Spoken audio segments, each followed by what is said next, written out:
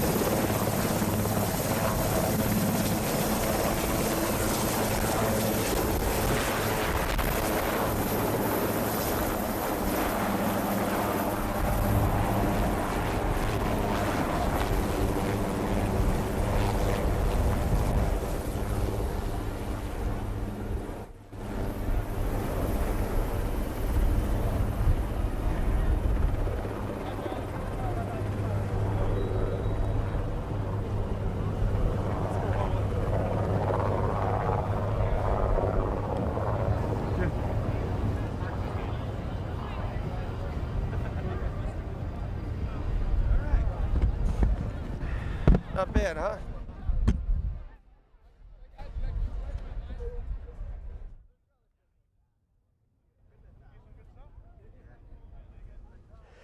And the Bidens are off to Andrews Air Force Base. There will be a small ceremony there as well with the Bidens, and we will bring that to you at some point this afternoon as well. You can see Air Force One is there. It is not called Air Force One when the president is not riding on it. My guess is it's called Air Mission 46, President Biden being the 46th president.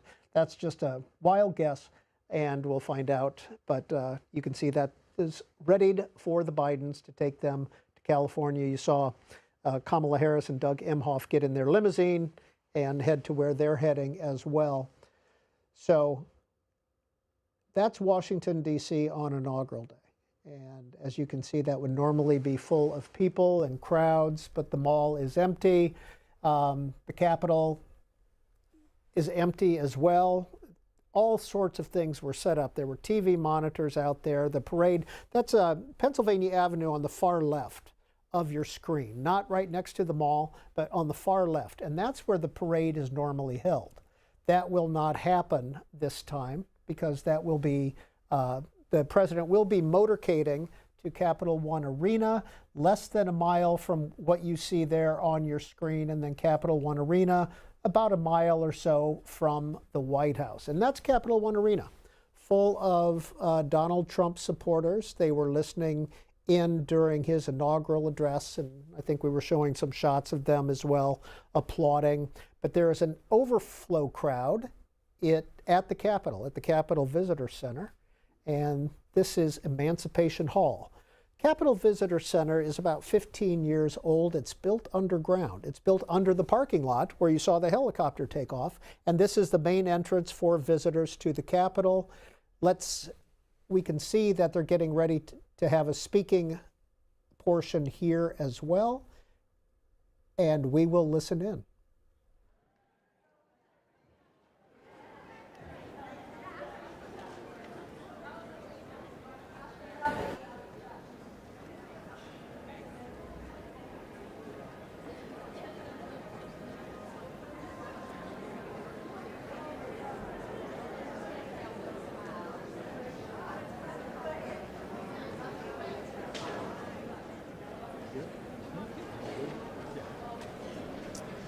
Well, we are learning that President Trump is giving remarks to the overflow crowd in Emancipation Hall. We're going to be waiting for those and bring those to you live. Standing up on the dais, you can see Speaker Mike Johnson and his wife and the Majority Leader of the House of Representatives, Steve Scalise, and his wife or daughter. I cannot see from this angle. That's his wife, of course.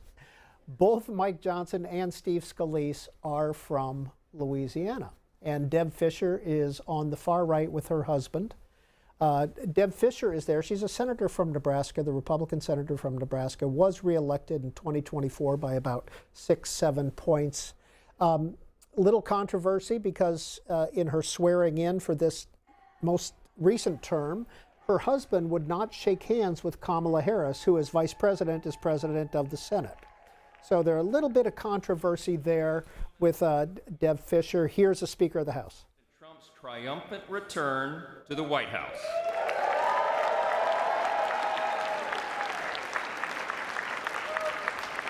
Right now, already this morning, you can feel it around the country. We certainly felt it here in the city. America is coming together and roaring back again, and it begins today, as the president just told us. I know we'd all rather be gathered together on the National Mall with hundreds of thousands of our closest friends, but our disappointment is well overcome with our excitement for the future that we feel today. We have the chance to make the next 4 years the most consequential period in our nation's history. And as Speaker of the House, it is my great pleasure, my great honor, to introduce to you the man who will lead us to this new golden age, the decisive winner of the Electoral College and the popular vote, the 45th and the 47th and the greatest president of our lifetimes, Donald J. Trump.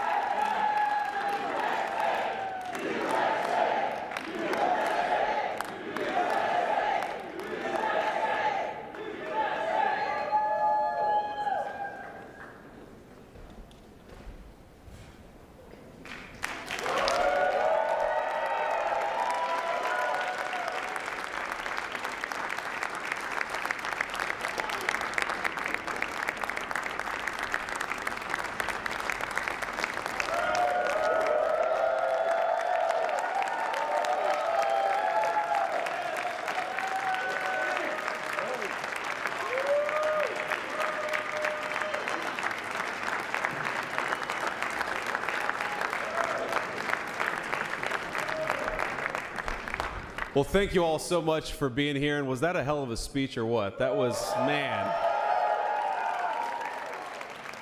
That was a good way to start it off. You know, I didn't know exactly what the president would put in that speech, and I hoped to myself that he wasn't going to hold back, and sir, you didn't hold back. That was a hell of a way to start the next 4 years. But I just want to say from the bottom of my heart, and I know I speak for the president and for all of us, thank you, thank you, thank you for making this possible. We love you. We wouldn't be here without you, and we're going to make America great again together for the next 4 years.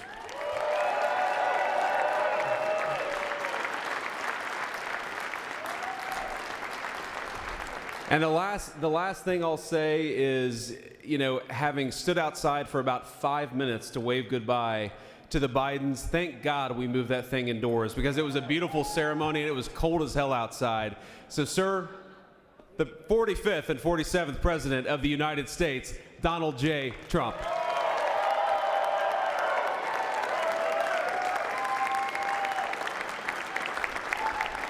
No, he's right. I said, oh, look at this beautiful sunny day. We blew it, and then I went outside and we were freezing. You would have been very unhappy. The sun was very deceptive, I will tell you. It is cold out.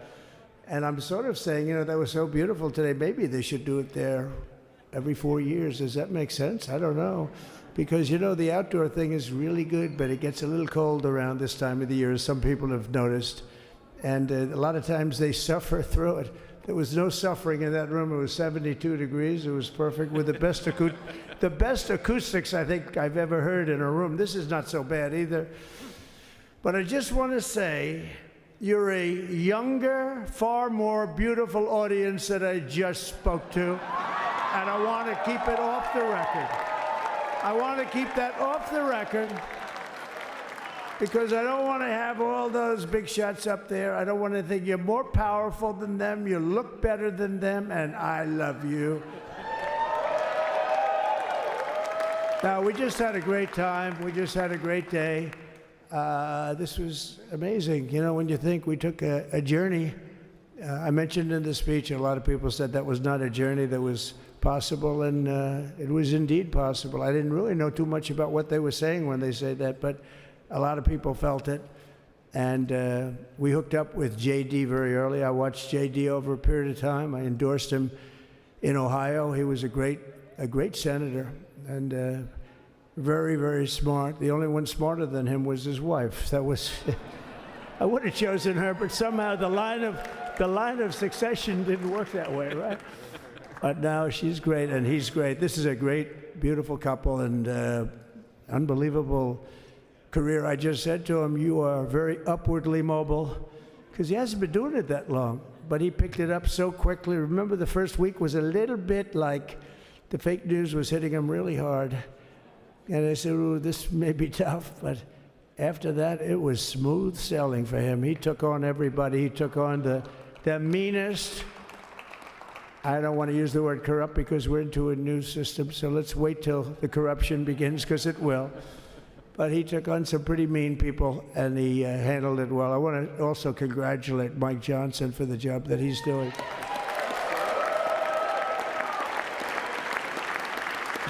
Steve, we gave him a majority of almost nothing, and then I said, to make it tougher on him, let me take 2 or 3 of the people, right? I said, he'll only have to suffer with that for about 3 months. How are they doing, by the way? Are they, is that moving along? Totally unified. I said, do you mind if I take this one, that one, and a couple of others? He didn't mind. He can handle it.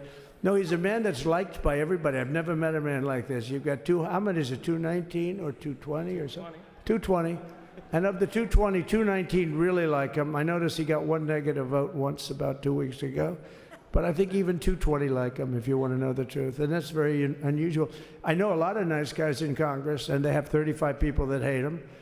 So if you have 35 people that hate you and you only have 1 or 2 or 3 votes, you'll have 5, I think. But that's going to be like, you know, the good news is when we get to that 5 number, it's going to feel like a massive majority. You could be really nasty to a couple of them at least, you know? So it's going to feel like hitting your head on the wall and stopping. It feels so good to stop, but he's done a fantastic job. And Steve Scalise is, he's our hero, because, you know, I was with him.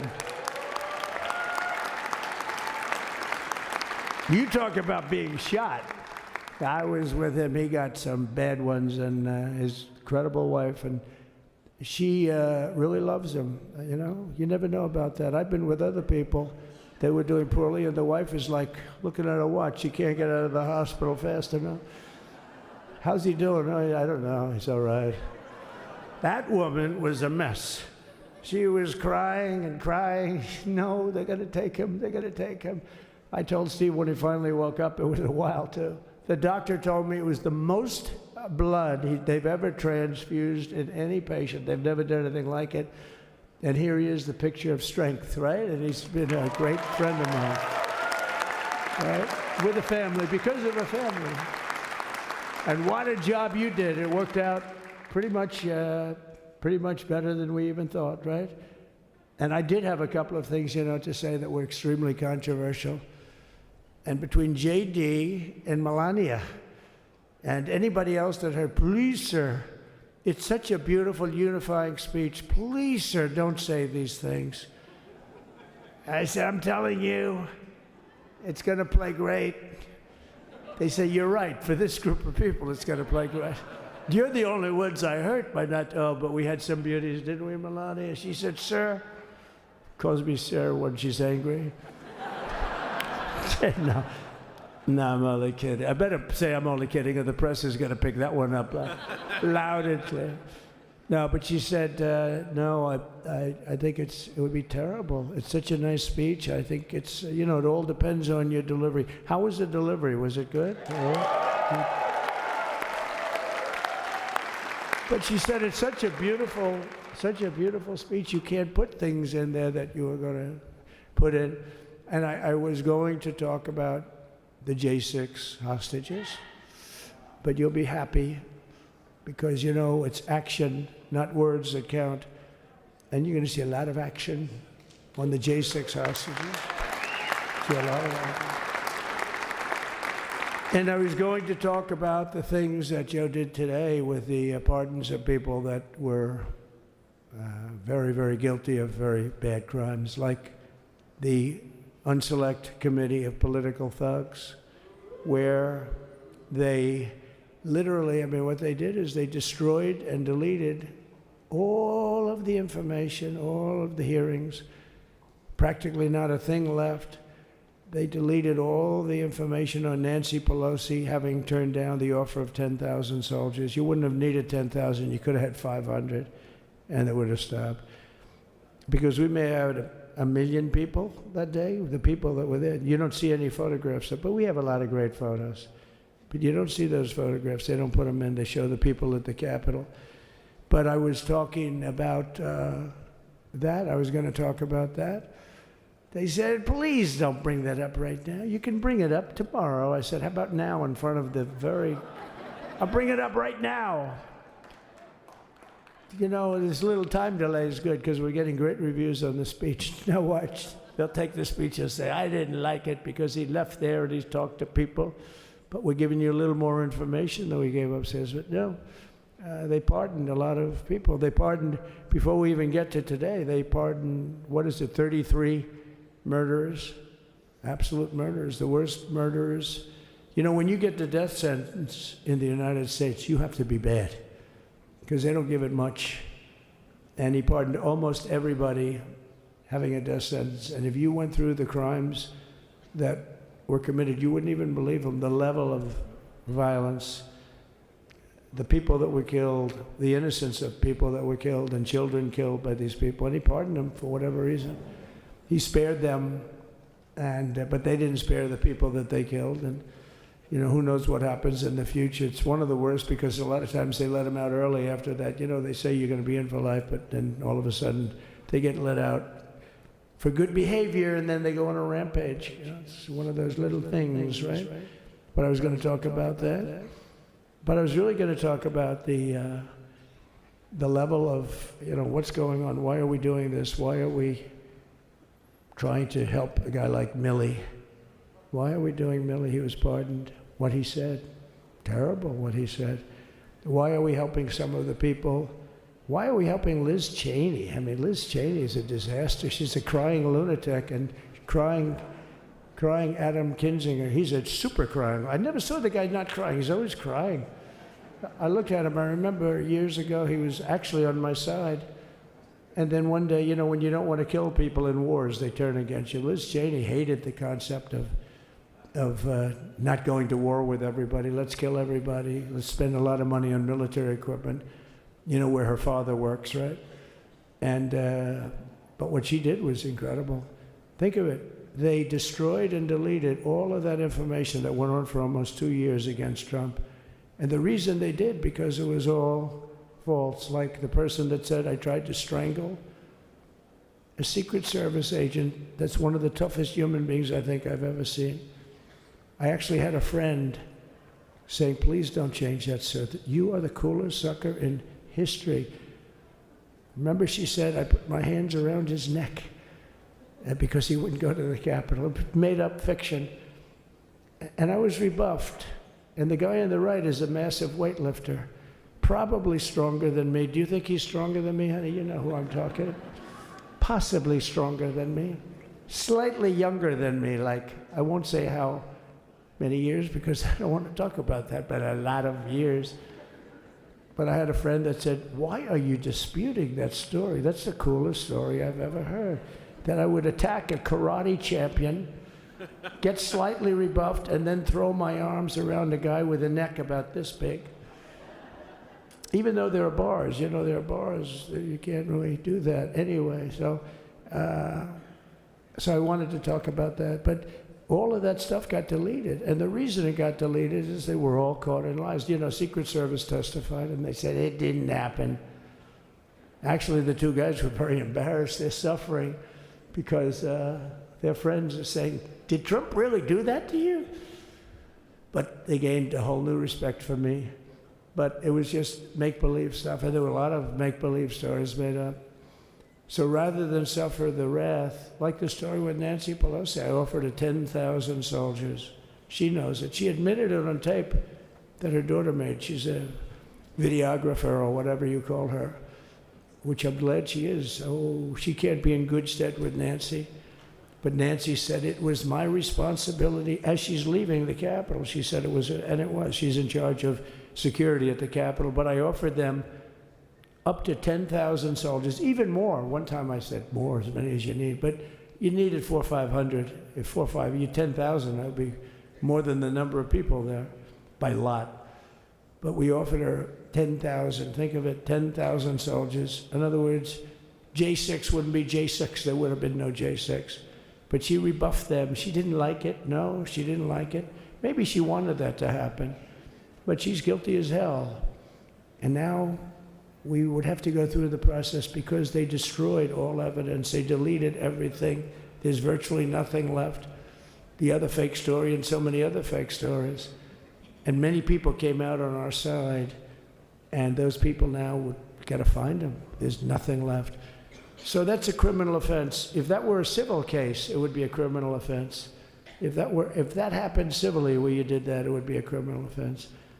So I decided I'm not going to make this speech complicated. I'm going to make it beautiful. I'm going to make it a unifying speech. And then when they said we have a group of people that are serious Trump fans, I said, this is the time to tell those stories.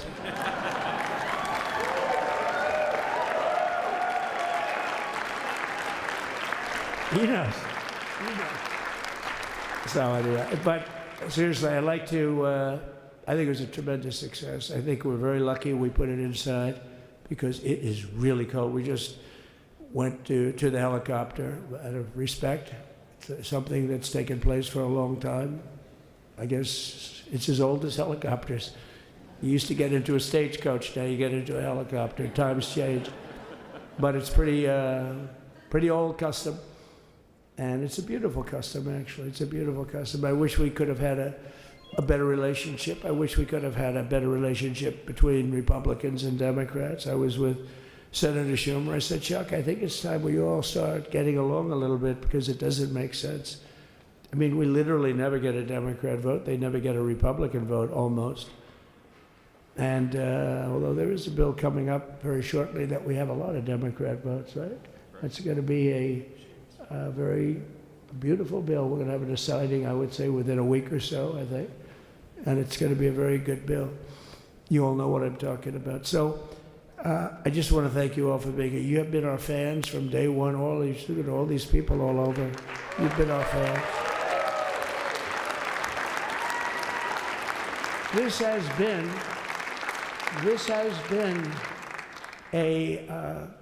there's never been anything like it.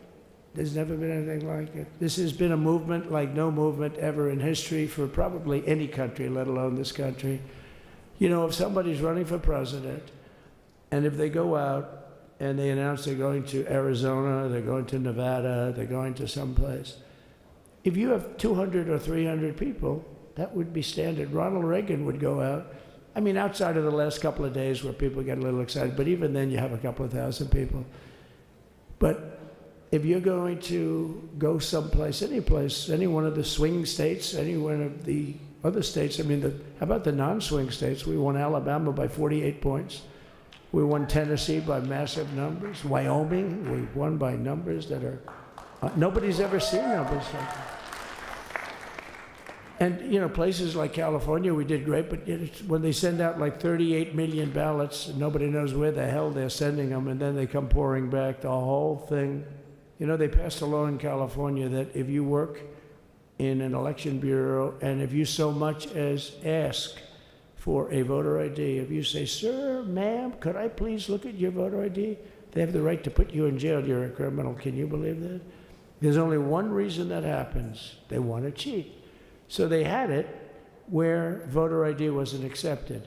But now if you even ask for it, this is seriously a bill that was just signed, passed in their legislature, and it was signed. And I think when we get things cleaned up and we get back to a little bit of normalcy, I'm going to ask the Speaker to really get involved, because I think we would have won the state of California, because, you know, if you look at my numbers with Hispanic, we're at 56%. And we won the Texas border that had never been won. As the governor said, he's doing a good job, the governor, by the way, of Texas. But as the governor said, it hasn't, oh, did I get lucky? Did I get lucky? Supposing I said, you know, he's not here, but the governor of Texas has done a terrible job. Wow, look at you. You mean we couldn't get you up in the front row? I'll tell you. Supposing I said, JD, the governor of Texas, he's not doing his job.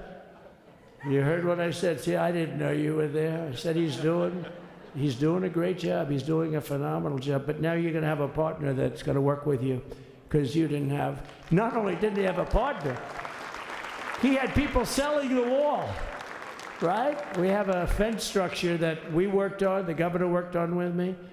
And I didn't love it, to be honest with you. I wanted a nice precast concrete, you know, 40, 50 feet high, like a beautiful, could have been a T-shape, Y-shape. I love construction. I wanted that sucker to go up maybe 50, 60 feet. It would have looked beautiful, a nice Y shape. And they said, the problem is, sir, they climbed that like a rabbit. I said, what do you mean? No way. And they brought some of these guys out. They climbed it like... And the other thing is you hit it with acid and the thing will disintegrate. You know, they have things for concrete. So they needed very hardened steel, very special steel. And then they needed 7,000-pound concrete inside that steel, you know, inside that steel. And then they have a rebar that's the toughest steel made. Very hard to cut. So this is why very little is cut. I mean, it's right. And then they put a anti-climb panel on top. I hated it.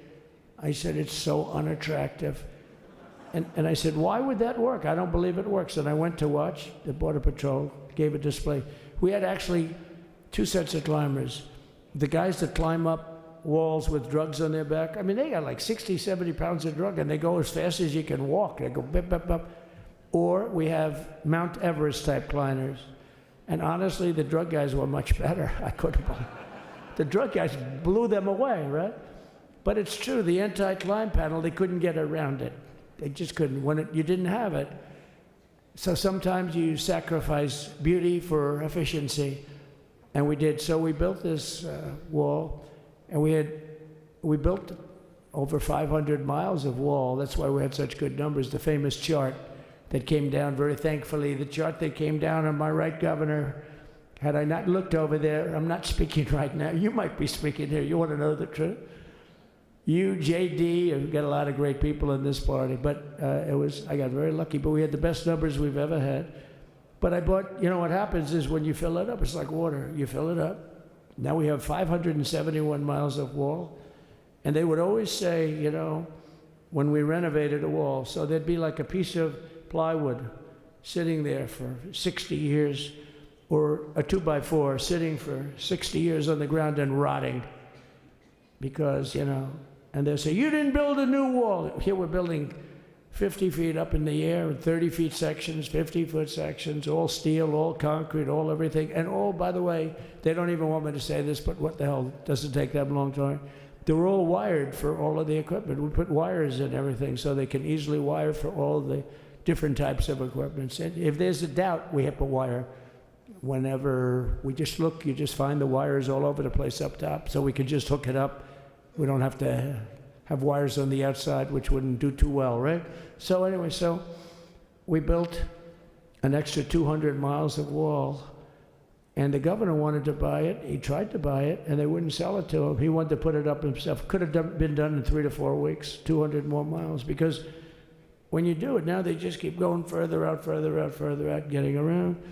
So we did an extra 200 miles, and it was all bought, and they announced that they're not going to put it up. And that's when I realized they wanted open borders, and that's when I realized that people are going to come pouring through the wall like nobody's ever seen before, but you've seen it. A lot of you are here because of that. I made it my #1 issue. They all said inflation was the #1 issue. I said I disagree. I think people coming into our country from prisons and from mental institutions is a bigger issue for the people that I know. And I made it my #1. I talked about inflation too, but you know, how many times can you say that an apple has doubled in cost? I'd say it, and I'd hit it hard, but then I go back to the fact that we don't want criminals coming into our country. We don't want the jails of every country in the world virtually being deposited into the United States, and that man had to suffer with it. And he did an unbelievable job. I'll tell you, he was a very popular governor, but now he's like an unbeatable governor because of your border policies. He was fantastic, and he really was. So. Governor Abbott is he's a great man, great leader, and but it did make him very more. Did you do it? You didn't do that for politics. You did it because you wanted to do the right thing. But I'll tell you, it sure as hell worked for politics too. It's self-preservation. That's right. But no, because the people are demanding it. The people of Texas are demanding it. The people are demanding it all over. So anyway, so we built it, and they wouldn't let us use it. They wouldn't let the governor use it, and other governors, they wouldn't let him use it. But he was the leader of the pack and did a great job. And then we heard about a month ago that not only wouldn't they let us use it, they were selling it. They were going to sell it for 5 cents on the dollar. Now, 5 cents on the dollar then, but today it would cost more than twice as much to build because we bought it like 6 years ago. And it was just sitting on the ground, and that does not do well for the whole thing. But it was just sitting on the ground, and I heard about it, and I called the governor, and I called a lot of people, your attorney general. And here's the story. They were going to buy it, and these are great business people. They were going to buy it for 5 cents on the dollar or less, and they were calling us up, we'll sell it to you for 200 cents on the dollar. In other words, it will cost you twice as much, so it's 200 cents on the dollar. I said, can somebody explain that to a judge? I mean, how corrupt is that? You'd think they'd say, maybe we'll sell it to you for 20 cents, 30 cents, but not 200 cents. So they were going to buy something for 5 cents, and they were going to sell it to us for a fortune. They were going to make it would be, they'd have it down in Fortune magazine, they'd put it of the deal of the year, okay? You buy something like that. But it was so corrupt and so horrible. And when we told that to the administration, they didn't care. They just kept going forward. They couldn't care less. And they kept going forward. They knew that they were trying to sell it back to us. They would have sold it back to us. You would have ended up buying it. You would have paid probably 50, 60 cents, who knows. But they were going to use it for scrap metal, but then they made a much better deal. They could just buy it and sell it to us for 15, 20 times what they paid. 20 times, think of it, like 20 times what they paid. And we wouldn't let it happen. And the governor with his attorney general, Ken Paxton, they made a fantastic, they're a good lawyer. He's pushed around pretty good by people, right? I said, you got a great attorney general. They should leave him alone. He was with me. But Ken and the governor went to court, and a judge actually became incensed and actually called for an investigation. How could a thing like this happen? So he stopped it. So we're waiting to put that wall up. And now that you have a new president, that wall will go up so fast. The governor will complain, sir. This is Greg Abbott, sir. Please, the wall is going up too fast. Please don't do that. You know the story about winning. No, we're going to win too much. We're winning too much. Please, let's stop. People always love that one. We'll do this with the wall.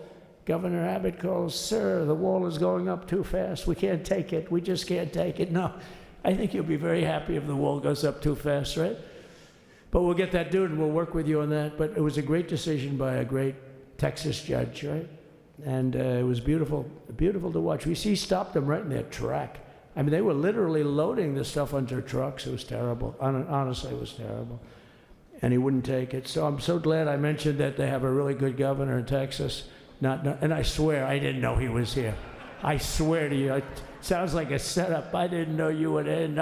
Did I get lucky? I said the right thing. Because there have been moments when I wasn't so happy with him, you know? But not too many, I can tell you that. So anyway, it's good to see you too, Governor. Great. But I just want to thank everybody. You've been incredible. I recognize so many of you. It's so crazy. But this has been a long journey. This was a journey that started in 2015, probably started 20 years before that. People used to say, you're going to run for president? You're going to run? And I always said, no, I don't want. And then one day I said, let's give it a shot. And what I talked about then was the border, too. I think it probably was the number one issue for me. Back in 2015, 2016, I talked about the border. And now I talked about the border, but this border is much worse. We fixed the border. It was totally fixed. There was nothing to talk about. 2020, by the way, that election was totally rigged, but that's okay. It was a rigged election. You know the only thing good about it? It showed how bad they are, showed how incompetent, and frankly, historically, this is a much bigger event. If that would have gone like it should have. The bad thing about it is some bad things happened, like a lot of people in our country that wouldn't be in our country right now. So, you know, that's the bad part. But I will say that it started in 2015, and right from the beginning, we went to the top. Day one, they announced Trump, and Trump went to number one and stayed there for the whole primary. And then we took on Hillary. She didn't look too happy today. We took on Hillary. A very nice person, but we took on Hillary and we defeated Hillary, and then we did much better the second time in 2020. You know, we got millions more votes. We got millions, like 10, 12 million more votes than we did the first time. No president has ever gotten that many more votes. I got like 9 million more than anybody else had ever gotten, and they said we lost. And because of that, I said to Melania, what do you think? And she said, you want to do this again? And had we lost, and had I thought we lost, I wouldn't do it again, because that's like the ultimate poll, right? But I knew how well we did, and this time we made it too big to rig. It was so big. They tried like hell in the butt. They tried to do it, and around 9:02, they gave up. Last time they did bad things, but this time they just said, you know, I don't know if you saw, Mr. Speaker, in Washington, they had placards. They were all set to march. They thought it'd be closer. A gentleman asked me, a very respected gentleman asked me yesterday, how come the polls were so wrong? They showed you winning, but not in a landslide. I said, because people that are true Trumpers are so angry at the whole polling system and at the writers, the fake news, that they don't want to talk to anybody. So when you call somebody from Trump, who are you voting for? They say, it's none of your business. I'm not telling you. And that was probably 40% of the people they called. So they would discard that one, and they didn't show that. And then when the election happened, you know, the vote came, and it was much different, much higher than, we're going to win, but they really thought, they couldn't believe, the one man said, I mean, it was so much higher. We won all 7 swing states. We won the popular vote by millions of votes, which is hard for a Republican. I'll tell you who came through. The unions came through. The auto workers were great. The Teamsters were great. The firemen were great. I think almost every union was great. The only one that weren't great, although Sean was great, and the Teamsters, Sean O'Brien, the head of the Teamsters, was fantastic. But generally speaking, the head of the union was against Trump, but the union would be with us for like 85%. Look what we did with the auto workers in Michigan. Look what we did with the Teamsters. The Teamsters were unbelievable. They were a solid Democrat vote, and they voted for Trump. So we had a great experience. This has been, now we have to go to work and get it done because we have to do something that's going to be great. We're going to turn our country around, and we're going to turn it around fast. And I think this was a better speech than the one I made upstairs, okay? I think this was better, JD. I think this was much better, and I got to see my friend. So, Governor, take care of yourself. You call me, we'll start working. You know what that means with him. He's going to be calling me tomorrow morning at about 6. And I said, how about next week? You call me and we're going to get it started real fast. We'll really help you a lot. You've done a fantastic job protecting something which is, it's not supposed to be for the states. And amazing job you've done. Thank you very much. And I want to thank everybody. And I have a First Lady who's been incredible. She's been incredible. I shouldn't say this. I'm going to get hell when I say this, but her feet are absolutely aching. You know, those heels. And we thought we were leaving. We were going home. Sir, would you be able to go down and say hello to some of your other fans that are here? I said, oh, I didn't know that. Wow. Did you get to see pretty clearly the picture, I hope? Good. That's good. But because you wouldn't want to make the same speech again, right? But she said, darling, I love you so much, but my feet are killing me.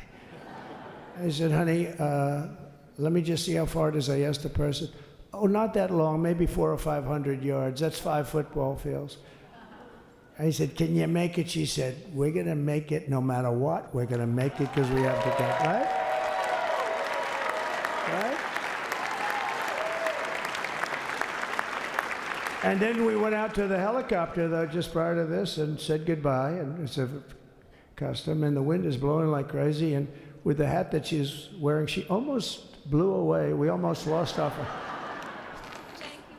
She was being elevated off the ground. She almost blew away. No. So we all appreciate it because she's been a great First Lady. A beautiful and a great First Lady. And they love our First Lady. You know, JD, whenever I make a speech, I see hundreds of times, we love our First Lady, we love, and they do, and they should. She's great. So I just want to thank you very much. I just want to thank everybody. And I felt that, I said to JD, should we give him the A treatment, the B treatment, the C, the D, or the F? You know what the F is? Hello, everybody. Thank you for being here. Bye-bye. I gave you the A+ treatment. Thank you. Thank you all. Thank you, Governor. Thank you all very much. Appreciate it.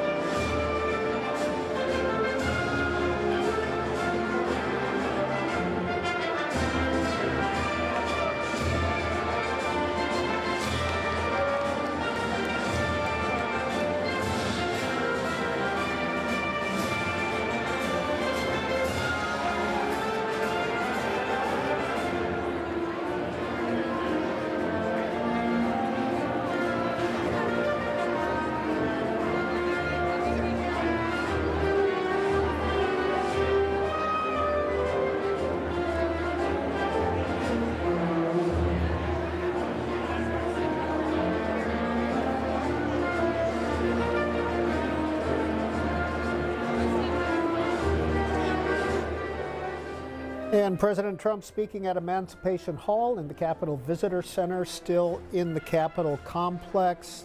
About 1,300 invited guests there. 800 were up in the rotunda for the inaugural address. And he's got a third stop, which is Capital One Arena, the sports arena here in Washington, D.C., less than a mile from the Capitol. About 20,000 people were there for the inaugural address, and the president will be heading there this afternoon for a truncated parade and executive order signing ceremony. So that's coming up this afternoon before he returns to the White House and to the inaugural balls. If you get tired of hearing the talking and just want to watch the pictures, go to C-SPAN 2. It's just all the pictures of Washington right now. What's going on, we switch them from time to time. You'll see the motorcade, etc., and no commentary whatsoever. That's all on C-SPAN 2. Want to remind you, this afternoon we will be taking your phone calls. The phone numbers are up on the screen. 202 is the area code, 748-8000 for Democrats, 8001 for Republicans, 8002 for all others, and we do have our text line, 202-748-8003. If you want to send a text, give us your reaction to the now 2-hour-old second Trump administration. And if you do send a text, please include your first name and your city if you would. Let's catch up with John McCardle and the news. Peter, that second address, almost a second inaugural address, as it were, that President Trump gave in Emancipation Hall in the Capitol Visitors Center, it was 33 minutes long. It'll probably make as much news as the inaugural address, which was 29 minutes. In that address in Emancipation Hall, he talked about a lot of different topics. I want to run through a couple of them, including pardons, focusing a lot on the actions of now former President Joe Biden just before leaving office, 11.5-hour pardons. It started this morning with a slew of pardons. Here's the headline from the Hill newspaper. Anthony Fauci, Mark Milley, the former Joint Chiefs of Staff chairman, the January 6th committee, including former Congresswoman Liz Cheney and police officers who testified before the January 6th committee. Those pardons came earlier this morning. And then right before Donald Trump took the oath of office, it was another set of pardons that came out from the Biden administration. It was for James Biden, Sarah Jones Biden, Valerie Biden Owens, John T. Owens, and Francis W. Biden, the family members, the brothers-in-law, sisters-in-law of President Biden. Those came out literally minutes before Donald Trump took the oath of office and became president of the United States. A statement from the White House with the issuance of those last pardons. Joe Biden saying in that statement, "My family has been subject to unrelenting attacks and threats motivated solely by a desire to hurt me. It's the worst kind of partisan politics. I believe in the rule of law, and I'm optimistic that the strength of our legal institutions will ultimately prevail, but baseless and politically motivated investigations wreak havoc on lives, safety, and the financial security of targeted individuals and their families." That statement coming along with the issuance of those last-second pardons by the Biden administration and reaction to those pardons from members of Congress, including James Comer, who led one of the key Republican investigations into the Biden family.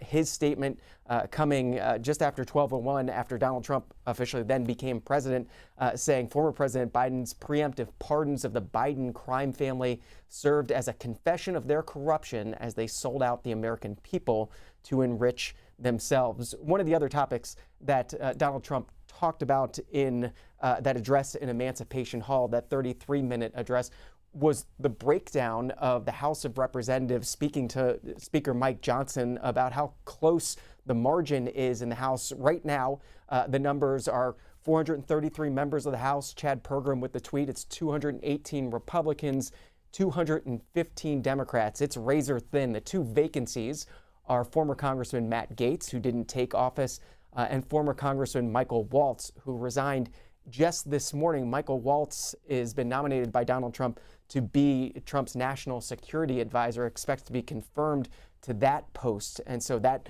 resignation coming this morning. Michael Waltz with a tweet of his own today. He was at St. John's Church this morning there with Elon Musk, with the president and the president-elect. for that ceremony at the start of the day. One other tweet for you this morning.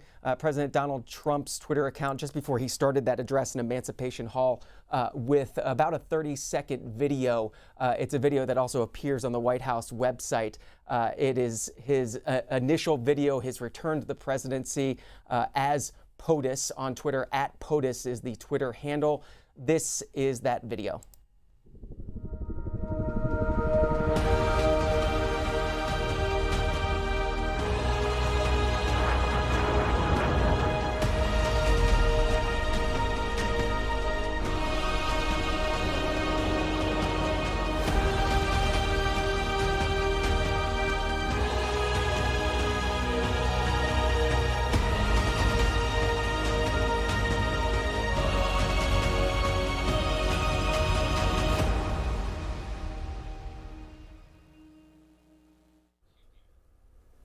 And we are back live. That's a live picture of the Capitol taken from the top of the Washington Monument.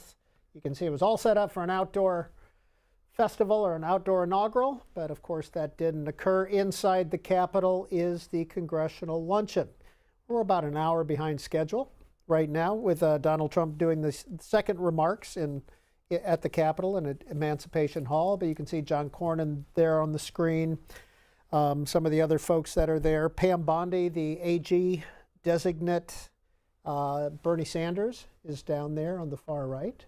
So you will see, and that's Pam Bondi in the checkered pink upper left. She is the Attorney General nominee and has held a hearing. Her hearing on her nomination has been held already, and we should see that vote coming this week or next week in the full Senate. Barron Trump was standing right behind her at 6'9". Jeffrey Engel is with the Southern Methodist University Center for Presidential History. Mr. Engel, the Trump administration, take two, is 2 hours old. What do you think so far? You know, I'm reminded that the National Archives is charged with recording every word that the president says for future use by historians. And some words seem a little bit more chosen with forethought than others. I think it's really impressive that the president has decided to, in his second address now, the one that we just heard, decided to once more run through a litany of essentially campaign promises and campaign grievances. And, you know, the only news I think which we got from that was discussion of the January 6th defendants, though of course we don't have real, actual hard news yet that I've seen about what the president has decided to do. All in all, it's a reminder that this president does things differently. You know, previous chief executives, when they come into office, especially on their first day, talk about what the team did, talk about the celebration, talk about the way forward, less of a litany of complaints that we just saw. And the luncheon, the Congressional Luncheon, there is a chance that he could make remarks there as well. And he will be making remarks probably at the Capital One Center this afternoon when the truncated parade is held indoors as well. Jeffrey Engel, he's got a signing ceremony as well this afternoon at the Capitol. What happens there? They're going to essentially make it formal, make it official, all the different executive orders that he has initiated. You know, these are oftentimes done in a ceremonial fashion. This is one of those moments where you might see the president hand out dozens of pens with, you know, perhaps even half a letter for each pen to the different people who might be interested in that particular piece of executive authority. Again, I have to stress, this is not legislation. This is not something that the Congress has voted upon. This is something that the president has taken upon himself, as all presidents do in recent administrations, to essentially rewrite the history, rewrite the rule books, if you will, as quickly as possible upon taking office. Do you know why the presidential oath of office is different than the vice presidential oath of office? You know, the presidential oath of office is actually in the Constitution. The vice presidential is not. And I think that tells us a lot that essentially the presidential was written by committee, but written to be short. We have to remember whenever we're talking about the Constitution's initial description of the presidency, that it's in Article 2 of the Constitution. Article 1 was the legislature, and that's not by accident. The legislature is where the people who wrote the Constitution thought most power would reside. The chief executive was designed with exactly that word in mind, that he was supposed to execute the laws of the United States. So that's why that we have such a short period for the president in the Constitution. It's as an oath. It simply says you will faithfully execute the office. Now, the vice presidential oath was written subsequently and by people who had a little bit more ink and paper. And so it became more of a long-winded ritual, whereas the presidential oath is beautiful, I think, in its simplicity. It really gets to the essence that your job as president is to protect and defend the Constitution, period. Pete Hegseth was just on the screen, DOD Secretary nominee, and of course Clarence Thomas, Justice Thomas, is there on your screen talking with Ivana Trump. And this is at the Congressional Luncheon. Donald Trump Jr. and Roger Wicker. And Roger Wicker is the Armed Services Committee Chair. He is very influential in defense matters and a supporter of Pete Hegseth to be the defense secretary. So this is all happening in Statuary Hall as we speak. Both Democrats and Republicans do not know whether, I know we heard earlier whether the Bushes and the Clintons were attending this lunch and how traditional that is. Jeffrey Engel, do you know who attends this lunch, and do the ex-presidents usually attend this lunch? You know, it varies dramatically. And I have to stress, when we start talking about ex-presidents, we're dealing with a remarkably small sample size. We're at a really peak period at this moment, unfortunately, because of Presidents Carter passing and then previously President H.W. Bush right before. We basically were at a high for ex-presidents. Now, of course, we're down to 3. So the president of the same party would oftentimes attend, the former president of the same party would oftentimes attend that inauguration, but not if they're the president who had just left office, because then they have the ceremony for that president to fly off. Ironically, for Ronald Reagan and others, flying off to California seems to be a popular thing to do. And so the takeaway I'm trying to get at is that we have a very, very small sample size. And so I'm very hesitant to say what typically happens, because each one of these inaugural events is really created for its own specific moment. Lower right corner, Scott Turner, the HUD nominee, obviously Ivanka Trump in the middle, and that is Carrie Underwood down there, and I believe that's her husband, who plays in the NHL. He's a hockey player, and he plays, somebody will tell me what team he plays for, but I know he's a professional hockey player.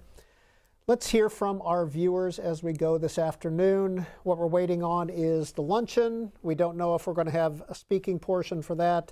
We got the signing ceremony coming up. We have the review of the troops, all being done at the Capitol complex before Donald Trump goes to the Capital One Arena Center for the truncated parade, and then finally to the White House. Let's hear from Brad. Brad is in International Falls, Minnesota. Brad, what do you think so far? Well, I think it was, it's been great so far. And I'm kind of impressed with C-SPAN today in a way, that how you started talking about the things that happened this morning with Biden pardoning these people of no crime that they've ever been, charged with, and so that made me really happy that you started talking about that, because the regular media isn't going to talk about it. But I've always been skeptical with C-SPAN too, and this is, I just want to point something out that you had said, that when he was giving his second address to the people down below, and you were talking about the lady from Nebraska and about how her husband wouldn't shake the hand of then Vice President Harris. And I'm thinking to myself, there's got to be a reason why you're doing that. I mean, are you trying to shame the guy or for whatever reason? But that's like old news. I mean, what you should be talking about is the news of today. And the news of today is that, well, Nancy Pelosi didn't show up. Michelle Obama didn't show up. There's plenty of other things. Thank you, Brad, for that. And in news also, Karen Pence, Mike Pence's wife, did not show up as well. Patricia is calling in from Minneapolis. Patricia, what do you think so far? Yeah. Well, I think that C-SPAN is continuing their biased coverage. I agree with the man from International Falls. And plus the guests you have, he's been nothing but fairly critical about the speech. I love the speech. President Trump is informing people, a job that C-SPAN should have done for the last 4 years, of all the corruption and negative and horrible things that the Bidens have done. I pray and I hope that C-SPAN will be halfway fair. Hey, Patricia, thank you. The president is about to sign some of the official documents in the president's room at the Capitol. It was a great event. We went to the helicopter. It was freezing. The sun is a little deceptive. Yes, it is. So what would you like us to do? Sign your orders. Official documents. Okay, I assume they're going to be happy with these documents? Yeah, they're we might not be here. It's the next step. It's a tradition. Sir, the first is 22 cabinet and cabinet level appointments for your signature. Okay.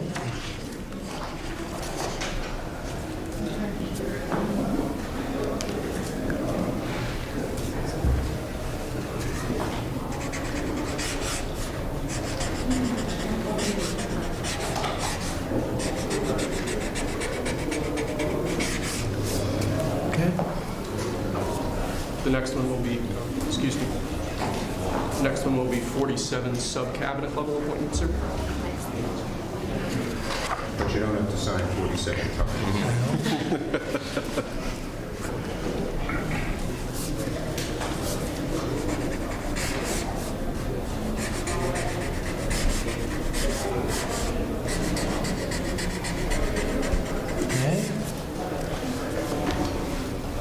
Thank you, sir.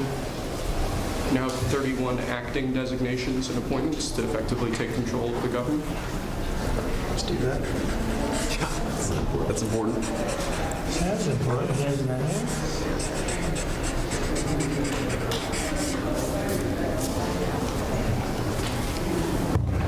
And we have 15 commission chairman and acting chairman appointments.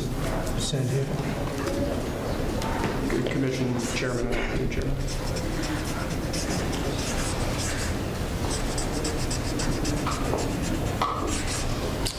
He was #1 at Harvard also. You know that? Good counsel. They have something in common. Thank you, sir. Lastly, we have a proclamation ordering that on all future inauguration days, including this inauguration day, that flags shall be flown at full mast. Very important.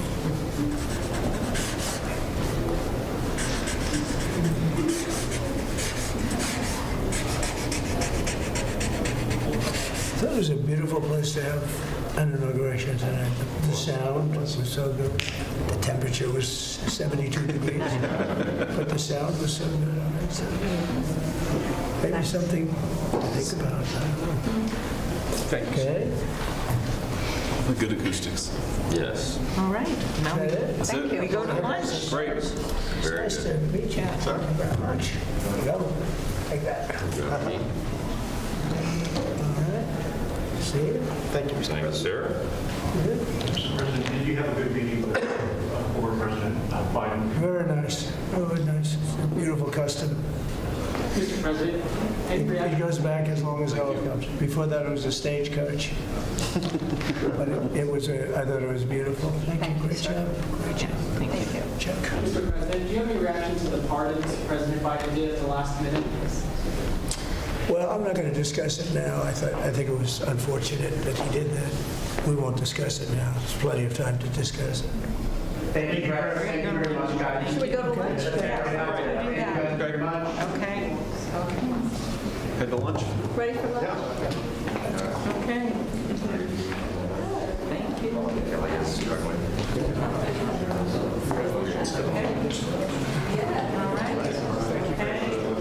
That was 3 times the number of appointments you did in 2017, sir, on day one. Plenty of time. Just getting started. A lot of good work to do. So where are we going to stop it? It's good counsel. Try to look through your documents. That's when they get free. You just saw Democratic leaders Hakeem Jeffries and Chuck Schumer, along with Senate Majority Leader John Thune, talking with the president as he signed some official congressional documents. And you also heard him say that he really enjoyed having the inaugural in the rotunda of the Capitol. Jeffrey Engel, do you think that's a possibility that they will move the inaugural into the Capitol? You know, the inauguration's only been at on the National Mall since 1985. Since 1981, when Ronald Reagan from California wanted to essentially put a Western stamp, if you will, on the entire agenda for his administration, looking to the West and also metaphorically, I think, looking to the future. And before that, of course, the presidents were most typically inaugurated on the East steps, where we saw President Biden leave in the Marine One helicopter. And that's, of course, the site where, for example, President Lincoln gave his remarkable first, but more importantly, second inaugural address. That's the site where Franklin Roosevelt said, "We have nothing to fear but fear itself," in 1933. So that's also a site where John Kennedy said that we are passing the torch to a new generation. So there's no reason to think that they couldn't decide to keep using the National Mall. Frankly, I think given the length of the ceremony and the fact that President Trump's agenda is already timeline for today is already several hours behind, I think it was perhaps a good thing to get people out of the cold. I myself have been in the cold on the Mall in January watching our president be sworn in, and it's darn cold out there. Coming up, the Congressional Luncheon, and we've been showing you pictures from Statuary Hall inside the Capitol of some of the members who are gathering for that. After that, a review of the troops by President Trump. Then he will depart the Capitol, motorcade to Capital One Arena, which is the name of our sporting arena here in Washington, D.C., less than a mile. After that, he'll speak to supporters there. About 20,000 people have been there all day listening and watching the inauguration. And he will do a signing ceremony there as well, some remarks, and then off to the White House. And then tonight, it's the inaugural balls. He is scheduled to attend 2 or 3 of those. And of course, C-SPAN will be live with all of that. Reminder that C-SPAN 2 is just pictures of Washington throughout the day from all the different cameras that are available to us without commentary. Jeffrey Engel, it is a little disconcerting to see outside Washington empty on inaugural day like it is. It's very unusual. I mean, normally this day would be absolutely packed, but I think as we start thinking about the incoming second now Trump administration, it's also, especially as a historian, I think time to start really thinking about the Biden administration.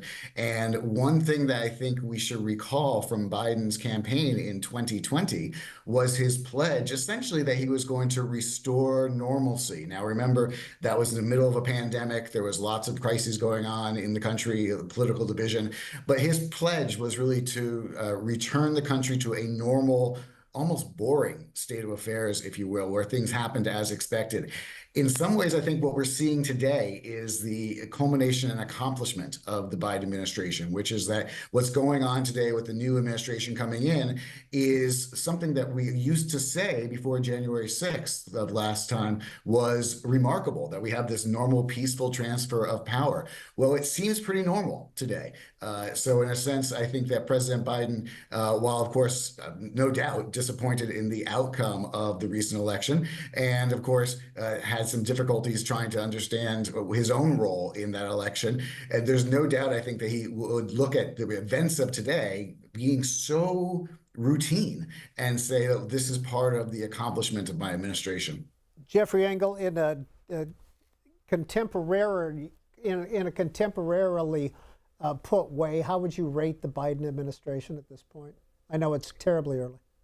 Well, it's terribly early. You know, I think that actually legislatively, they turned out to be one of the more accomplished administrations. I think in some ways they're an administration that would have to rank with the New Deal and with Lyndon Johnson's Great Society, and in some ways with President Reagan's own first-term agenda as transformative for the nation.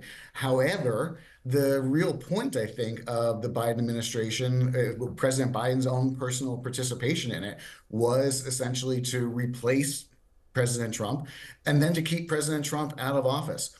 So from a legislative, from a bureaucratic, from a policy perspective, I would have to say that they're going to get very, very good marks by historians because they simply accomplished a lot. On the big theme of the administration, which was, as President Biden said, to preserve democracy, not saying that President Trump is or is not preserving democracy, but President Biden made the point that his administration was really in many ways to keep Trump from coming back into power. So there's no way, I think, that historians will look at his agenda, President Biden, and say that it was in any way fulfilled because the singular purpose of his running failed to materialize. At the luncheon, Justice Samuel Alito is sitting with Apple CEO Tim Cook, along with Donald Trump Jr.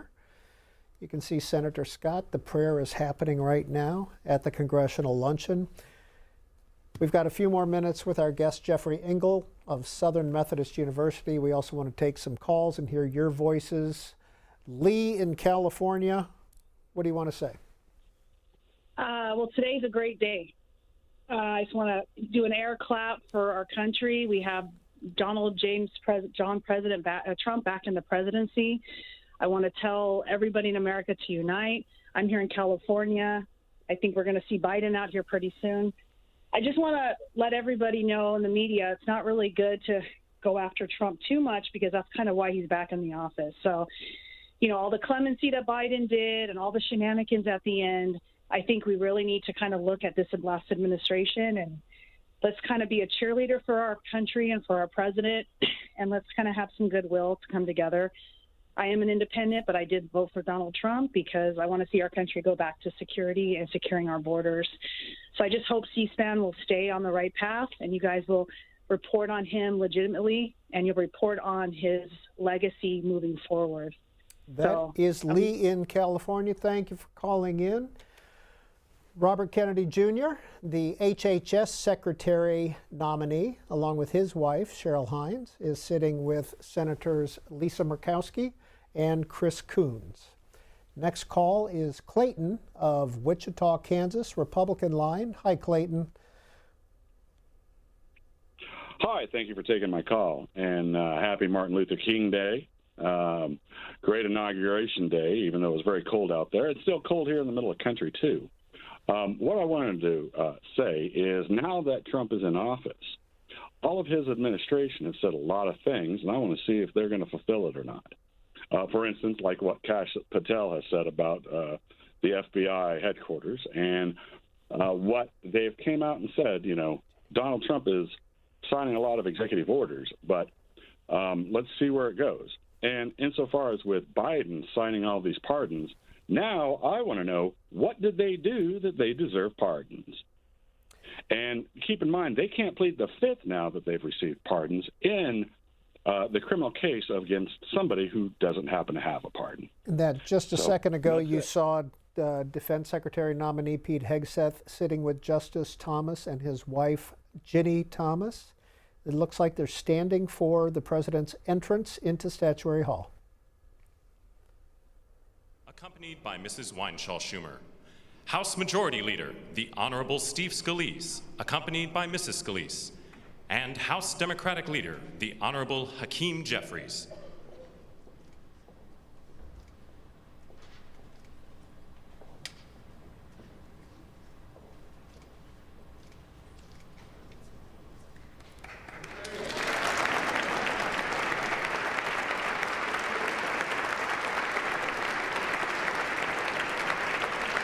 Please remain standing for the honors and the invocation.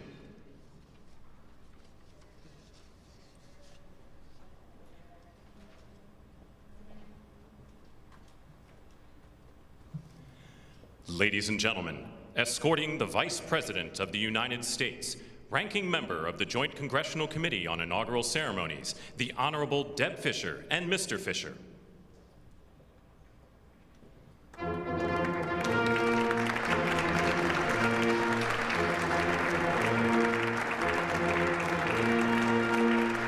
Ladies and gentlemen, the Vice President of the United States, the Honorable J.D. Vance, accompanied by Mrs. Vance.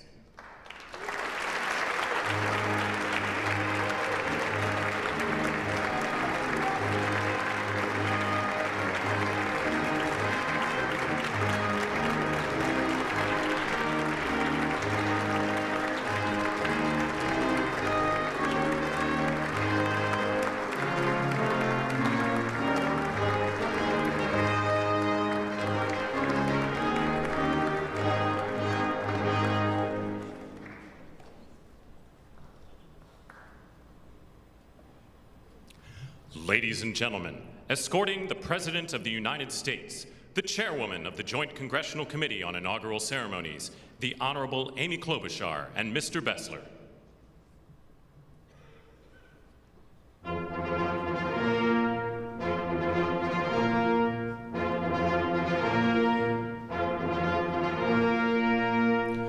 Ladies and gentlemen, the President of the United States, the Honorable Donald John Trump and Mrs. Trump.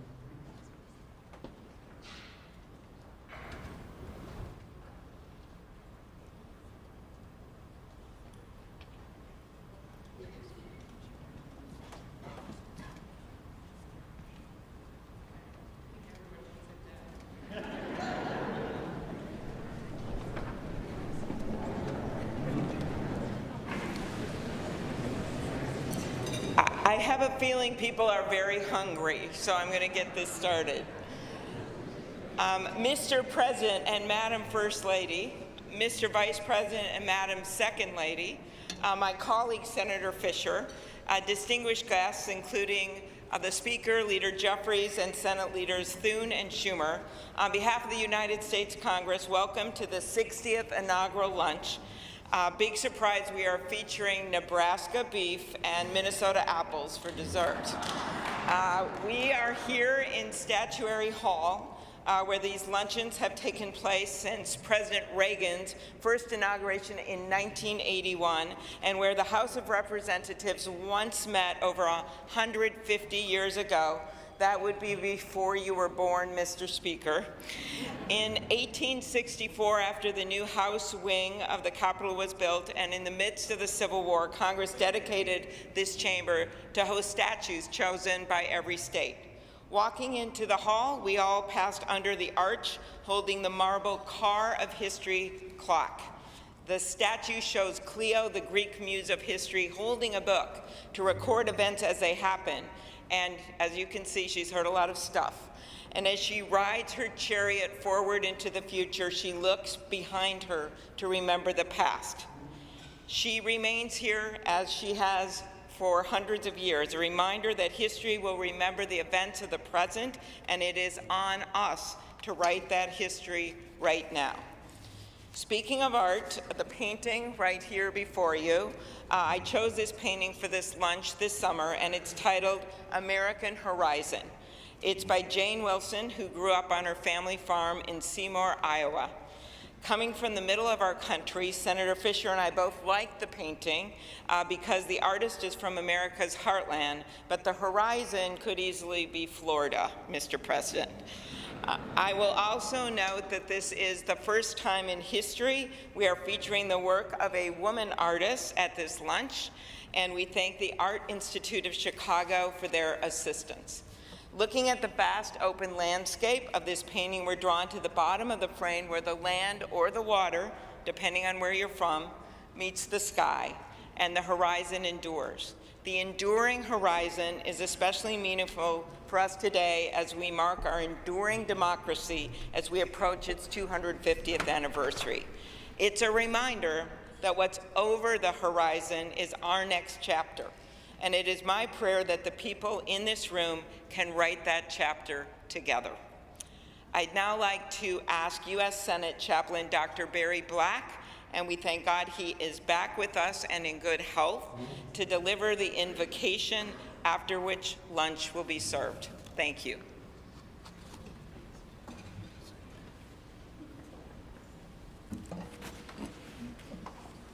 Let us pray. King of kings and Lord of lords, whose kingdom is above all earthly kingdoms, and who judges all lesser sovereignties, look with favor upon President Donald John Trump and Vice President James David Vance. Empower them with the wisdom and courage needed for our times. Protect them from the vicissitudes and challenges that obstruct the making of a world of justice, peace, and righteousness. Lord, give them a deep desire to do their best for our country and world, and a determination to act in ways pleasing to you.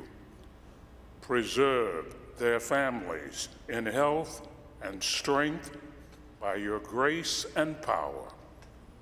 Bless now this luncheon as each of us finds your grace sufficient for every need. We pray in your sovereign name. Amen.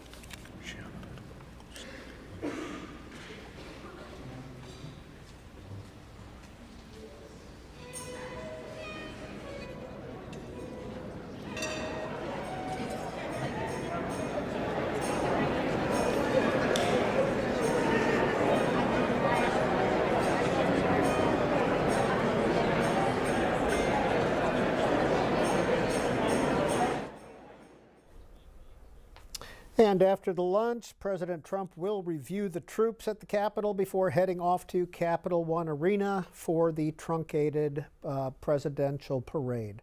Ursula Perano is a congressional reporter with Politico, and she is joining us. Ms. Perano, 2.5 hours into the Trump administration, what's your take?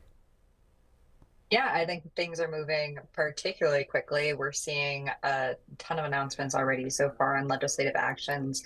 Republicans in Congress very quickly coming out saying they're ready to get to work, digging into their own priorities that they're hoping to see Trump pass quickly. So I think we're seeing an administration and a trifecta of Republicans between the House, Senate, and White House that are really digging in to try and get things done quicker than we might have seen in previous administrations. Well, let's talk about that trifecta of Trump, Johnson, and Thune. Senate Majority, Speaker of the House, President. Yeah, I think there are some interesting dynamics between these congressional leaders and President Trump. You know, they have spent a lot of time in recent weeks and months trying to talk and make sure they're on the same page about the legislative agenda. But even as we start going into these first few weeks, there are clear differences we're still seeing between Trump, the House, and the Senate on just certain things about legislative approach, even like one bill on reconciliation or two.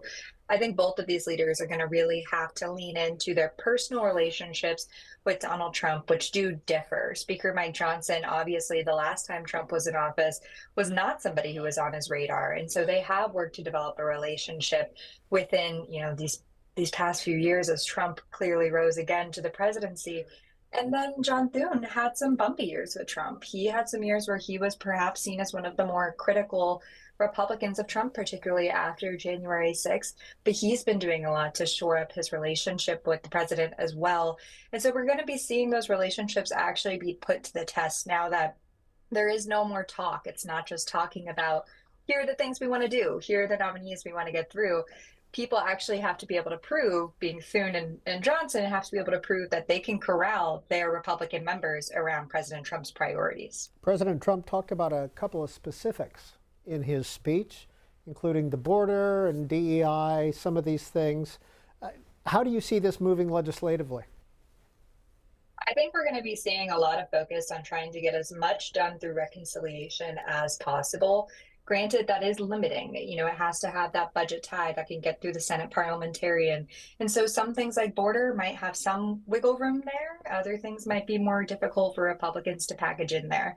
I think we are going to see Trump, of course, move on a lot of executive orders where we could see some of his priorities get through perhaps more seamlessly, because inevitably the filibuster does still exist in the Senate. There's no sign that Senate Republicans are eager particularly to overturn it. And there are still enough Democrats to block most legislation aside from reconciliation from moving forward. So I think we are going to see Senate Republicans in particular and House Republicans digging in their heels on using that sort of legislative process to get through as much as they possibly can before Democrats are able to sort of put up their figurative wall that they're hoping to hold on to. And we should note that the Senate is due to come into session this afternoon, correct? Yes, they are. They will be back taking a vote this evening. And there's a lot of eyes on whether Senator Rubio will be confirmed as Secretary of State this evening. There are some traditions around letting one nominee, maybe two nominees, get confirmed on day one.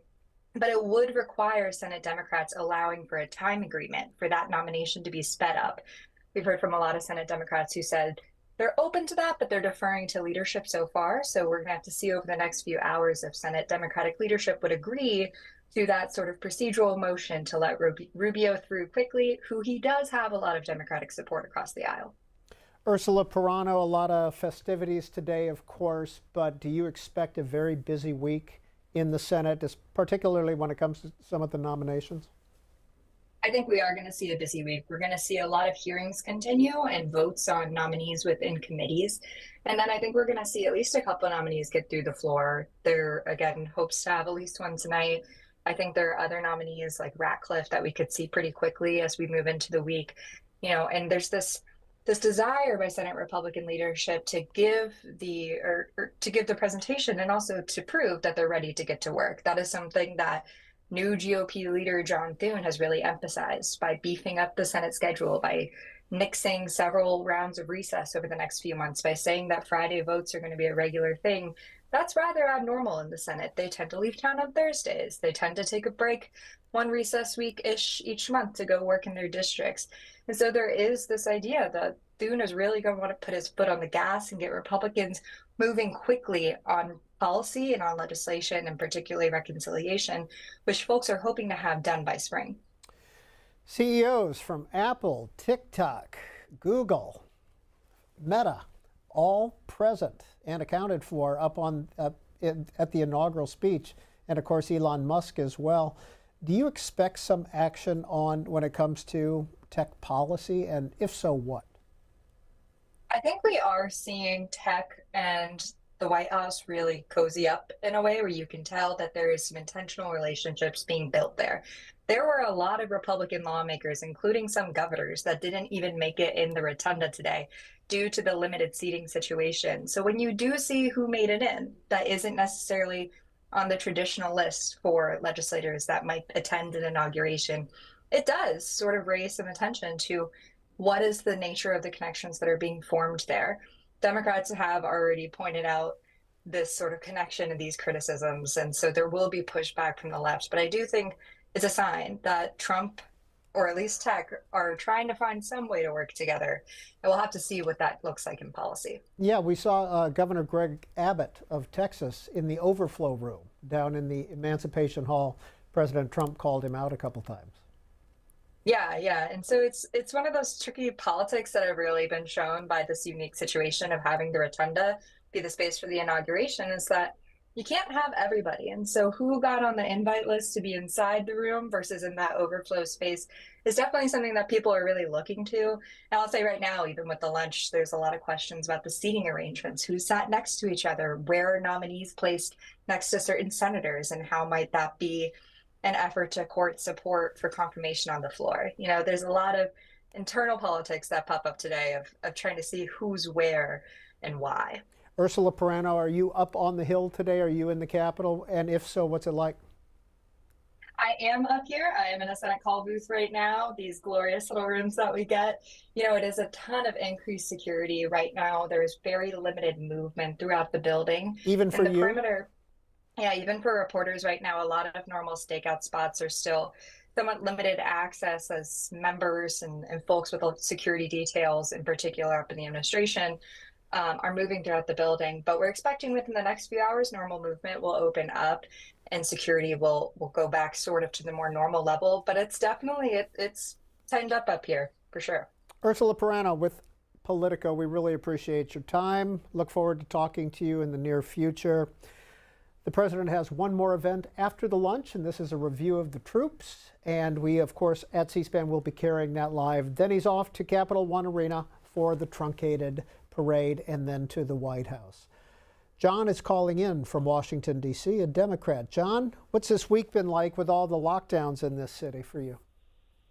Oh, it's been a little inconvenient, but it was disappointing not to actually have the inauguration. But first of all, I just want to thank C-SPAN for covering everything. I think we've heard from the Trump supporters that they feel like anything that's not complete favoritism is considered somehow biased against Trump. But boy, today I'll tell you, like, just listening to his list of grievances and blaming others for all kinds of things, I mean, that just seems like a small vision for our country. And, you know, I wish someone would ask him, you know, whether it's him or Musk or any of these people, why they don't help out the people themselves in North Carolina or California. You know, they are billionaires. If they wanted to put some money there, there's nothing stopping them. And finally, just, you know, D.C. actually wants to be a state, not Canada. He might want to consider helping us out here in the city, you know, while he is president for 4 years. John, as a Democrat in Washington, D.C., which voted 94% for Kamala Harris, are these 4 years, do you anticipate them being tough for you personally? Or mentally, however you want to look at it? Well, I guess the way you have to think about it is in terms of the city. I mean, does he care about the people who live here, or is he just trying to make political statements at our expense? And so, you know, when we say we want to be a state here in the city, I mean, he can do basically whatever they want. We are under congressional, you know, control. And so that's always disappointing when they like to exercise that power versus letting the people here run the city just like every other state in the country does. Is your job impacted by administrations, Republican or Democrat? No, not directly, but it could be because, you know, the idea that he's going to support initiatives that I care about, which is, you know, helping people in the city get ahead. We'll see if that's what he has an interest in or if it's really just about helping billionaires. That's John calling in from Washington, D.C. Maya is next, Little Rock, Arkansas, Republican line. Good afternoon, Maya. Maya? Let's move on to Ed. Ed is an independent in Ohio. Ed, good afternoon. Hello. What are your thoughts so far on the new Trump administration? I'm glad for it, but I was just wondering if anybody else noticed that he did not place his hand on the Bible when he made his swore his allegiance to the Constitution. Why? I mean, his wife was standing there with both Bibles in her hand, and he never did place his hand on that. I don't understand. That's Ed in Ohio. Let's leave it there, Ed, and let's check in again with John McArdle here at C-SPAN. John, what do you have for us? Peter, it's a day of pomp and circumstance. There's that inaugural luncheon that's going on right now, but a reminder to viewers that it's also a business day on Capitol Hill, and there's a lot of business yet to be done today. You touched a little bit on this on your interview with Ursula Perano, but the Senate comes in at 4:30 p.m. Eastern today, and committees will begin meeting in the late afternoon around that time to prepare some of these confirmation votes. The vote has to take place in the committee before there's a floor vote. So let me run through some of those committee hearings that are happening today. Chad Pergram of Fox News with this wrap up. The Senate Foreign Relations Committee preps Marco Rubio's nomination for Secretary of State. That's at 4:30 p.m. The Senate Intelligence Committee prepares the nomination of John Ratcliffe to be CIA Director. 4:45 p.m. The Homeland Security Committee advancing the nomination of DHS Secretary Kristi Noem at 5:30 p.m. Eastern. The one that we're expecting there to be a final floor vote today on is Marco Rubio, but we'll, of course, find out if any more of those nominees officially get confirmed by the end of Donald Trump's first day in office. Some history on that from Chad Pergram. On Inauguration Day 2021, the Senate confirmed Avril Haines as Director of the National Intelligence for President Biden.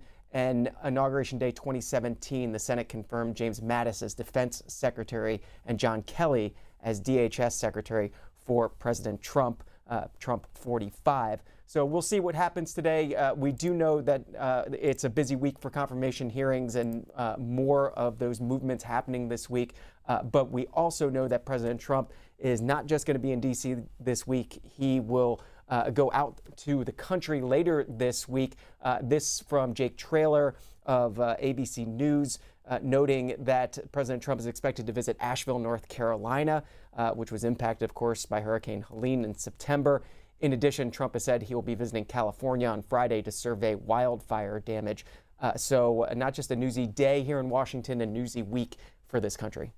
Hey, John, a minute ago or a little bit earlier in the program, you pulled up the new White House website. Do you have that available to show to viewers one more time? I can certainly get it for you, Peter. And it switched right at noon after the president was sworn in, and it became Trump-centric rather than Biden-centric, correct? The headline on the front page, it was literally moments after the official swearing in that whitehouse.gov became this version of whitehouse.gov. America is back, with the big picture of Donald Trump there and accompanying video as well on the official White House webpage. Thank you, John McArdle. Mike, Bessemer City, North Carolina, Republican. Hi, Mike. What are your thoughts about the president's speeches so far? Oh, I love the speeches, and I appreciably want to say great job for C-SPAN from showing last night to today and hopefully all evening. But, yes, his speeches were what he ran on, closing the border, doing away with this DEI garbage. You know, I mean, it's a great day in America, and it's a happy Inauguration Day and happy Martin Luther King Day. But we need to focus on what he ran on, what he talked on. The Democrats are going to say it's divisive, but that's what he ran on. That's what he promised to America. And like he said, you had a historic number of blacks, historic number of young people, historic number of Hispanics that voted for him because they went through 4 years of crazy. And it was so good to see the people coming in and out without men wearing dresses in there. Hey, Mike, how close are you to Asheville, North Carolina? We're about, we're about 20 miles from Charlotte. We're probably about an hour and a half from Asheville. John McArdle just reported that he's going to be down there this week, that President Trump is coming down there. Another change at the White House. Now, eagle-eyed viewers would have noticed earlier on, prior to noon, that the flag at the White House with the POW MIA flag was at half staff. It is now at full staff over the White House. Half staff, of course, in honor of Jimmy Carter. President Biden asked for 30 days for that, but President Trump and Mike Johnson down at the Capitol, the Speaker, ordered that the flags be flown at full staff during the inauguration. Jan, or is that, yeah, Jan in Buffalo, New York. Hi, Jan. Hey, so my name's actually Ian. You know what? I almost went with Ian, and I didn't, and I should have. Thanks. Well, thank you so much for taking my call. I finally have something in common with Cher, which I'm very happy about. Just wanted to start off by saying you guys were asking about Carrie Underwood's husband earlier. That's actually Mike Fisher. Nashville Predators. Yep, ironically for the Ottawa Senators, too. Yeah, I thought he played for a Canadian team, and I didn't want to step too far into that. So.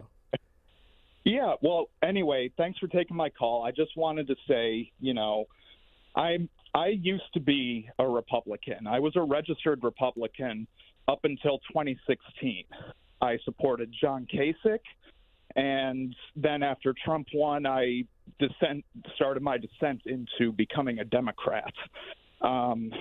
Just watching all this in the past 8 years, how he just constantly lies about everything. I mean, Christ, he got up there in his second address saying how Biden pardoned all these death row criminals. Well, no, he didn't. He just commuted their sentence. And not even all of them. I mean, the guy who did the Boston bombing, he didn't get his sentence commuted. So, like, I really don't know what there is to be angry about. So, Ian, can I ask you, because a lot of Democrats have gone the other way and become Republicans because of President Trump, is your evolution, is it a political thing? Is it the issue-based thing, or is it the personal? You just don't like him as a person, or you don't like his policies? I don't like his politics, and I don't like him as a person anymore. I used to love watching him on The Apprentice, and then he became a politician. And he was just lying about everything. And at first, when he first came down that golden escalator, I'm thinking, well, this is going to be different. And little did I know how much that different actually was. Jim, what do you do up in Buffalo? Well, I teach high schoolers theater. Terrific. Thanks for calling in, Ian. We appreciate it. Next call is Robert in Bloomingdale, Illinois, Independent Line. Please go ahead, Robert. Yes, I just wanted to say it's a great day for America. Congratulations to President Trump. And as an independent, once a conservative Democrat, he has a lot to do to reverse to get back to we the people, not we the government. And that's my opinion. Thank you. Thank you, sir, for calling in. One more event for the president after the lunch at the Capitol, and this is a review of the troops. President Trump will be doing that. We'll be watching that. And then he's off to the Capital One Arena, where 20,000 people are there right now waiting for him. They've been there all day. They watched the inaugural. You can see it there. Elon Musk is speaking to those folks right now. And that will be live this afternoon. There will be a truncated parade as well. And again, all live on C-SPAN. And then at some point, President Trump will make it back to the White House. He's running a good hour and a half late right now. So he'll make it back to the White House at some point, sign some executive orders, and then attend 2 or 3 balls. Well, a little after 1 o'clock, the Trumps walked the Bidens out to the east front of the Capitol, to Marine One, to the helicopter, and the Bidens were taken to Andrews Air Force Base for a special air mission flight, Special Air Mission 46, flying them to California. Here's the departure ceremony for the Bidens at Andrews Air Force Base.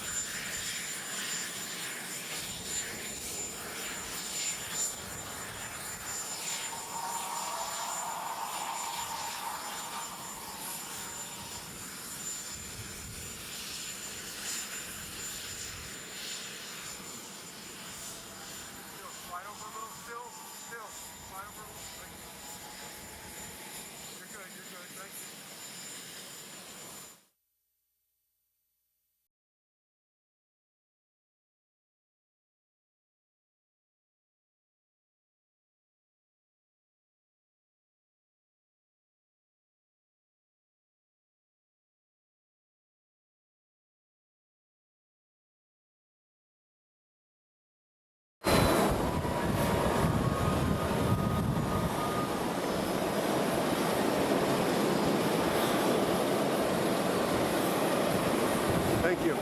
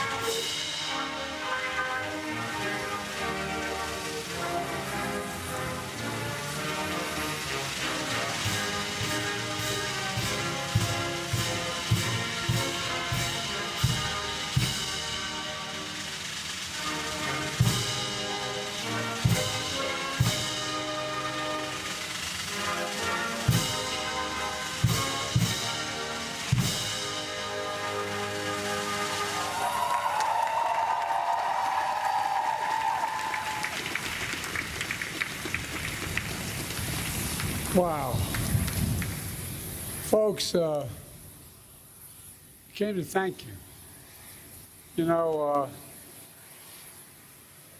I don't think we could have done anything. I know we couldn't have done anything we did without you. Kamala and Doug and members of the cabinet, all the staff that's here, from all across all the agencies, and friends, supporters. Jill and I are forever grateful to you.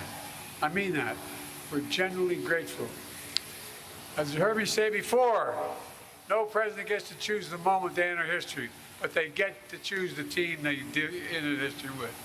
And we chose the best damn team in the world. You are. No, it's because of you. I mean this sincere from the bottom of my heart. Because of you, we got so much done for all Americans. I look down there, my Secretary of State, Tony Blinken, exceeded only by his wife, who worked in reverse. But look, I only hope to look back on these years, hope you look back on them, with the same pride I have of all you've done. You know, I'm proud of is that you did it upholding the core values of honesty, decency, and integrity. I mean, no scandal. I mean, it's incredible what you did. And you represent the best of who we are as Americans. That's not a joke. That's real. Now, while we relied on your ideas and resolve and counsel, we also relied on your families. To all your families, thank you for the sacrifices you made. I mean it. For being part of this journey. Every day, I'm deeply moved by all we all did for this country. I really mean it. History's going to mark down just what you did. You know, but the point I want to make today is to make clear in my farewell address, as we all do have we have a lot more to do. We heard the inaugural address today. You know, we got a lot more to do.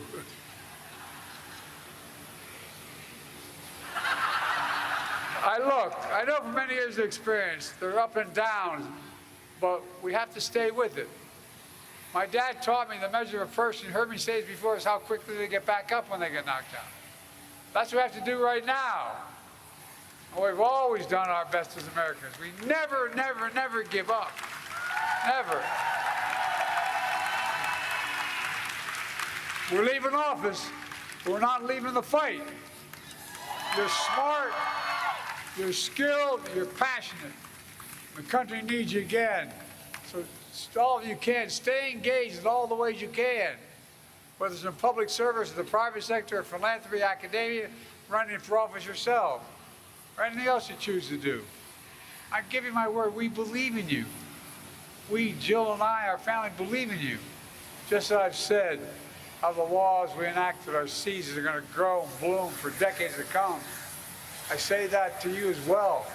I have no doubt you'll make this experience and take in the friendships you made to continue to do amazing things in decades to come. That's why I see a future. All of it leading the way by you all. You know, so take some time to decompress, reconnect with your friends, spend more time with your family, but most of all, take care of yourselves and each other. I mean it. Let me close where I began with my sincere gratitude, and I really mean it from the bottom of my heart. I've been doing this for 50 years. You're the best group of people.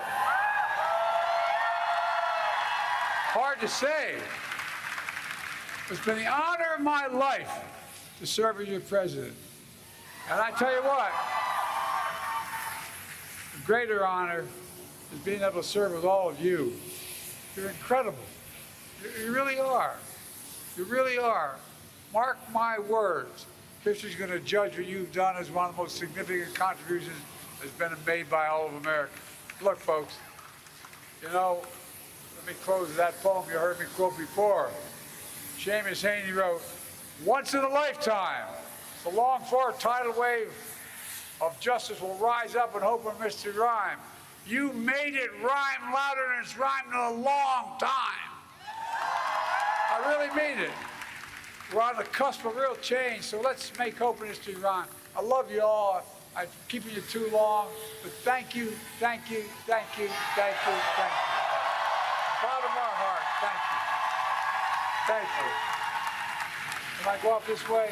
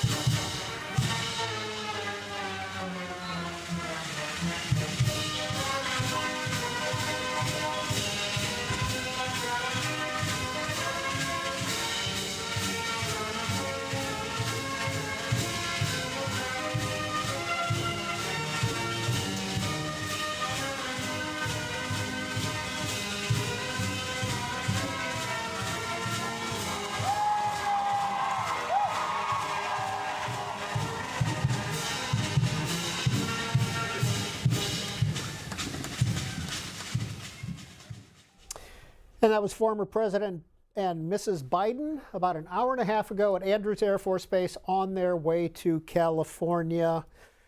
From the Washington Monument, here is a view of the U.S. Capitol. You can see the flags and the stands all set up for the outdoor inaugural. That did not happen. Of course, it took place in the rotunda. Right now, there's a congressional lunch going on that the president and the vice president are attending. After that, there's a review of the troops at the Capitol and then down to Capital One Arena for the truncated presidential parade that will be indoors at the Congressional Luncheon. The menu includes crab cakes with wine, Angus ribeye steak with wine, and apple icebox terrine with sour cream ice cream and salted caramel with wine. Those are the three courses being served at the Congressional Lunch. We're going to continue to take your calls as we cover live events of the 60th inaugural here in Washington, D.C. But in the meantime, we want to catch up with John McCardle as well. Peter, at that luncheon you were talking about, it's taking place in Statuary Hall. I believe it's champagne that's being served with dessert there, but it's an interesting menu for sure. You also were pointing out the interesting pairings at the various tables at that luncheon. A few pictures of that from some of the congressional reporters who are milling around watching the scenes there. This is Jake Sherman of Punchbowl News saying to him perhaps the most interesting conversation, Senator Lindsey Graham, Facebook's Mark Zuckerberg, and Justice Brett Kavanaugh chatting in a huddle there. Here's another one from Jake Sherman as well. This one is Senator Bernie Sanders and Health and Human Services nominee RFK Jr. And some of the other scenes from inside the Capitol. Senator James Lankford noting he enjoyed seeing Carrie Underwood sing America the Beautiful, noting that she was born in Oklahoma from the Sooner State. And then this from Chuck Grassley, tweeting out the picture watching the inauguration alongside Cory Booker, the Republican from Iowa, and the Democrat from New Jersey there. Jake Sherman noting when it comes to Chuck Grassley, his first inauguration as a member of Congress, he was in the House at the time, was 1976, Jimmy Carter's inauguration then in 1977. And Chuck Grassley is the president pro tempore of the Senate, which means he's the longest serving member of the Senate in the majority party. Over in the House side, it's Hal Rogers, who is Dean of the House. Hal Rogers first won election in 1980, the same year that Ronald Reagan became president. Now back to your calls. Kevin in West Milford, New Jersey, Republican line. Kevin, what did you think of President Trump's second inaugural speech?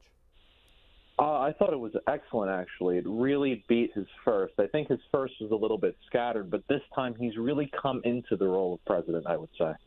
And why did you enjoy? What did you enjoy about it? I mean, there were a lot of policy specifics, usually not delivered in a inaugural address.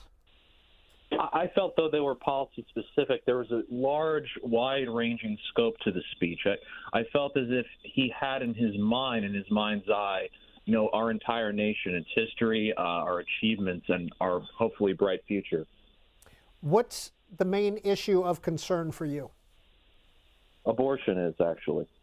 Thank you, sir, for calling in. Edgar is in Moscow, Idaho, Democrat. Edgar, good afternoon to you. Edgar, you with us? Please go ahead. Yeah, I am. Yeah. I frankly, I wasn't very impressed. I thought there was a lot of kind of toxic showboating. You know, Barron's, he's just too tall. He was getting distracted the entire time. And, you know, frankly.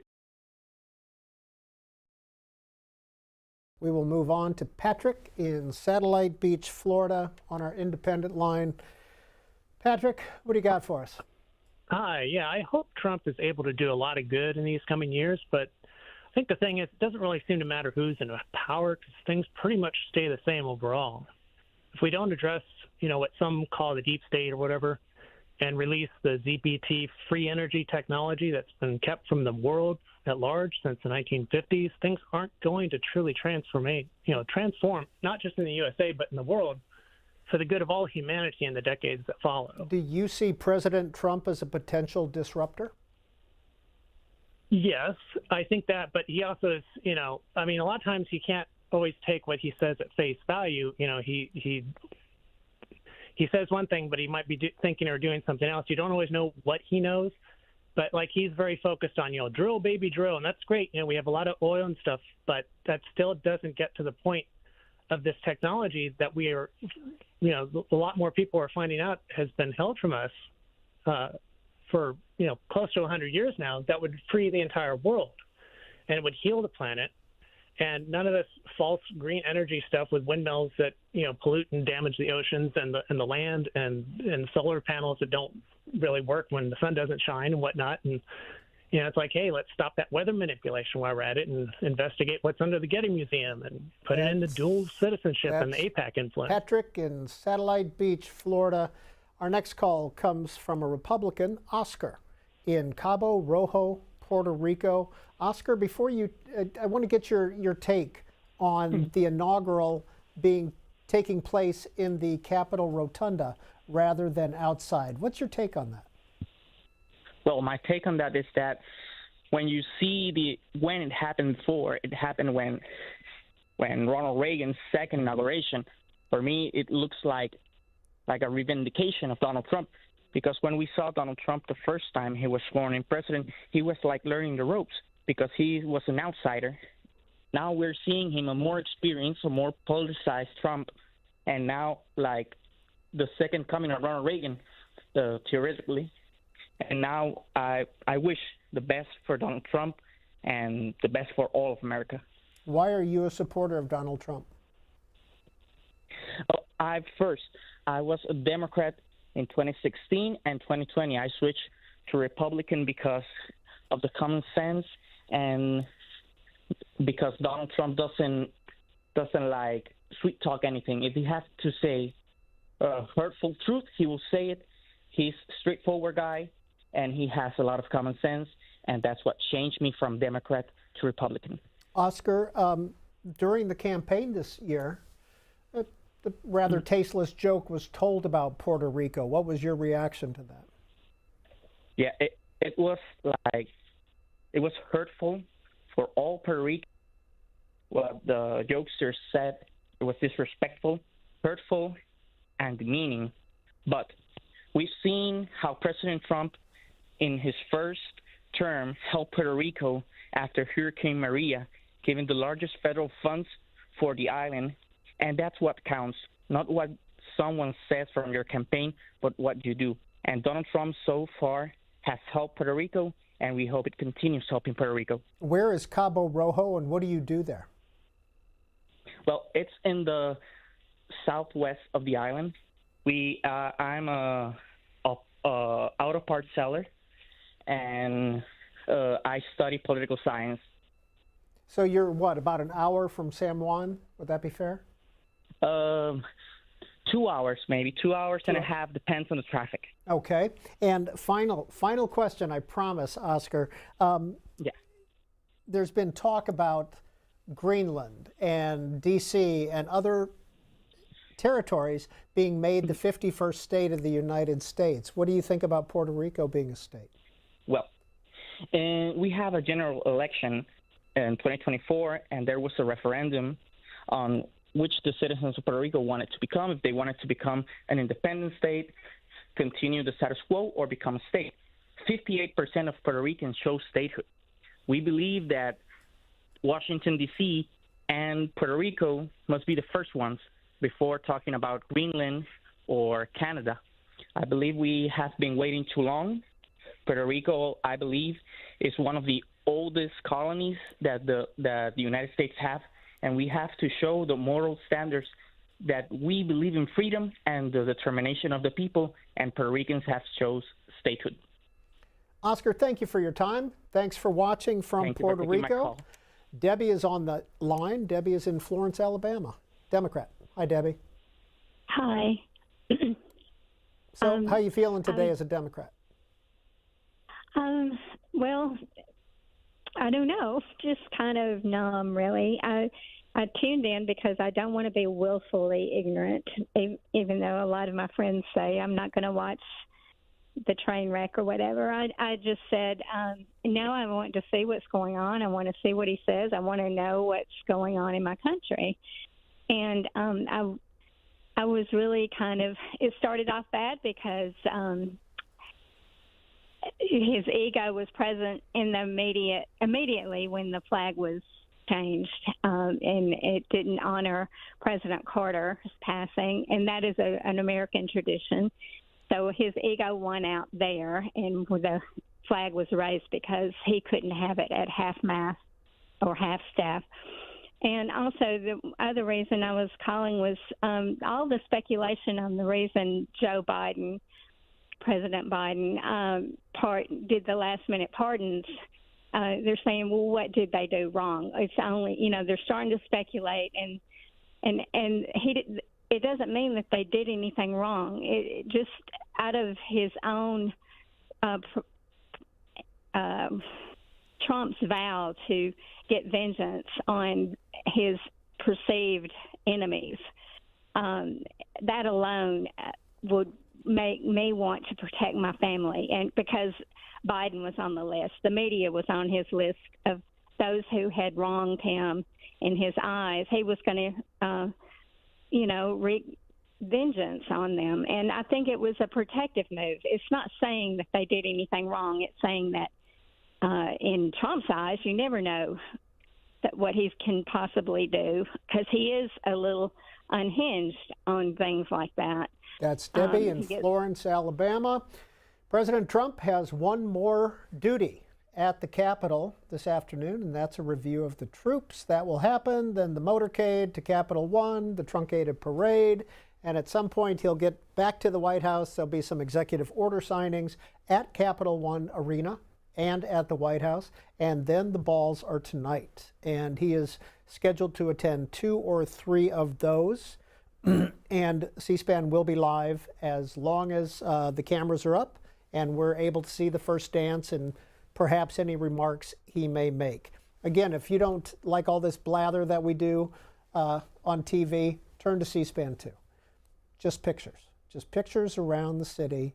You can watch and enjoy just the scenes and no commentary whatsoever. C-SPAN host and producer John McCardle is with us. He's been with us since 7 a.m. this morning. Mr. McCardle, what do you got? It wasn't too long after 7 a.m. That we learned about those pardons that the caller was just talking about. One of the headlines from the Hill newspaper that will show you Biden pardoning Dr. Fauci, Mark Milley, the January 6th committee ahead of the Trump inauguration. I want to show you also when it comes to Mark Milley, one of the scenes at the Pentagon right now. Tara Kopp is Associated Press Pentagon reporter, and she notes when it comes to Mark Milley, the former Joint Chiefs of Staff chairman's portrait has now been removed from the Pentagon hallway where it was hanging as late as just before 1 p.m. Eastern today, when an earlier photo was taken showing it was there. It's now gone. The portrait was just unveiled back on January the 12th, saying it's not clear where the portrait was removed to, but it's no longer hanging on the wall where it was. Tara Kopp of the Associated Press pointing that out from just across the Potomac River at the Pentagon. Thank you very much. Well, the president spoke. His inaugural address was 30 minutes long or so, about 3,000 words, twice as long as his previous, the longest in modern history. We want to show you a portion of this. This is from about 3 hours ago. Like in 2017, we will again build the strongest military the world has ever seen. We will measure our success not only by the battles we win, but also by the wars that we end, and perhaps most importantly, the wars we never get into.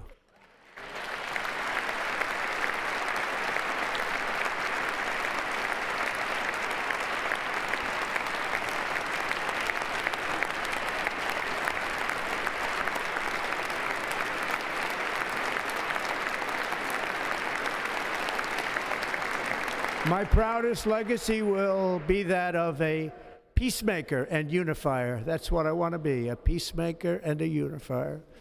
I'm pleased to say that as of yesterday, one day before I assumed office, the hostages in the Middle East are coming back home to their families.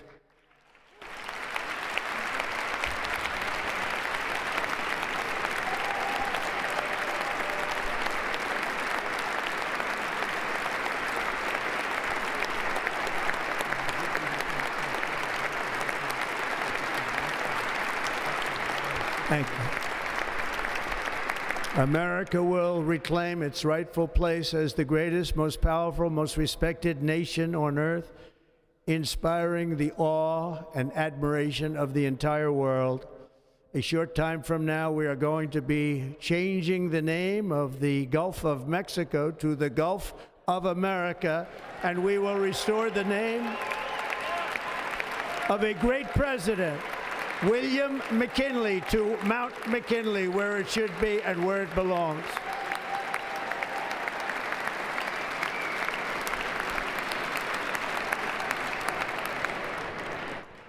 President McKinley made our country very rich through tariffs and through talent.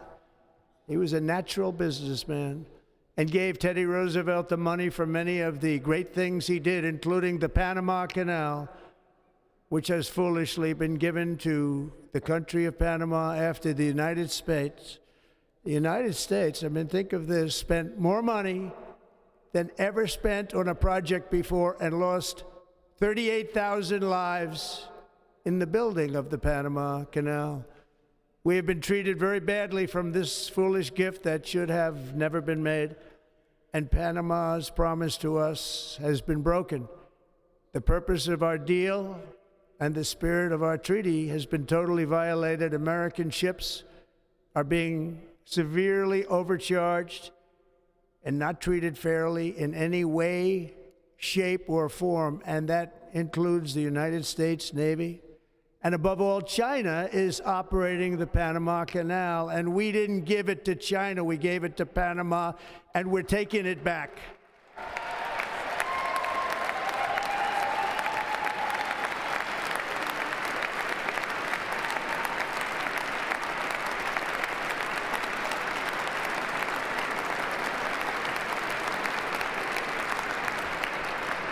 Above all, my message to Americans today is that it is time for us to once again act with courage, vigor, and the vitality of history's greatest civilization. So as we liberate our nation, we will lead it to new heights of victory and success. We will not be deterred. Together we will end the chronic disease epidemic and keep our children safe, healthy, and disease-free. The United States will once again consider itself a growing nation, one that increases our wealth, expands our territory, builds our cities, raises our expectations, and carries our flag into new and beautiful horizons. And we will pursue our manifest destiny into the stars, launching American astronauts to plant the stars and stripes on the planet Mars.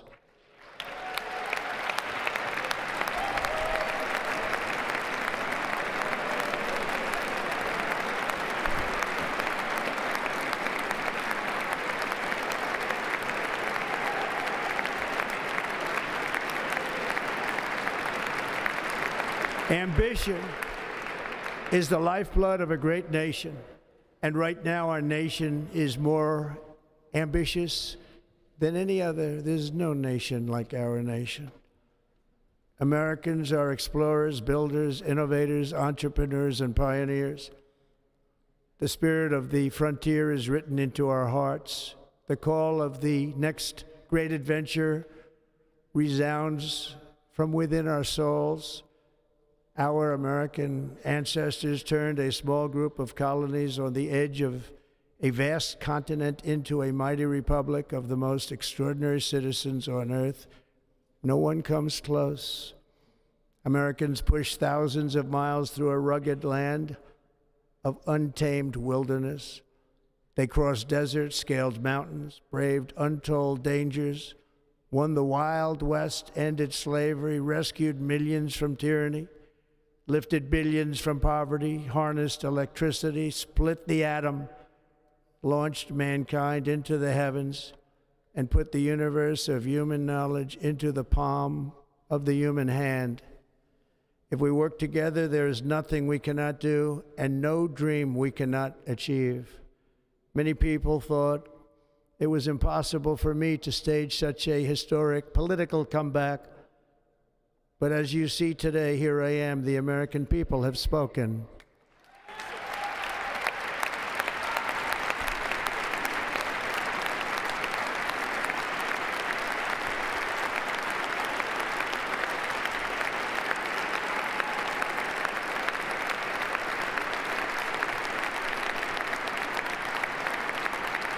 I stand before you now as proof that you should never believe that something is impossible to do. In America, the impossible is what we do best.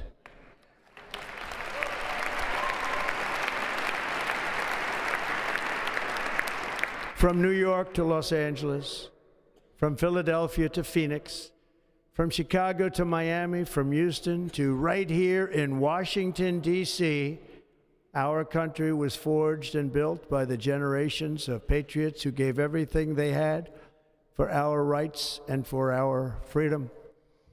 They were farmers and soldiers, cowboys and factory workers, steel workers and coal miners, police officers and pioneers who pushed onward, marched forward, and let no obstacle defeat their spirit or their pride.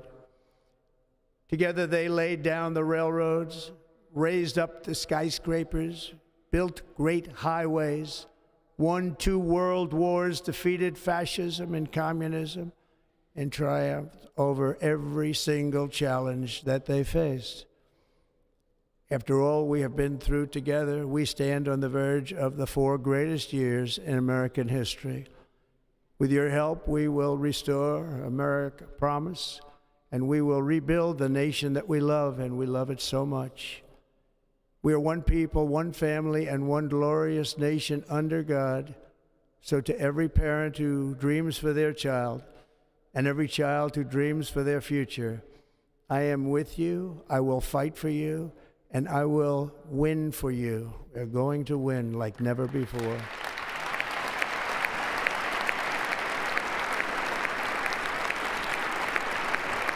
Thank you. Thank you.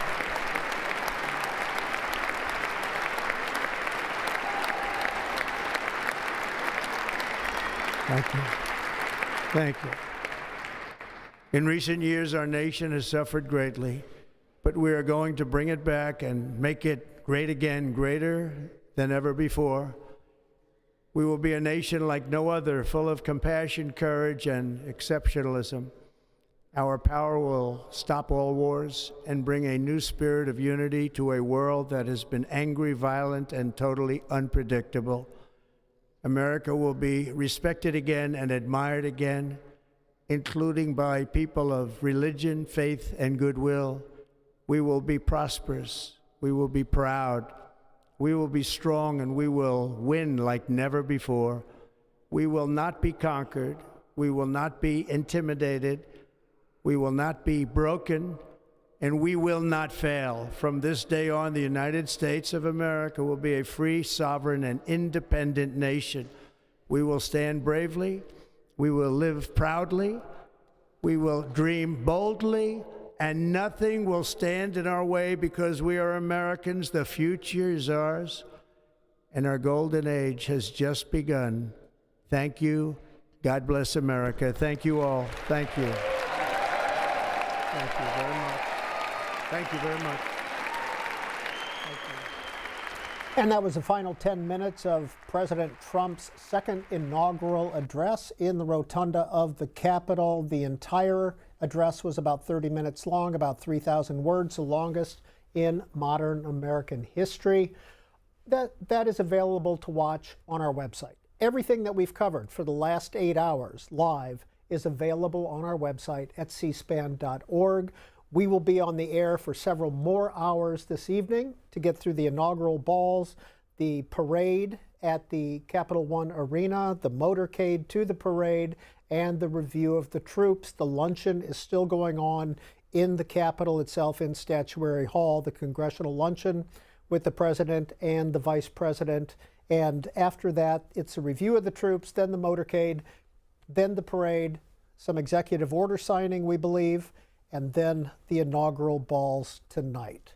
And again, everything we've covered today, available to watch online at cspan.org in its entirety. John McCardle has been with us since 7 a.m. this morning as well, reporting on news of the day. Hi, John. Peter, you just showed viewers that inaugural address, the first address that President Trump gave today. He gave another second speech to his supporters in Emancipation Hall. But I wanted to show just how news organizations cover the inaugural address and how different organizations can highlight different parts of the address. So here's an example. This is the Washington Times. Their headline online: Trump reclaims presidency with pledge to bring a golden age to America.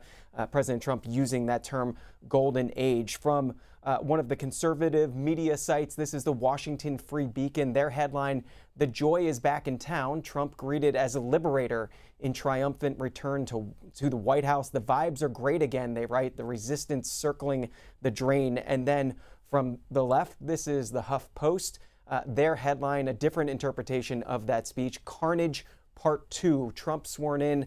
Don I's empire claims mandate in a sweeping address. Just a view of the different ways you can interpret the same address. John, thank you very much. Capital One Arena has about 20,000 Trump supporters there. You can see this. They have been there all day. They watched the inauguration from the rotunda there, and we would show shots from there throughout the day. And now they are awaiting the president. Kash Patel has spoken to them there. He's the FBI nominee. Elon Musk has been there this afternoon as well, speaking. And right now, nothing is going on, but you will hear the president make another address at Capital One and watch the parade as much as can be done inside an arena. It looks like the motorcade from the Capitol, once the president gets in the car again, is going to go down, at least partially down Pennsylvania Avenue, possibly up 7th Street here in Washington. It's only about a mile from the Capitol to Capital One Arena, and then about another mile over to the White House. So it's all in a tight area, and this is pretty locked down because we thought this was going to be outside, and the entire city in this area is locked down. Everything around the Capitol there is locked down. You don't see anybody walking or milling about. That shot that you're seeing is taken from the top of the Washington Monument, looking due east at the Capitol, the old RFK Stadium in the back, potentially the site of the new stadium for the Washington Commanders in the near future. But that's the old RFK Stadium. 202 is the area code here, and if you would like to call in and comment on what you've seen today, 748-8000 for Democrats, 748-8001 for Republicans, and 748-8002 for all others. You can also send a text message, 202-748-8003. We'll try to get to some of those as well. Please include your city and your first name on your text message. Thank you very much. Let's hear from Reese in Independence, Ohio. Independent line. Reese, what are your thoughts on today so far? I go to school at Kent State in Ohio, and I have a lot of transgender friends. And the news that there's going to legally be only 2 genders is concerning. Transgender people are less than 1% of the population, and I just feel like the opioid crisis is such a bigger thing in Ohio than, like, gender. So it's kind of disheartening to see the lack of emphasis on things I think people need to care about. Now, Reese, you called in on the independent line. Did you support Joe Biden or Kamala Harris for president? She is who I voted for, but I don't really support candidates so much as policy and like plans, infrastructure ideas, that kind of thing. Now, when you say you have a lot of transgender friends, is it a, 3, 4, 40? I mean, when you say lots. It depends on what you mean by friend. I know probably over 30 transgender people personally, but there's also people who haven't discovered themselves yet that are kids, you know? And I just think, like, limiting the definition of what a human can be is very rough. What do you think the policy should be? I think that it already is what it needs to be. The medical infrastructure is doing the proper testing. No one under 18 is getting surgeries done, especially if you look at, like, one of the best hospitals in the country that I live really close by, the Cleveland Clinic. They don't do surgeries under 18. They don't do hormones under 18, only reversible hormone blockers. I feel like we need to leave it to the doctor, and the government doesn't need to know what's going on with people in regards to their medical health. Reese, women or transgendered men after puberty playing in women's sports. What's your take? I think if they are, such as intramural sports between schools, I don't think that's necessary for us to regulate, seeing as it's such a small population, and those are kids, right? And then a lot of transgender athletes, when you interview them, they don't medically transition, they only socially transition. So they change their name, the way they dress, but they don't go on hormones. And there's also a natural variance in women, and cis women, born as women, identify as women, testosterone that's higher than, say, the average women. Are we going to start demanding everyone be within a certain range of hormones? I just don't think it's necessary due to this small incidence population. What are you studying at Kent State? Special education with a concentration in disability services with a minor in American Sign Language. That's Reese in Independence, Ohio. We really appreciate your calling in and sharing your viewpoint. Bob is in hometown Illinois, Republican line. Hi, Bob. Hey, Peter. Love C-SPAN. I wasn't going to use my 30-day call on this, but 15 minutes before leaving office, when he pardons his family members, that kind of sent me over the edge, because since he took the oath of office 4 years ago, first thing he did was say he's going to protect American citizens, and he opens the border. 15 million plus come across. And regarding the 37 communicated death sentences, he altered 37 juries' opinions on what they wanted done with these people, these horrific murderers. And yet Judge Merchan... Bob, I apologize. Steve Scalise, the majority leader in the House, is speaking at the Congressional lunch. One of the things President Trump said that I thought was the most touching, he said, in America, the impossible is what we do best. And I think that epitomizes the spirit when you think about this room, this statuary hall, and you look at some of the statues. Thomas Edison, he did the impossible. Elon Musk, I'm not sure if Elon's still here. Elon does some of those things himself. But you look at somebody like Rosa Parks, and she did something that many would have said couldn't be done with just a simple gesture of saying, I'm not going to sit in the back of the bus. And so the impossible is what we do in America. And President Trump said something else. He said, our golden age has just begun. America's ready for another golden age. Mr. President, we present to you these flags that were flown over the United States Capitol at full mast in honor of being sworn in as President of the United States.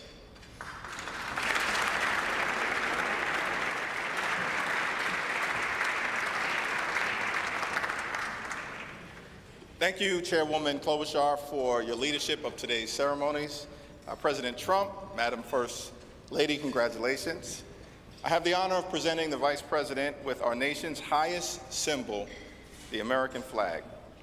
As a United States Marine, the Vice President put on the uniform to protect and serve America, like so many men and women before him in our nation's history. Old Glory was adopted in wartime by the Second Continental Congress in 1777. A full 12 years before the office of the Vice Presidency was even created, or the House of Representatives convened for the first time.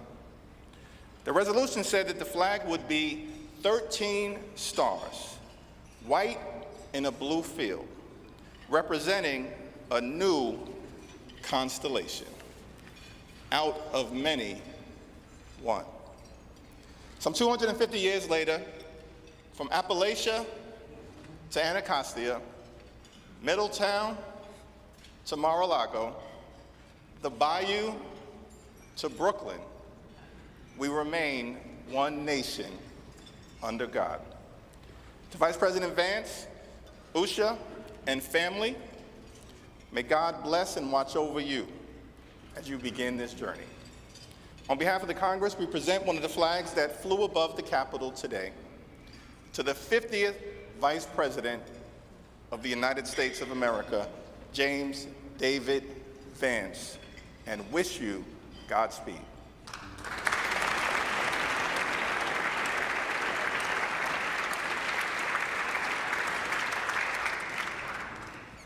Thank you, Leaders Scalise and Jeffries. I now ask my friend Senator Deb Fischer of Nebraska, as in the beef you had for the entree, who has been an excellent partner in planning today's events, to come up and present the inaugural photographs.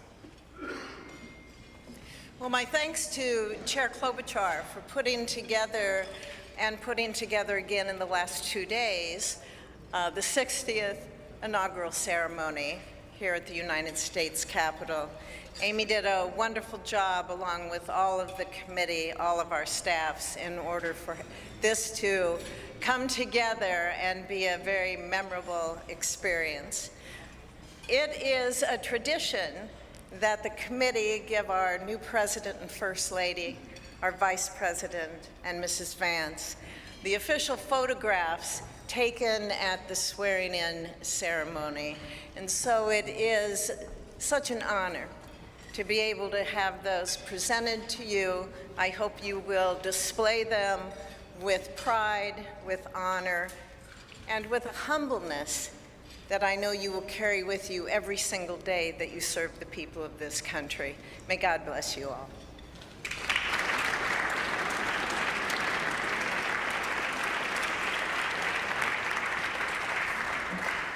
Thank you, Senator Fischer. Now, on behalf of the Joint Congressional Committee on Inaugural Ceremonies, I'd like to present the President and Mrs. Trump and the Vice President and Mrs. Vance with these crystal Lennox vases. See them over here? For the 10th consecutive inauguration, Lennox has provided the official inaugural gift. The hand-cut etched vases display the White House for the President and the U.S. Capitol for the Vice President, because I know that he is going to enjoy not only being the Vice President, but also, as Senator Thune and Schumer know, the President of the United States Senate, and there's no better job than that. These gifts symbolize our equal branches of government as well as our enduring democracy. There they are.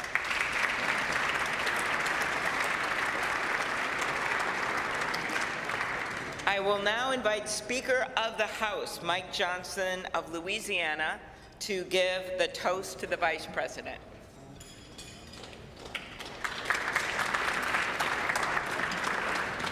Thank you so much. It is my great honor to offer a toast to our new Vice President, Mr. J.D. Vance. J.D., you wrote something very poignant in your memoir, actually many things very poignant, but let me quote you here. What separates the successful from the unsuccessful are the expectations they had for their own lives. That's really meaningful. That expectation is a powerful thing. We remember the people in our lives who provided that to us. We all need that. Everybody needs hope and encouragement. They need a greater expectation. We need people in our lives who will make us look farther and reach higher. JD's written a lot about the people in his life that have done that. He's written about, we know the great story of your grandparents and what they did in your life. He's written about his professors and mentors that he met in law school. He speaks a lot about his gracious, beautiful wife, our new second lady, Usha. Is a great inspiration as well. And JD, you yourself have been inspiring people. Your story really has. It's one of the reasons that I believe God has raised your platform as he has, because you've been so faithful to tell that story and to inspire so many others. And so our hope and our prayer is, as you continue to do this, that as you go to help us execute on the America First agenda, that you also do what you've been doing so well all along, and that is providing a model for what is possible in America. What a great story, what an inspiring story you've had, and it's just getting started. I pray specifically that you inspire a lot of the young men in America. Some of them feel hopeless and stagnant sometimes, and you're a great example to all of them and to all of us, that if you work hard and you play by the rules and you do the right thing, you can make a better life. You're now the Vice President of the United States, my friend. So everyone, will you please join me in raising a glass to our own mentors, the people who inspired all of us, to the possibilities of our own future, to these great new horizons. What a perfect choice this was for the painting, the artwork today, and to the great example of our new Vice President, Mr. J.D. Vance. You're here.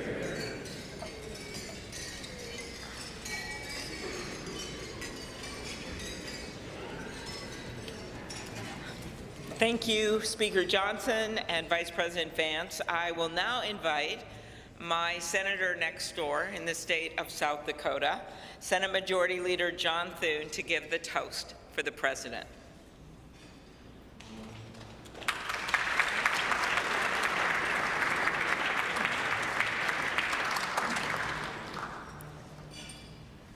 Well, Mr. President, Madam First Lady, congratulations. It is an honor for all of us to be able to be here today with you on this historic day as we celebrate your inauguration. Mr. President, one of the most important influences in my life when I was getting started in politics was Ronald Reagan. His philosophy of limited government, his belief in peace through strength, the strength of his convictions, were all things that appealed to me. But I was also drawn by his optimism and by his belief in America. And Mr. President, those are qualities that I see in you. One of the things that resonated throughout your campaign was the unshakable belief in our country and in her citizens. You remind us of everything that's possible in America. I'm looking forward to working with you over the next 4 years to build up our great country. It says in the scriptures that if you ask for wisdom, it will be given to you and given to you generously. And so I pray, and our prayer is, that God will richly bless you in the years ahead and grant you not only strength, but wisdom. And ladies and gentlemen, I ask you to join me in raising a glass to the President of the United States, President Donald Trump. Hear, hear.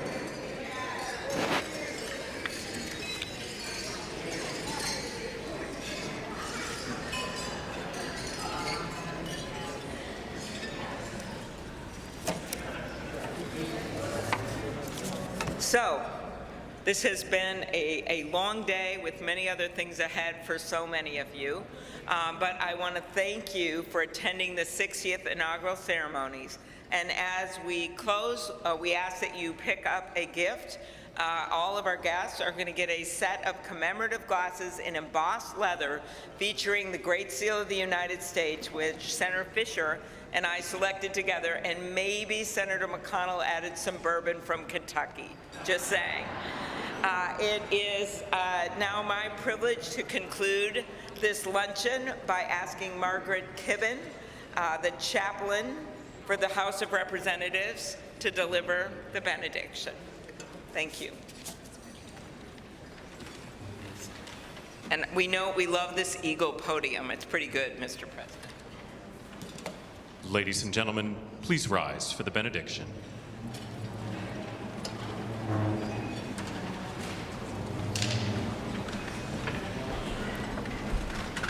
Would you pray with me?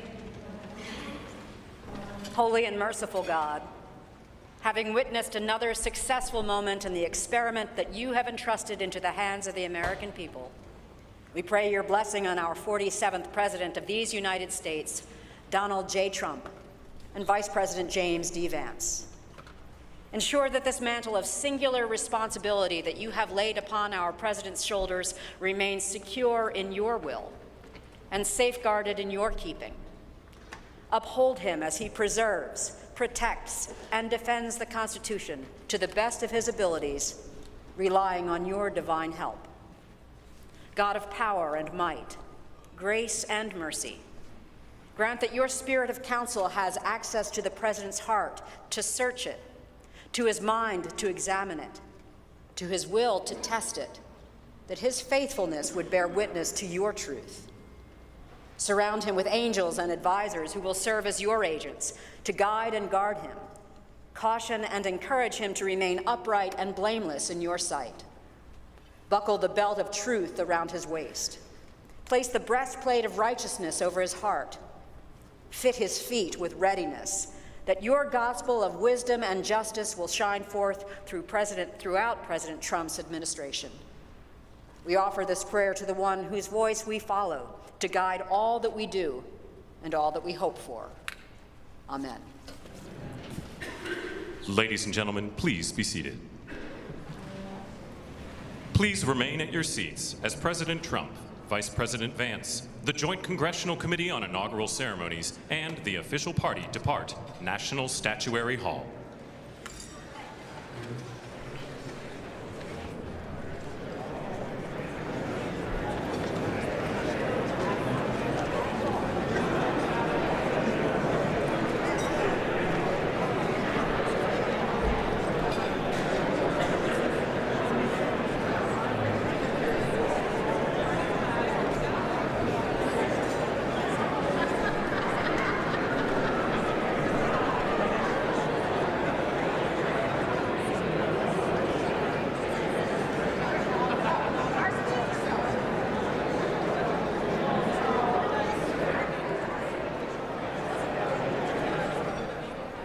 And about an hour and a half behind schedule, the Congressional Luncheon has concluded. One more event coming up at the Capitol, and that is a honor guard review. It's being called the first honors ceremony, and President Trump will review the troops.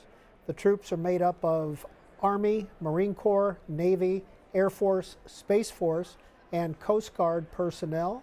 183 service members are participating in the first honors ceremony. That will take place in Emancipation Hall in the Capitol Visitor Center below where they're standing now, and that will take place in about 15 minutes or so. After that, the President and Mrs. Trump, J.D. Vance and Mrs. Vance, motorcade to Capital One Arena, the basketball/hockey stadium here in downtown Washington, about a mile away, and they will participate in a rally with their supporters there and a partial parade. After that, off to the White House, and then the inaugural balls this evening, all live on C-SPAN. If you don't want to hear any talking and noise, go to C-SPAN 2. All we're doing is showing you sights and sounds, live pictures from Washington, D.C., from the cameras at the Capitol, the White House, Capital One. We're just kind of switching it up so you can just get a sense of what's going on in Washington today without any commentary. Matthew Costello is a historian with the White House Historical Association. Mr. Costello, where is today going to fall when it comes to inaugurals?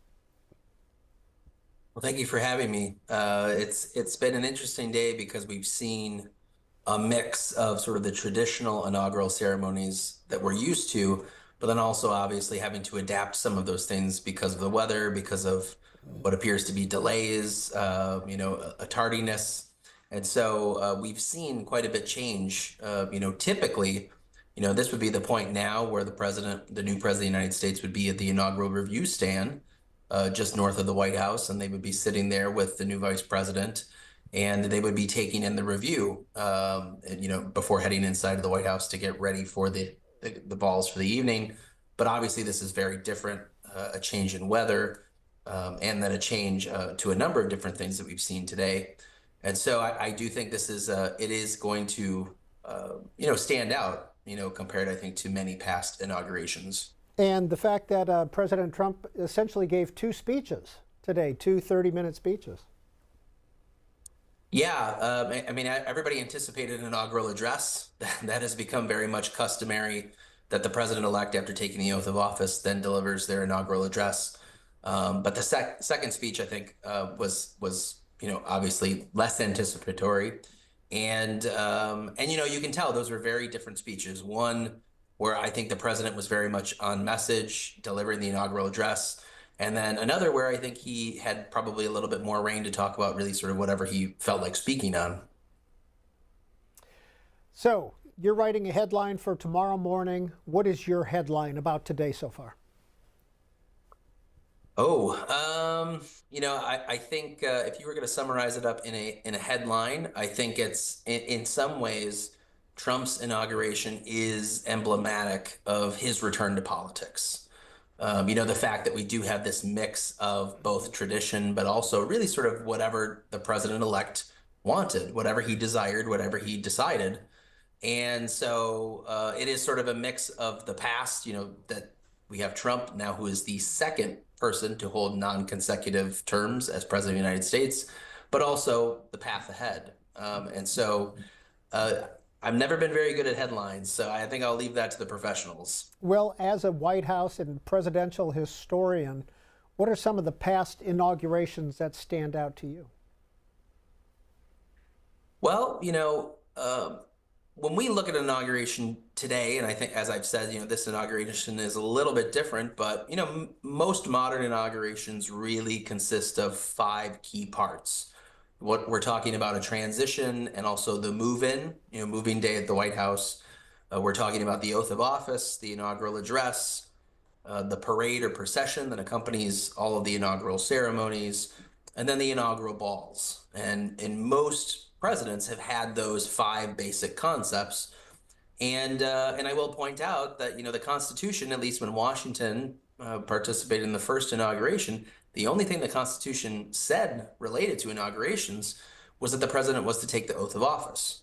Beyond that, everything else that we see is something that we have created over time, and for some reasons, to make this more of a participatory event, right? By making the oath of office outdoors, more people can witness it, more people can hear it. As you add things like microphones, audio systems, more people can hear the speeches. And so over time, what we've seen Inauguration Day, yes, is a transfer of power from one executive to the other, but it has become much more of a day where American citizens feel like they are part of the ceremonies themselves. And so, I think the one that probably has the quickest comparison is probably Ronald Reagan's inauguration in 1985. Very similar in terms of shift moving indoors. They did it in the rotunda as well. But Reagan had actually canceled the parade. So, a little bit of a difference here, and of course, a different location moving to Capital One Reno. Now, Mr. Costello, I can't remember back in '85 whether or not that was done at the last minute, but this one changed on Friday prior to Monday. So this entire town kind of made a curve. Yeah, 1985 was unusual for a few different reasons. The first, that January 20th fell on a Sunday. And per the Constitution, now with the new constitutional amendment, the president's term ends January 20th at noon. Now, Ronald Reagan was already president, so there was no lapse in executive power. And so President Reagan takes the oath of office at the White House on Sunday, January 20th. They reserved the public inaugural ceremonies for Monday, the 21st. And when I was looking back at it, it was a very last minute call. I think that they had anticipated to do the inauguration outdoors, but I think it was sort of at the very last moment they decided to move then President Reagan's second inaugural indoors. So I think it might have actually been even more last minute than this one. But, again, that also wasn't the first time this had happened. William Howard Taft did something similar in 1909. A blizzard had hit Washington, D.C. It was very cold. And Taft decided that they weren't going to do the oath of office outdoors. They would do the oath indoors. But he did still have the parade and procession. So again, it goes to show you that even though we have these traditions, there is a little bit of flexibility, a little bit of autonomy when it comes to the new president and selecting things that make sense for the day. As we're talking with Matthew Costello of the White House Historical Association, we were watching scenes from the Congressional lunch, everybody leaving. You saw Barron Trump walk right past Bernie and Jane Sanders. You saw Donald Trump Jr. saying goodbye to Kristi Noem, the DHS designee. So just kind of an interesting Washington watch on your screen as we talk with Mr. Costello. Speaking of which, where did this luncheon come from? How long has this been a tradition? I believe the luncheon dates back to Eisenhower, but this is an extension of the work that's done by the Joint Congressional Committee for Inaugural Ceremonies. And that committee began all the way back with William McKinley. And so Congress has played a very active role in the inaugural ceremonies since that point onward. And I think the other thing that's worth noting is we've seen this day become more and more condensed. I mean, there's much more packed into an inauguration day today than, say, if you were to go back into the 19th century.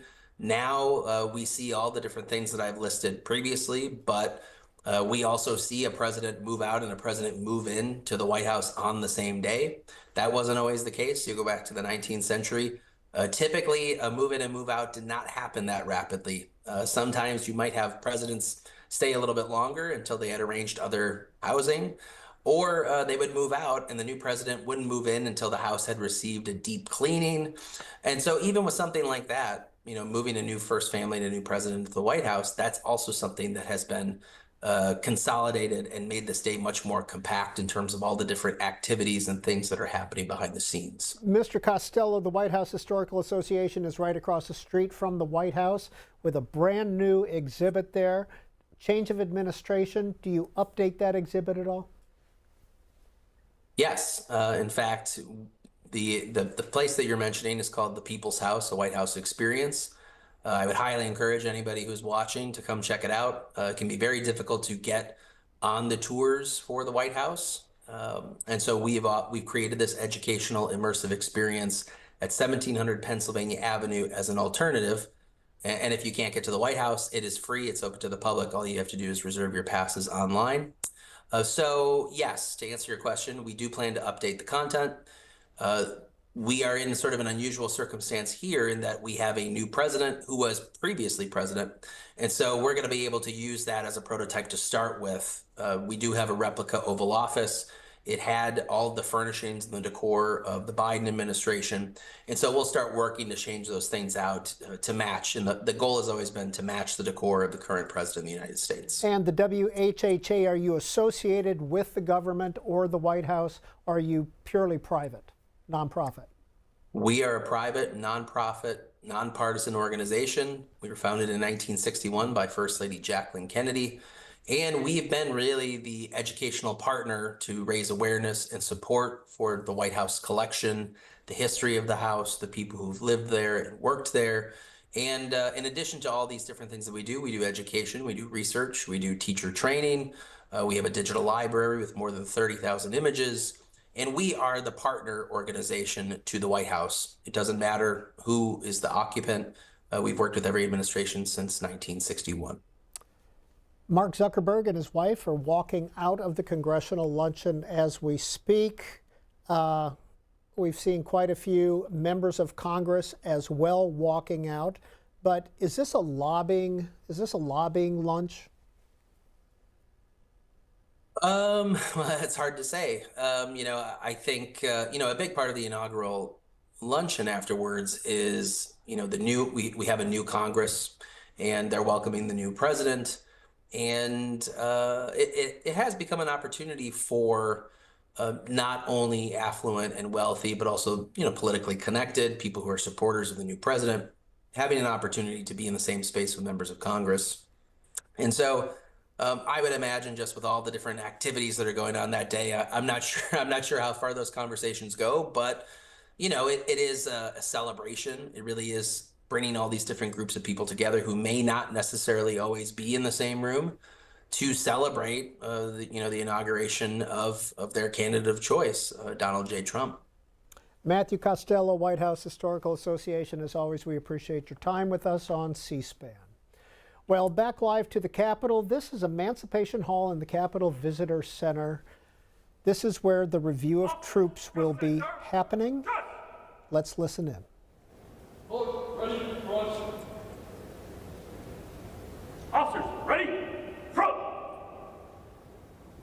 Ceremonial. At ease. Hold it. Stand at ease. Attack. Ceremonial. At ease.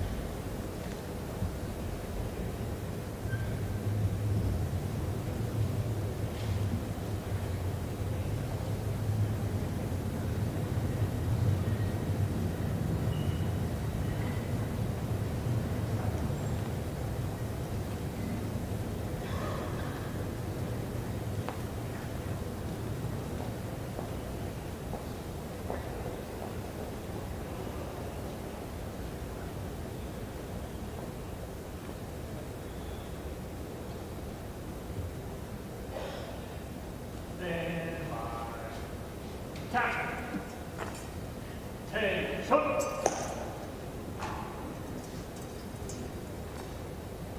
Honor, go.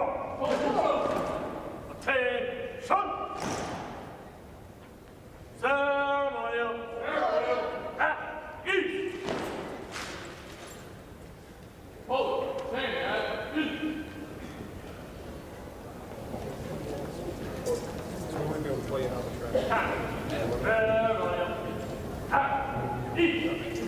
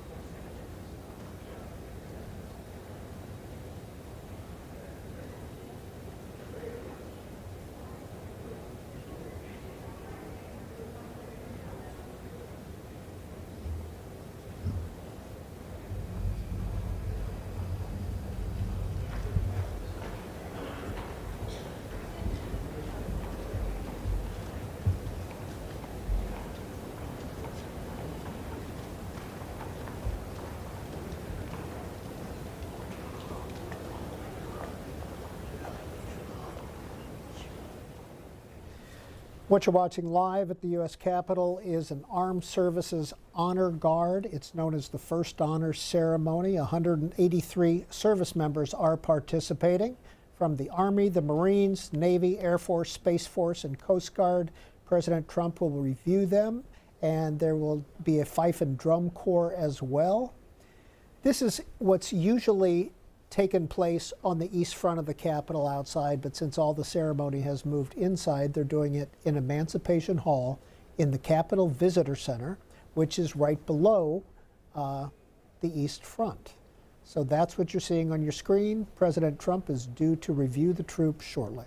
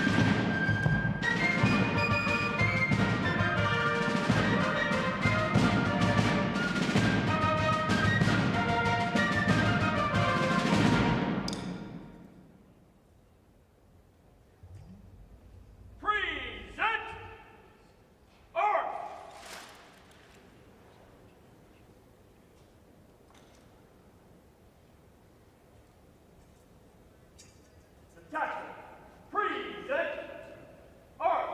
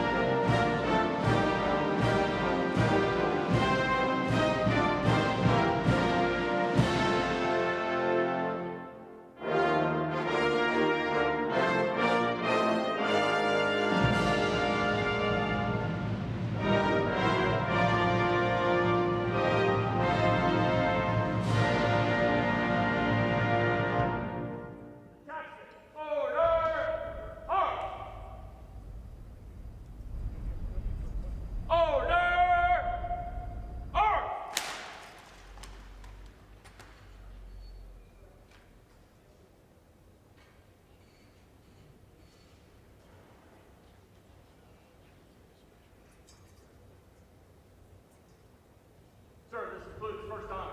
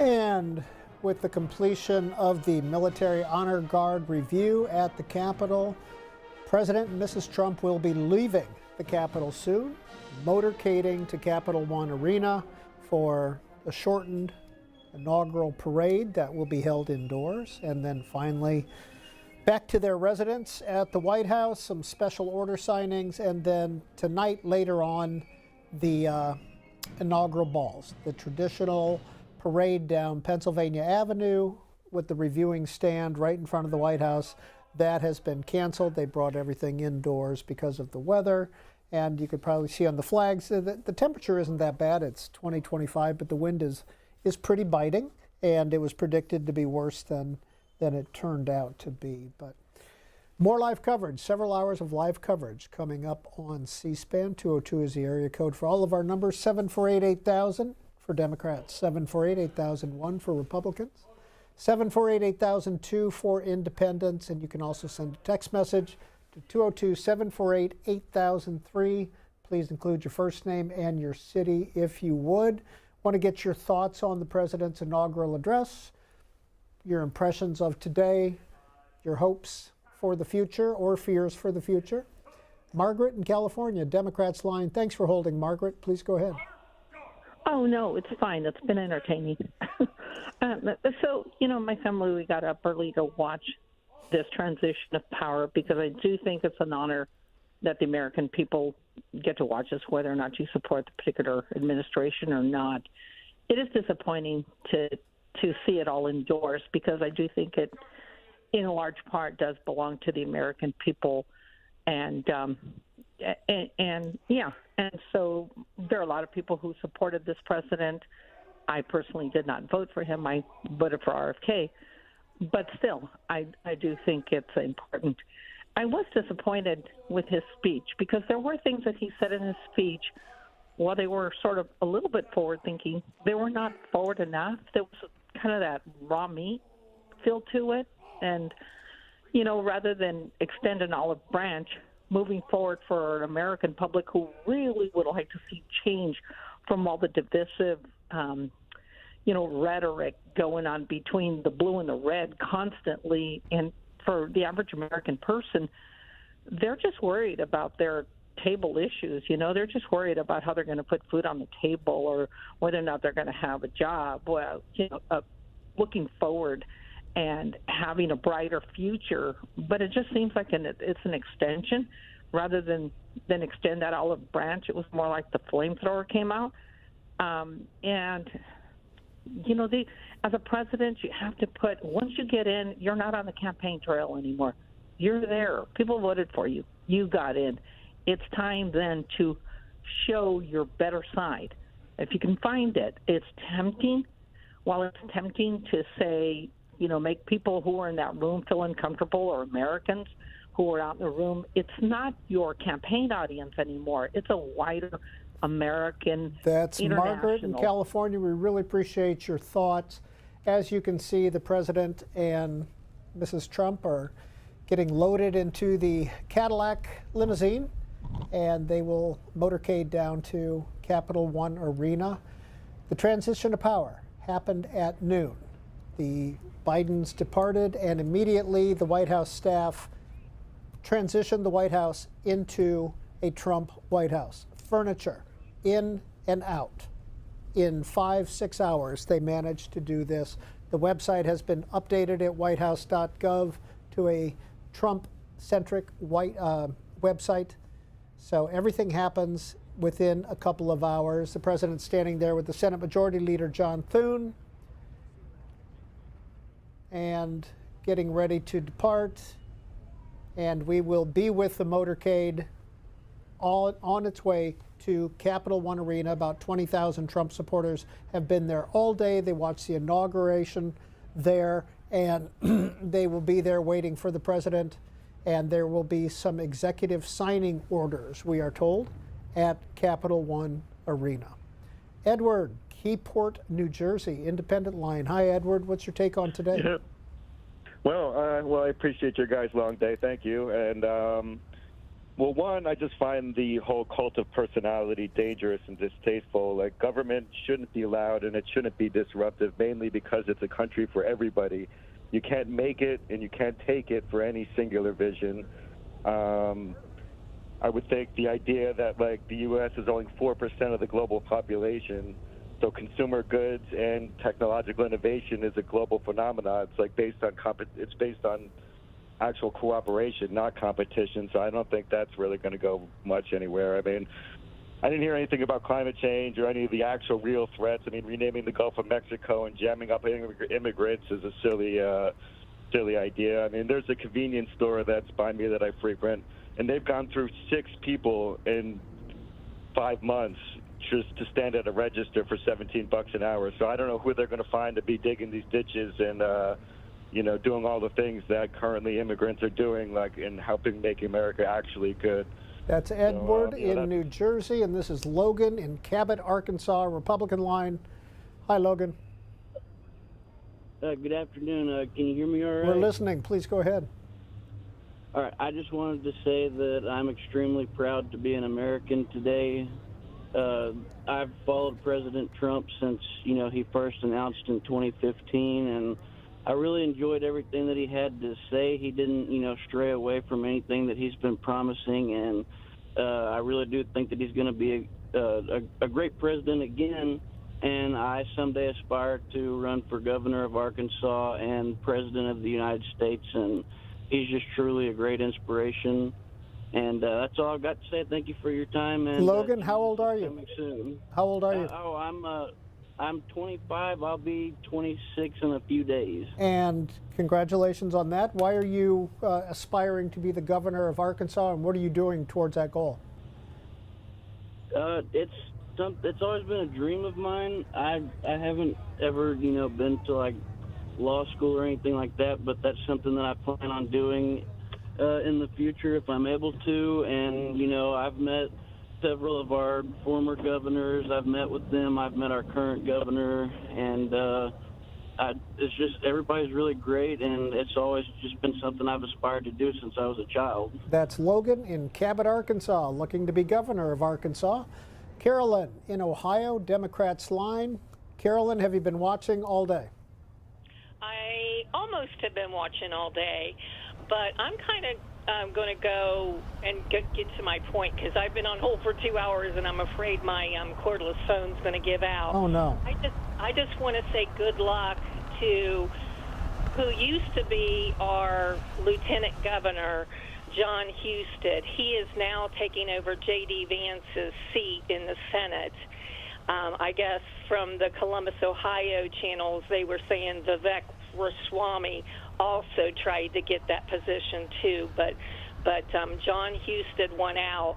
And let me tell you, you have a gem, not only in J.D. Vance, but you have a gem in John Husted. I remember hearing him like 25 years ago at the Circleville Pumpkin Show, and I was impressed with him then, and he went on to be the Ohio Secretary of State and sent me an honor lapel for my father, who's deceased but was a retired colonel in the Marines, and then he rose up to be the lieutenant governor. I really didn't want him to leave Ohio, to be truthful, but I understand he's so talented, and I think J.D. Vance is too. In the short time that J.D. Vance was in the Senate, his office would send me updates on something that I was involved with, and I appreciated that. All right, Carolyn, we're going to leave it there.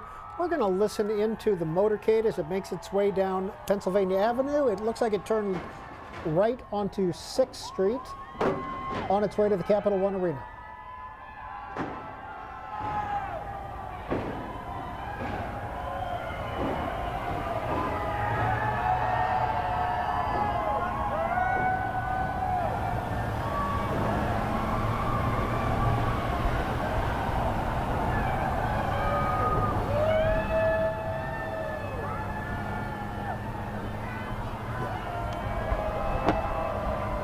I gotta go up more steps.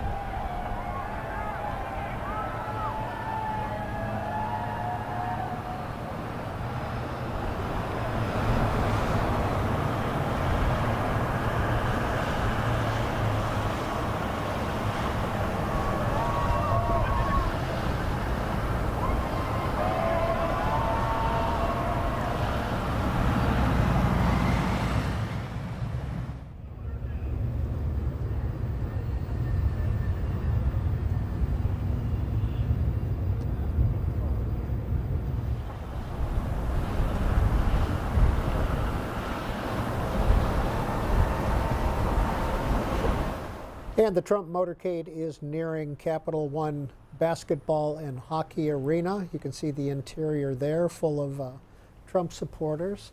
The wide avenue that you saw is Pennsylvania Avenue that you saw just a minute ago. That is the normal parade route for presidential parades, and unfortunately everything was moved inside because of the weather. There's Pennsylvania Avenue looking down from the Capitol toward the White House.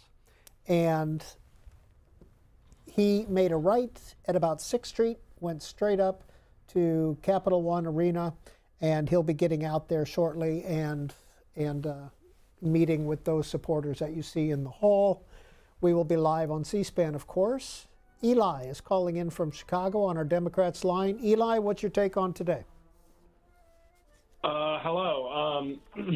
I just wanted to maybe express some disappointment because, I feel that either way this election could have turned out, I didn't really feel like my voice was represented in either of the candidates, and I know lots of people my generation feel a similar way. And what is your voice, and what was the message that you wanted to hear? I'm not sure I can express that concisely for a C-SPAN phone call, but I was hoping to see a platform based more on economic and social justice for people who have been underrepresented in our country.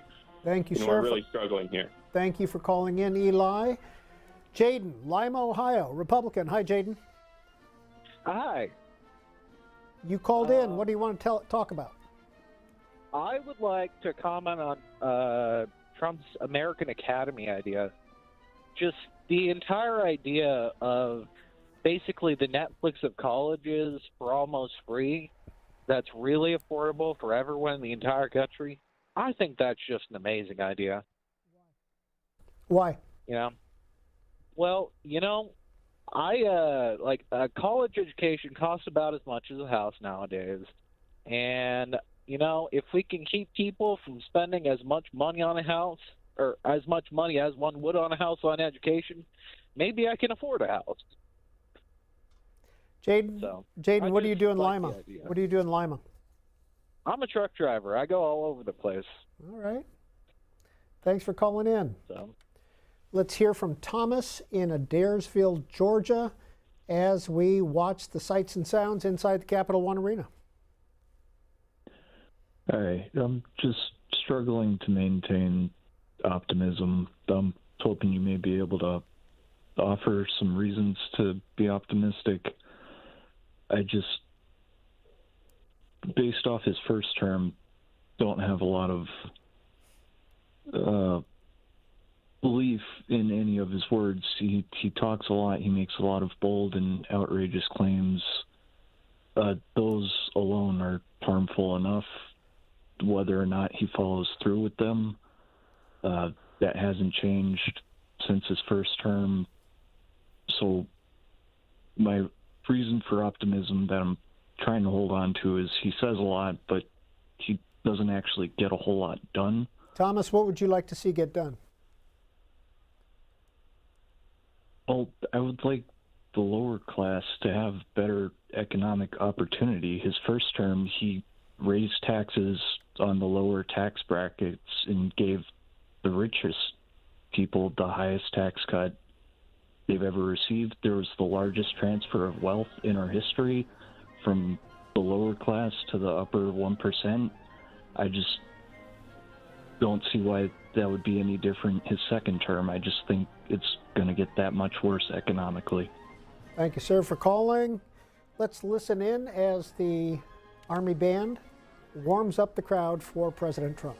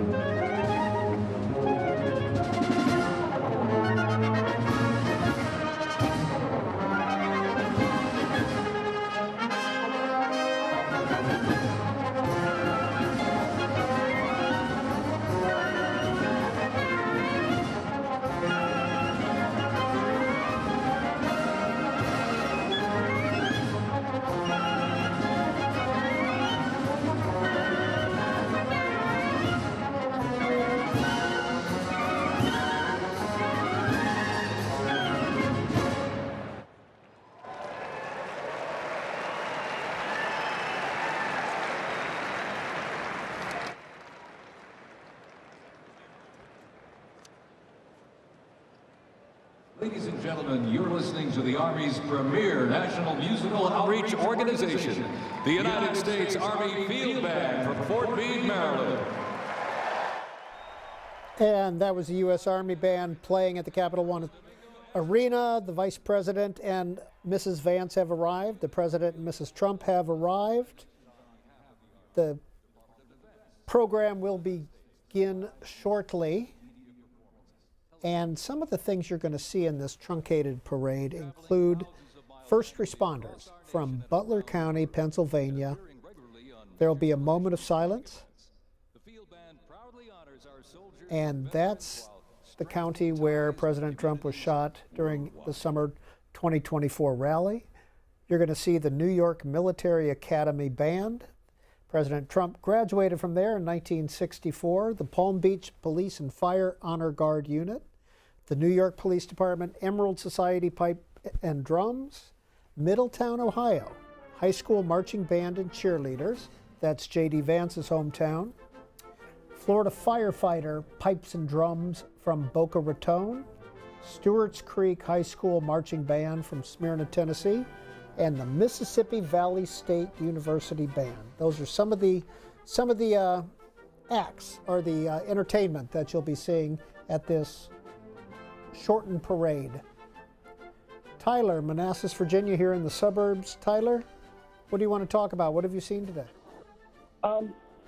My only problem, I thought he did good. My only problem was he didn't focus on the pardons. You mean you thought he should have focused on the pardons in his inaugural address? Yes. What should he have said? He should have called them out by name. And in a critical way or in a positive way? Depends on who it is. All right, Tyler, thank you for calling in. Let's listen in to Capital One Arena, waiting for the president to arrive.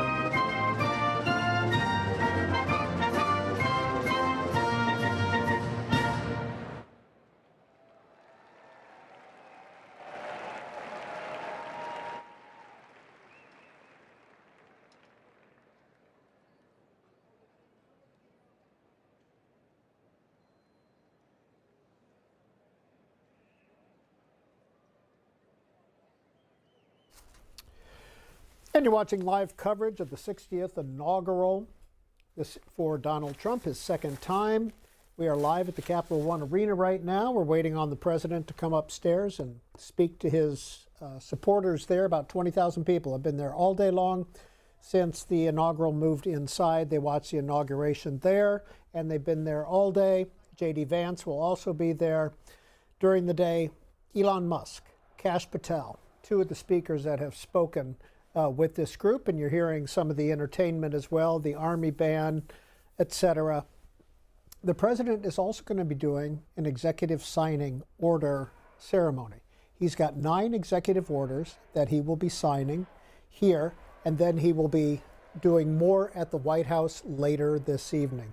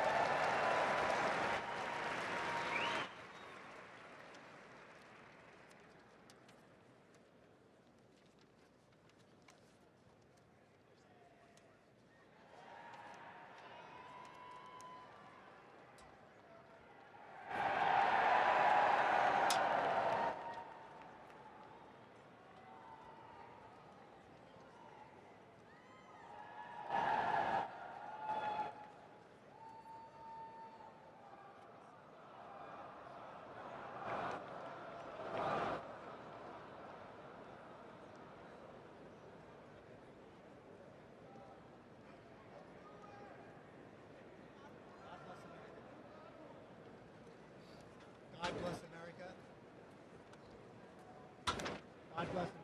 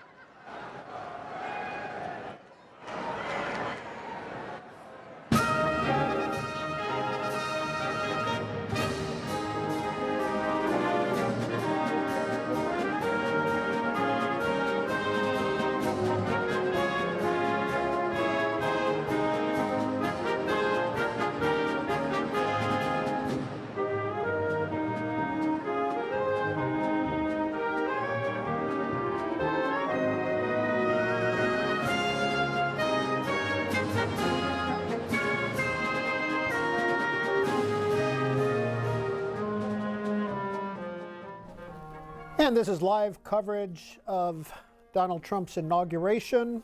This is the event at the Capital One Arena. The annotated parade, about 20,000 people in there. We are told that it will be beginning shortly. The president and vice president will be introduced, and they will each have a speaking segment.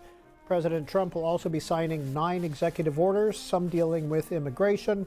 He will sign more tonight at the White House when he gets there. It's 5 o'clock on the East Coast right now. Donald Trump has been president again for 5 hours. Some of the events that you're going to see this afternoon at Capital One Arena include the New York Police Department, Palm Beach Police, New York Military Academy, Florida firefighters, the marching band from Stewart's Creek High School, the Middletown High School marching band from Ohio, J.D. Vance's hometown, and the Mississippi Valley State University Band. We're expecting introductions to begin shortly. Live coverage on C-SPAN.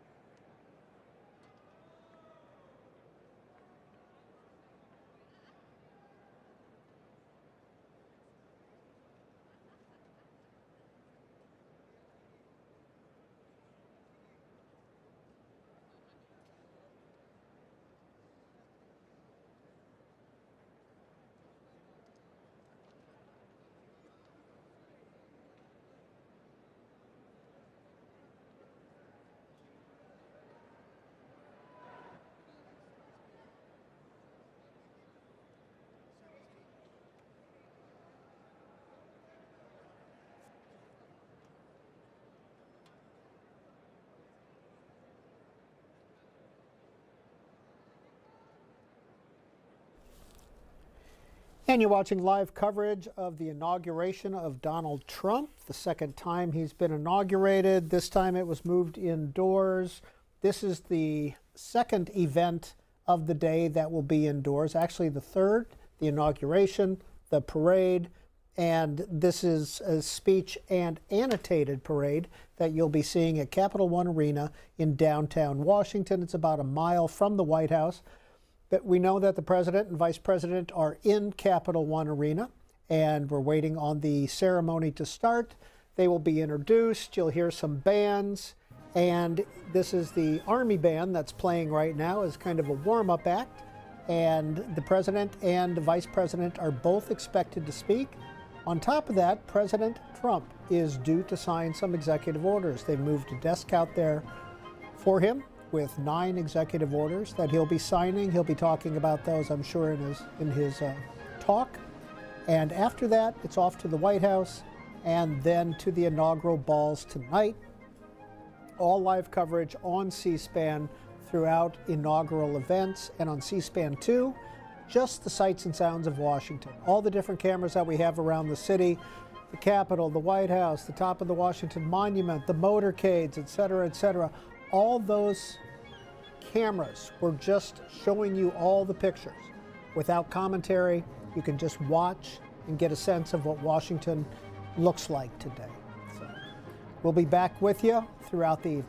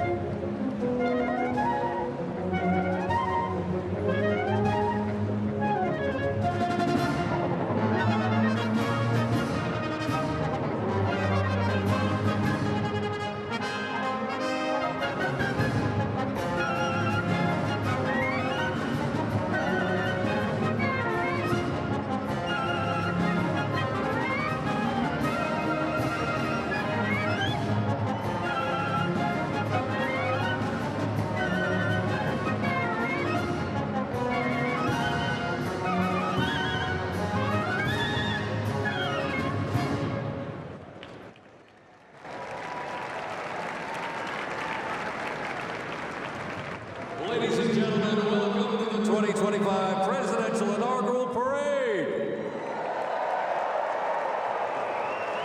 My name is Dan Taylor, and I'm very honored to be requested by our president to be your parade announcer. And it's great to be here with you. I have to say it is a bit of a different format for a parade, but of course our president wanted to keep us safe, wanted to keep us warm. And I can tell you something, the talent that's going to be coming through these doors into this arena, it is going to get hot in here tonight. So thank you for joining us as we celebrate this historic occasion on behalf of the Trump-Vance Presidential Inaugural Committee. The ceremony's about to begin. We're going to get things underway, so if you're with family and friends, been talking in the halls or whatever, get down to your seats, grab a snack. We're going to get the show on the road.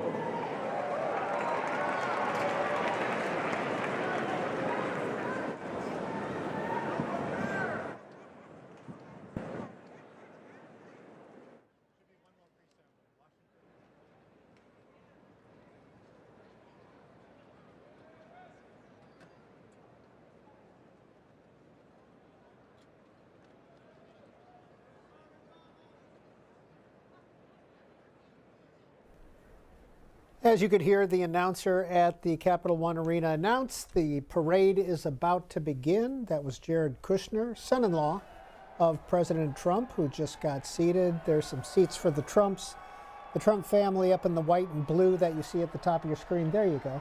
And the president and his desk are in front of that. The presidential, there's Tiffany Trump coming in. Ivanka Trump signing something for a fan. Laura Trump, Eric Trump's wife and former co-chair of the National Republican Committee. And there's Donald Trump Jr., Barron Trump, and that is Mrs. Trump's father. She lost her mother in the past year, but that is her father from Slovenia.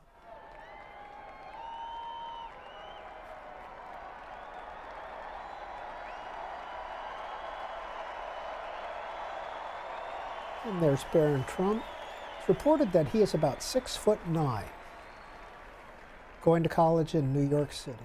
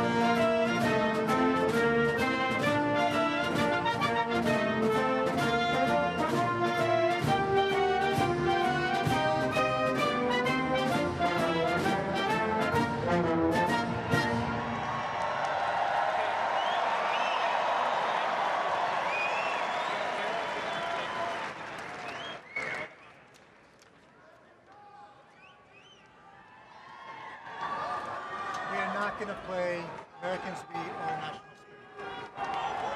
No Americans Be or National Spirit. Next up is honors.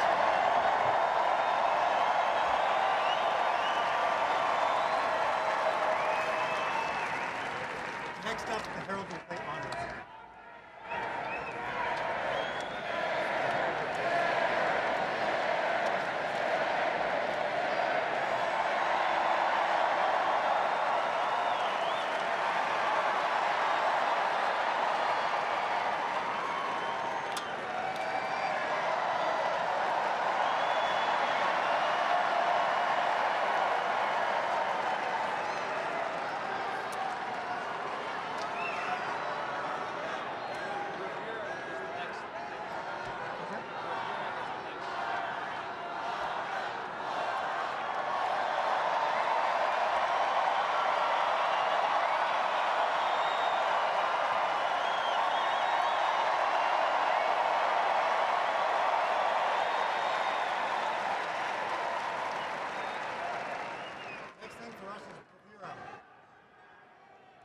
Next thing for us is bravura.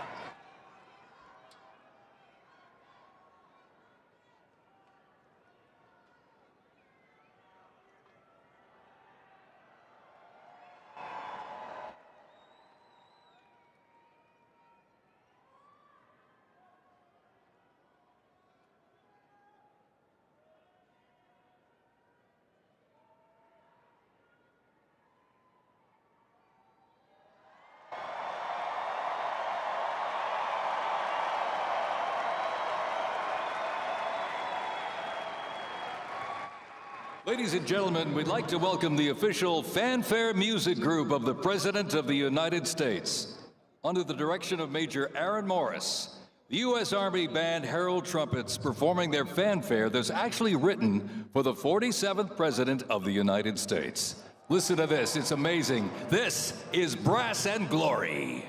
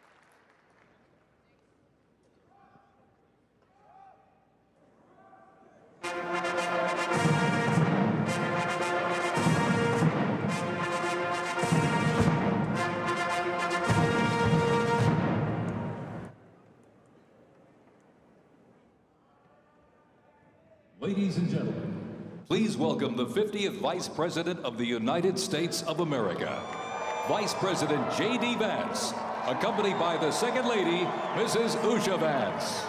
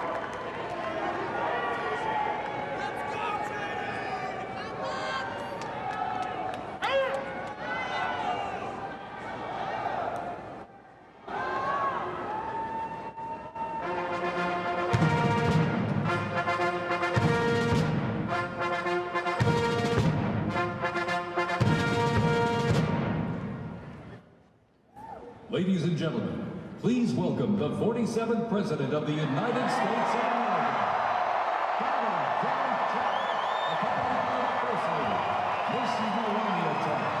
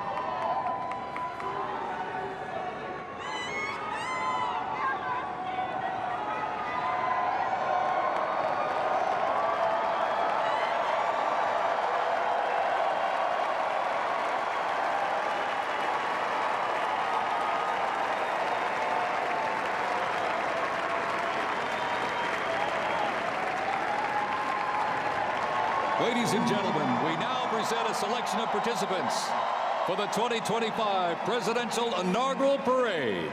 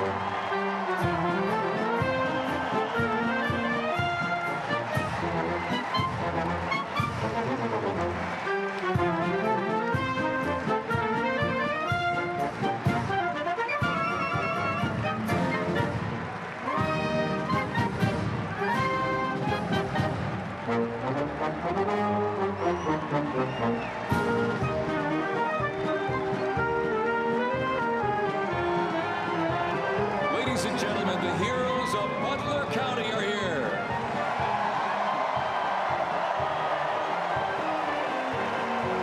And they are here to pay homage to the life, selfless community service, and sacrifice of Corey Comparatori. Mr. Comparatori, a 10-year U.S. Army Reserve veteran and past fire chief to the Buffalo Township Volunteer Fire Company, who died during the assassination attempt on the life of President Trump in Butler, Pennsylvania, July 13th, 2024. Their formation consists of Pennsylvania State Police, local police, county sheriffs, emergency services unit, EMS, 911 radio dispatch, and hospital personnel, who all heroically stepped into action during the horrific attack. They are also paying tribute to the courageous service of first responders nationwide.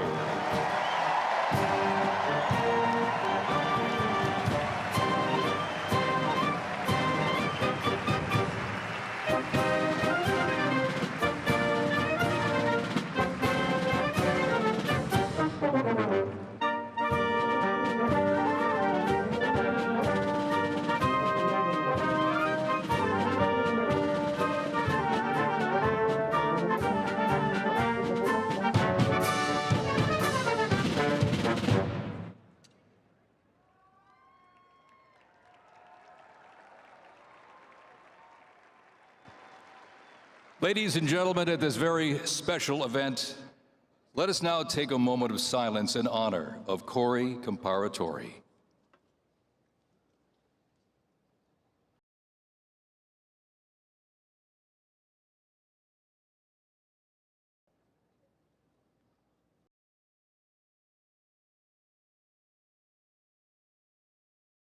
Thank you very much, ladies and gentlemen.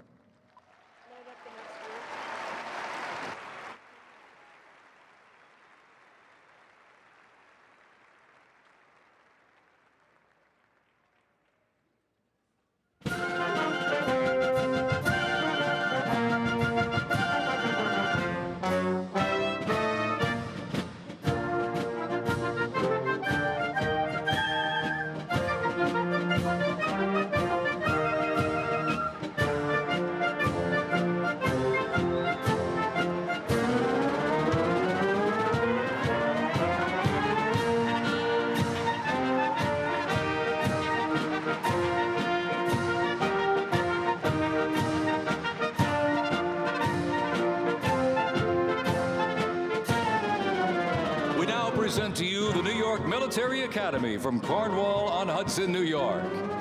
New York Military Academy stands out due to its unique connection to the president himself. President Trump is a 1964 graduate and has been enshrined as one of our alumni of distinction. This historic academy has been named a Junior Reserve Officer Training Corps, that's JROTC, and are marching with their cadet dress uniforms. Look at these, all modeled after post-World War I General Blackjack Pershing's gray uniform.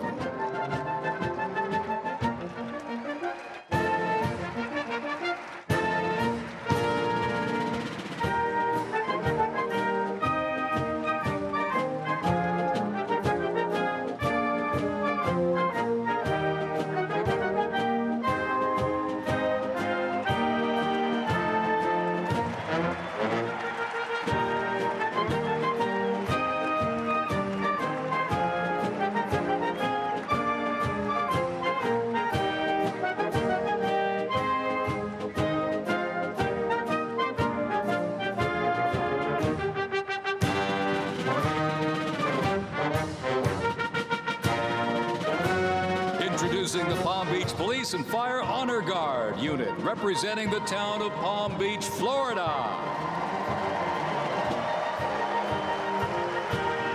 This group consists of police officers and firefighters from the town of Palm Beach, home to some of the most prestigious people in the world, including President Donald J. Trump.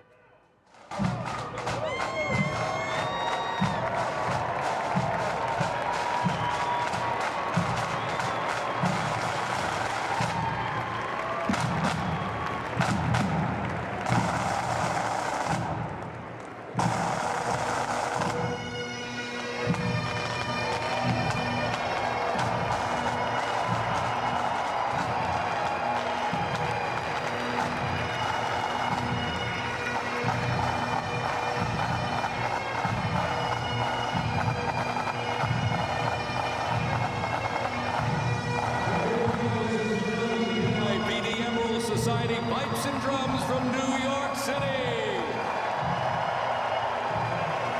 They have performed internationally in Ireland, Canada, Australia, Germany, and Switzerland. And as of this past December, the band has had the distinct honor to perform at the 75th commemoration of the attack on Pearl Harbor in Oahu, Hawaii.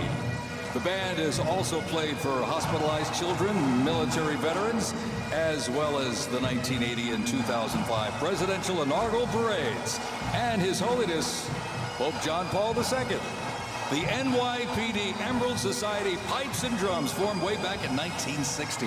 And you know, they are the oldest, largest police pipe band in the United States, comprised of all active and retired police officers of various ranks and assignments. Listen to those bagpipes. Let's hear it for them, folks.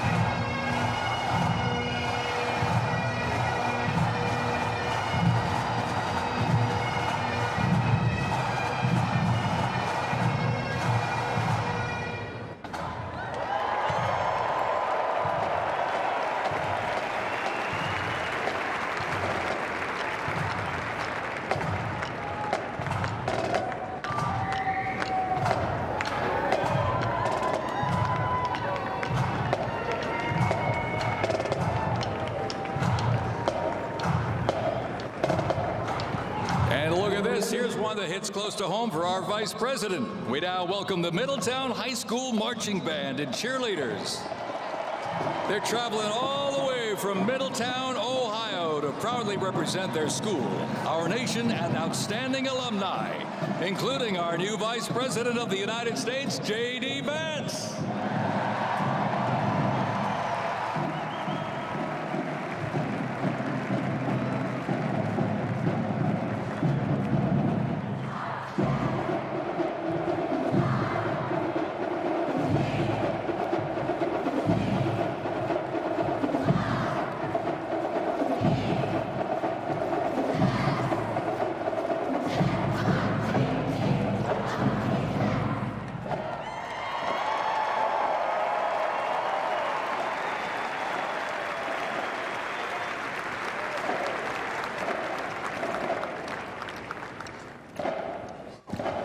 The band has performed in countless parades, community and sporting events, as well as competitions. They have also always qualified for the Ohio Music Educators Association state finals for 23 years straight. How about that?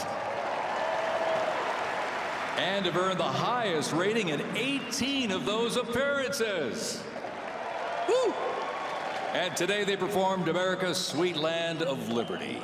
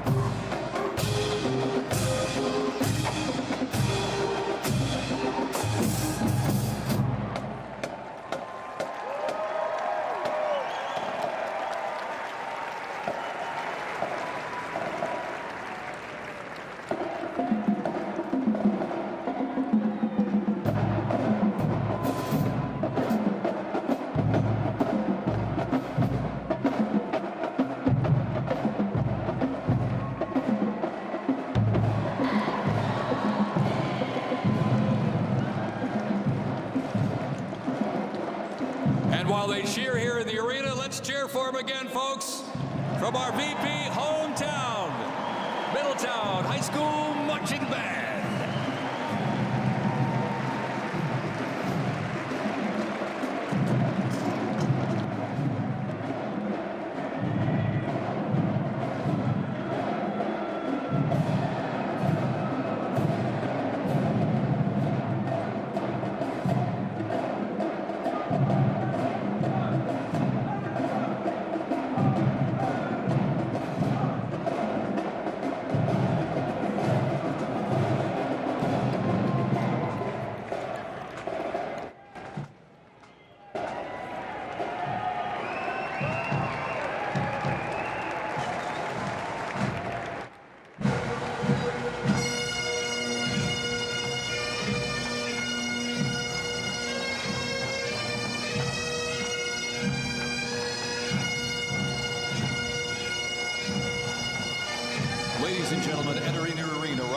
traveling from Boca Raton, Florida, the Florida Firefighters Pipes and Drums.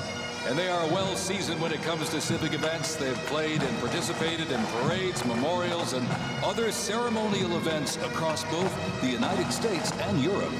Today, they are wearing their most notable uniforms. What a great photo opportunity. Consisting of the Glengarry headgear and kilts.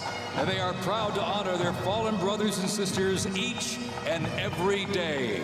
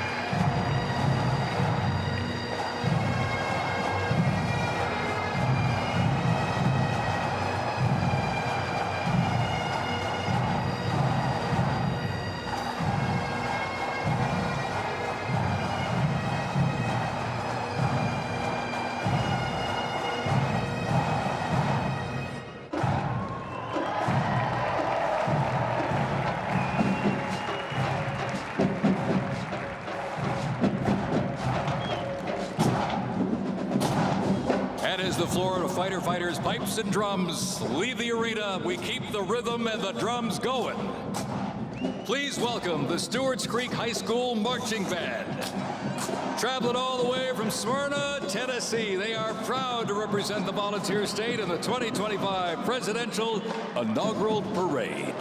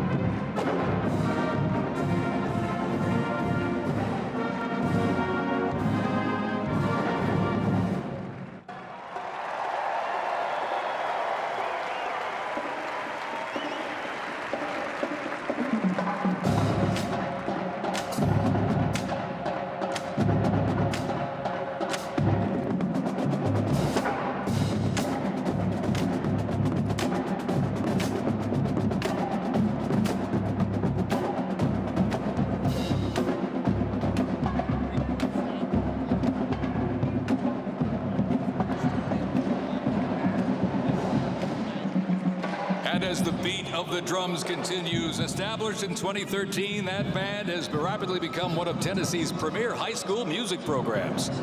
This band has participated in numerous civic events that honor significant moments in our nation's history, like the 75th anniversary of the attack on Pearl Harbor, Captain Jeff Cuss, United States Marine Corps Memorial Dedication, Chicago Thanksgiving Day Parade, and a Lincoln Memorial performance as well. The Stewart's Creek High School Marching Band, everybody. Make them feel welcome here in D.C.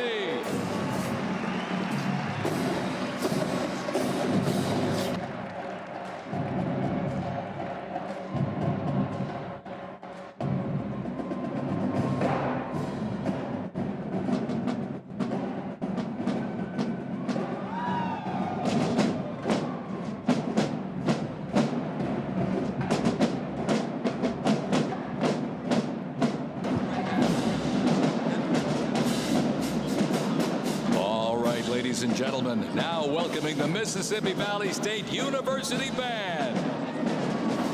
They're traveling all the way from Itabita, Mississippi. Look at this, gang. This is the Mean Green Marching Machine. They are proud to represent historically black colleges and universities at the 60th Presidential Inauguration.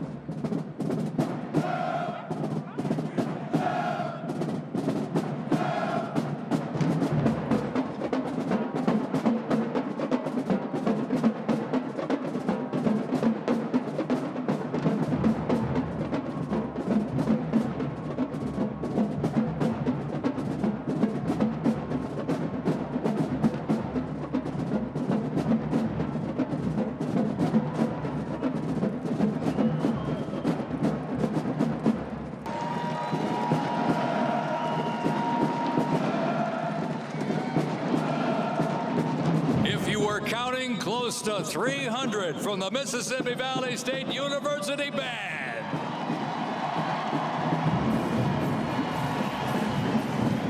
You know, since its founding, the band has consistently played a significant role at their university and across the United States. They have performed for athletic events, Mardi Gras parades, Rose Bowl parades, and many, many more. The Mississippi Valley State University Band takes great pride in presenting culturally diverse presentations for students, faculty, and the surrounding Mississippi communities. Take a look at that brass out there. Woo! That's just part of the big green marching machine. The Mean Green Marching Machine from Itabena, Mississippi, ladies and gentlemen.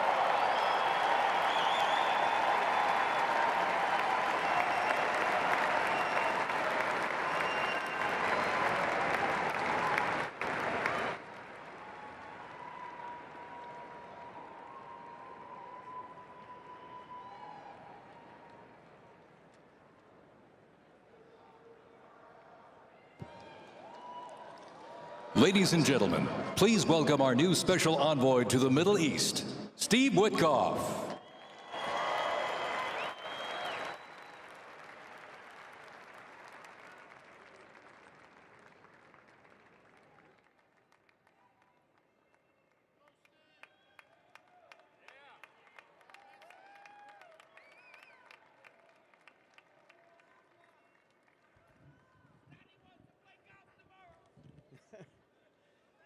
Good evening, everybody. I was appointed by President Trump to be the special envoy for peace in the Middle East.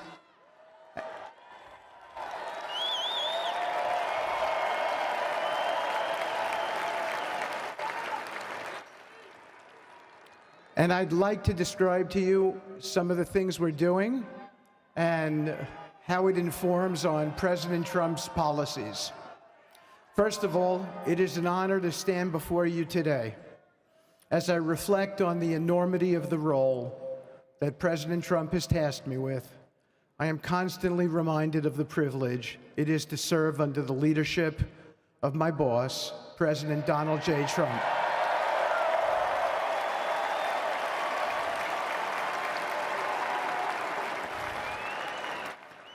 His presidency has provided a clear, bold vision for the Middle East, and it is this vision that guides every step I take in the mission. President Trump's leadership has redefined what is possible in the pursuit of progress and stability in the Middle East. His decisive, pragmatic approach ensures that even the most entrenched conflicts are met with fresh perspectives and innovative strategies.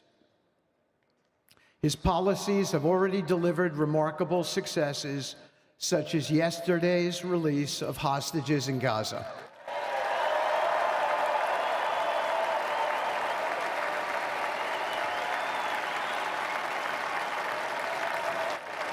Thank you.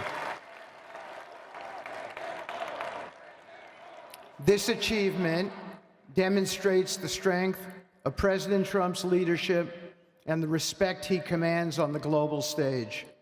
It is yet another example of his ability to deliver results in the most complex and challenging situations.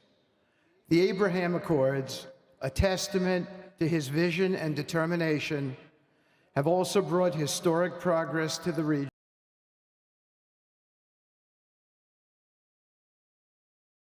Represent a practical roadmap for peace, economic cooperation, and mutual respect across nations. My role, as President Trump has tasked me, is straightforward yet profoundly testament to his vision and determination, have also brought historic progress to the region. Represent a practical roadmap for peace, economic cooperation, and mutual respect across nations. My role, as President Trump has tasked me, is straightforward yet profoundly have also brought historic progress to the region. Represent a practical roadmap for peace, economic cooperation, and mutual respect across nations. My role, as President Trump has tasked me, is straightforward yet profoundly challenging: to turn his vision and determination have also brought historic progress to the region. Represent a practical roadmap for peace, economic cooperation, and mutual respect across nations. My role, as President Trump has tasked me, is straightforward yet profoundly challenging: to turn his vision into actionable outcomes. He sets the agenda, he lays the framework, and he inspires people like me into bold action. My responsibility is to implement his vision, engaging with leaders across the region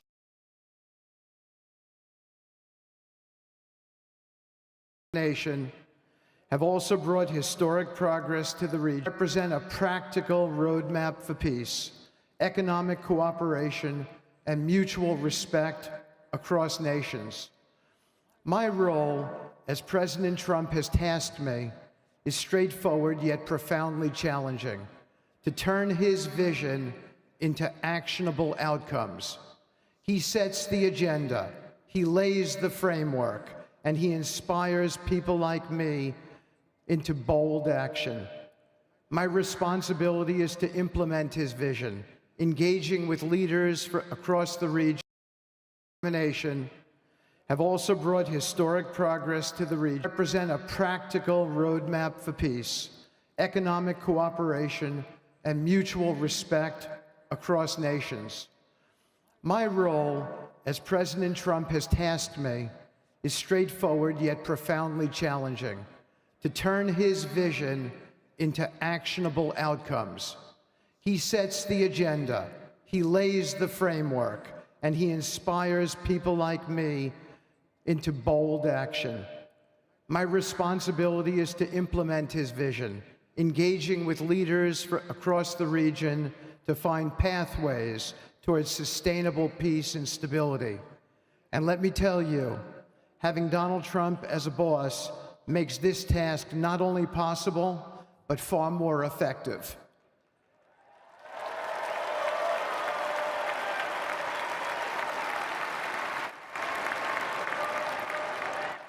President Trump's reputation as a leader who delivers results resonates far beyond Washington. Leaders in the Middle East know he means what he says.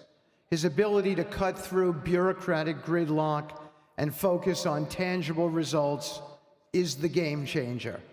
It allows me to approach delicate negotiations with the confidence that the full weight of the United States is behind me. The principles President Trump has laid out for our approach to the Middle East and foreign policy in general are fourfold, and they are clear. 1, respect for sovereignty. Every nation deserves the right to determine its own destiny, free from the interference of external powers. 2, economic prosperity as a bridge to stability. Through economic partnerships and investment, we can build a foundation for cooperation that transcends historical grievances. 3, courageous diplomacy. Real progress requires difficult conversations and bold decisions, and it is through these that trust is built and maintained. And finally, 4, reciprocity and accountability. The United States requires reciprocal actions from our partners. We are done carrying the financial burden for nations that are unwilling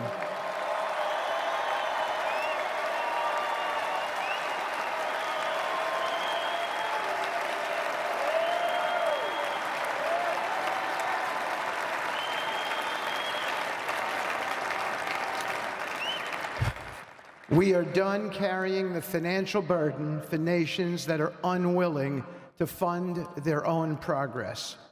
The days of blank checks are over.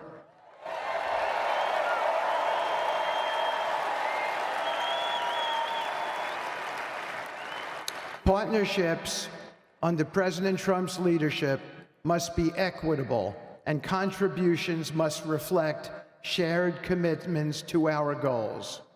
In my work, I've seen firsthand how these principles resonate. They provide a foundation that transcends politics and speaks to the shared humanity of all people in a region. Leaders across the Middle East recognize that this Trump administration is serious about results, not symbolic gestures, but real, meaningful progress that improves lives. Thank you.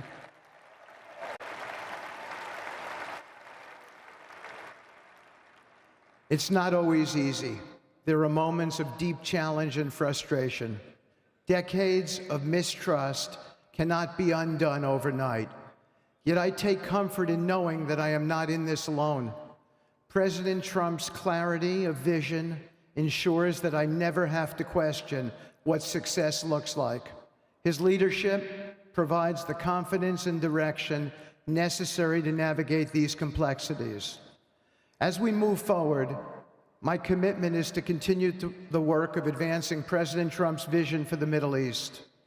Whether through expanding the Abraham Peace Accords, fostering economic development, or facilitating dialogue between long-standing adversaries, my focus remains on actionable results.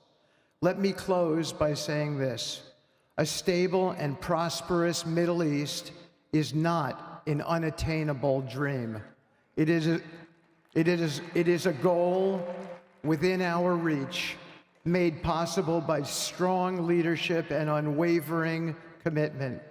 Under President Trump's guidance, we are proving that the impossible can become reality.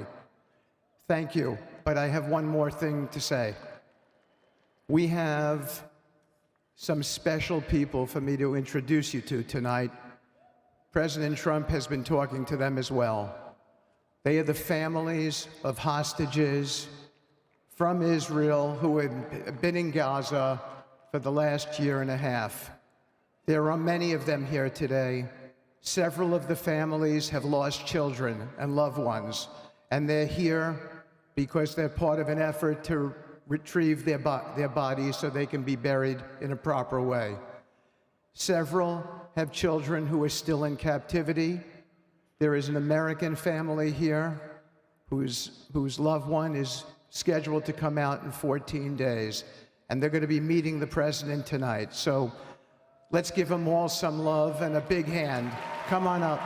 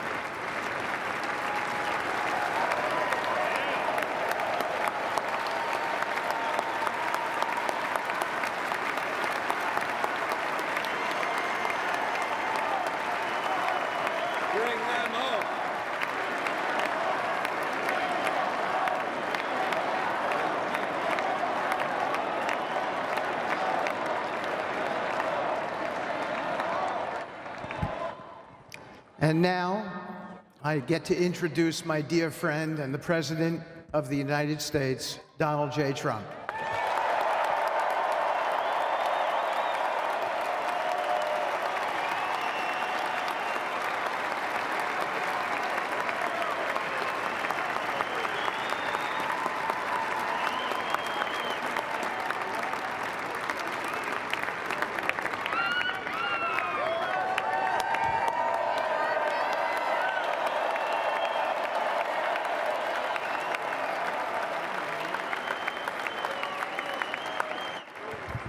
Thank you very much, everybody. Appreciate it. Thank you.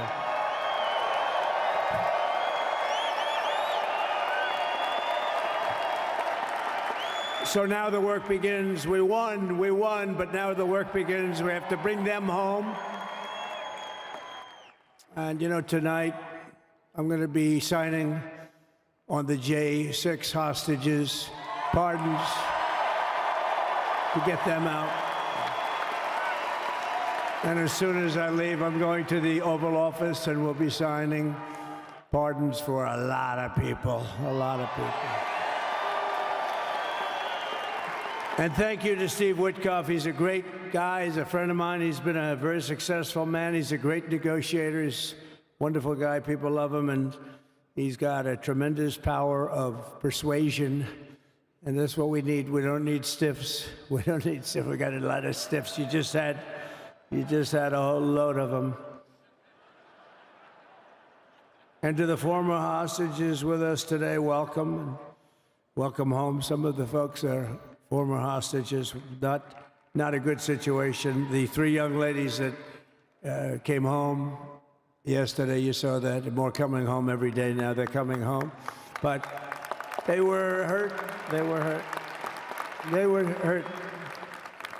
One had her head blown off, fingers on her hand, and her hand indeed was blown off.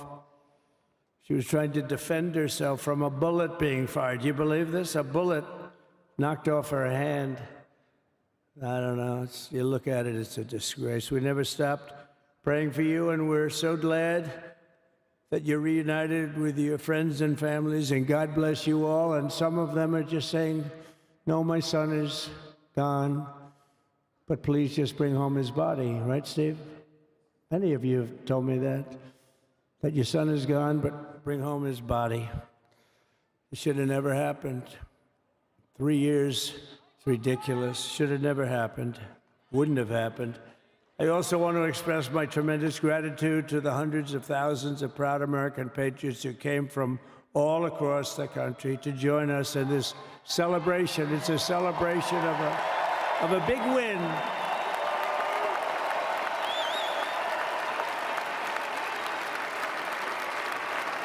And you're witnessing the dawn of the golden age of America. That's what it's going to be. We're bringing it back. We're going to bring it back fast.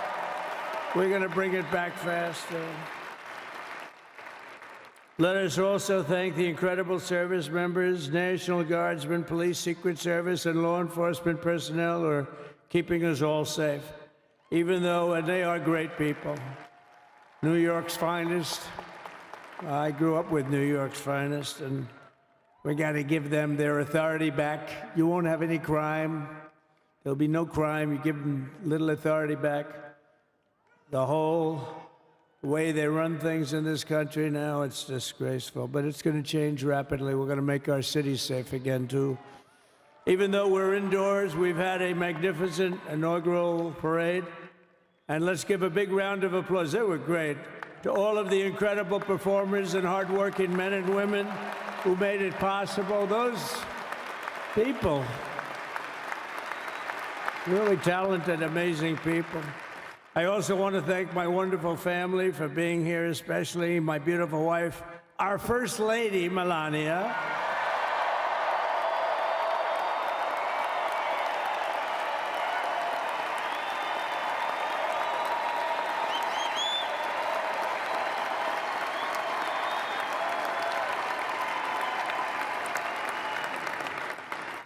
They love our First Lady. And also, J.D. How good has J.D. been? And his beautiful wife, Usha.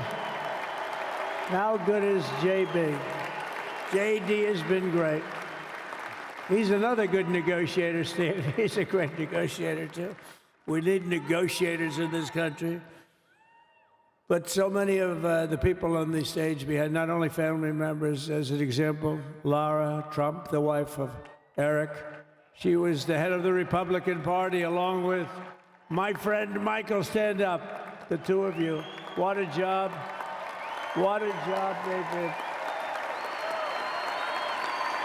They worked so hard. They knew they'd be rigging, but they said, we're going to make it too big to rig, and we did. We made it too big to rig.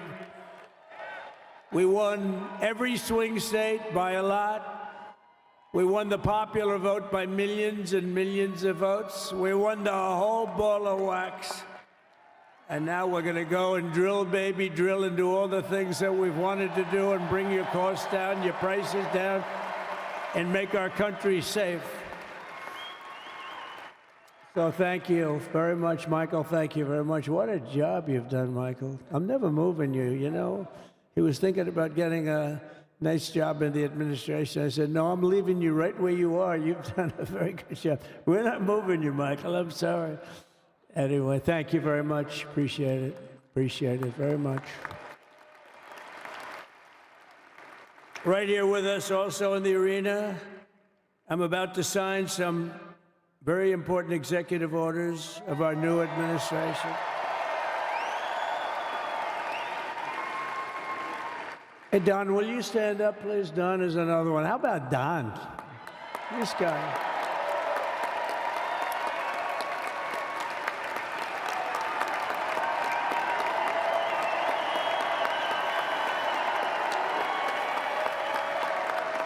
He's a popular one. He goes out and speaks. He gets a big crowd.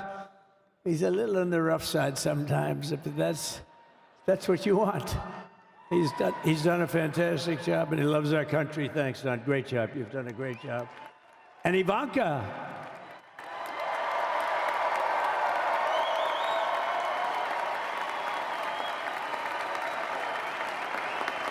And you know, Jared negotiated the Abraham Accords, which are it's the biggest deal made in the Middle East in many, many years, and it's really something. Jared, stand up, Jared. The Abraham Accords.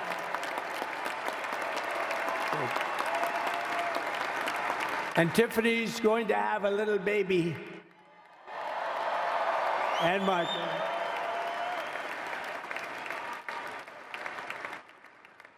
And then I have a very tall son named Barron. Has anyone ever heard of him?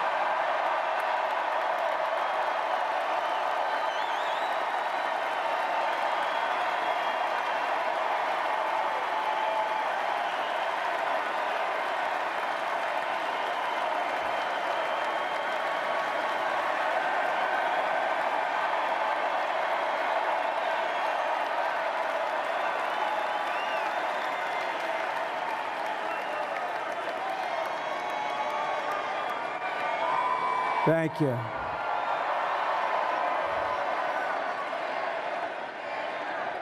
He knew the youth vote. You know, we won the youth vote by 36 points.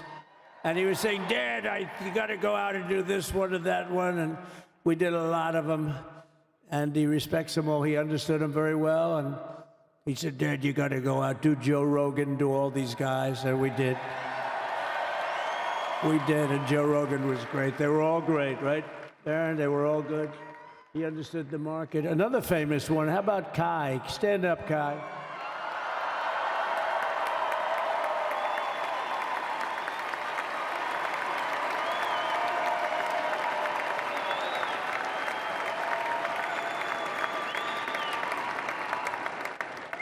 Is that Byron Donalds back there?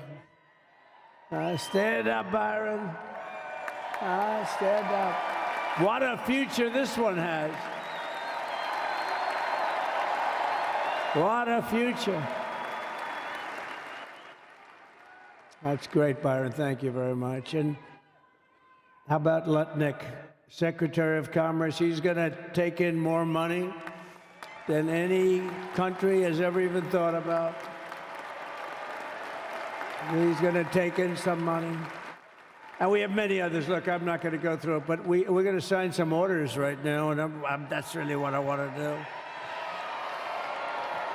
So we're going to sign executive orders. First, I'll revoke nearly 80 destructive and radical executive actions of the previous administration, one of the worst administrations in history. Maybe not one of them, the worst. Anybody that would allow millions of people to pour through our borders from jails, prisons, mental institutions, insane asylums, gang members to be taken off the streets of Venezuela and deposited in our country, and many, not just Venezuela. You know, crime in Venezuela is down 74% because they took their criminals and gave them to us through an open border policy of the previous administration. All over the world, they're emptying their prisons into our country. They're emptying their mental institutions into our country. It stops as of 1 o'clock this afternoon, okay? It stops.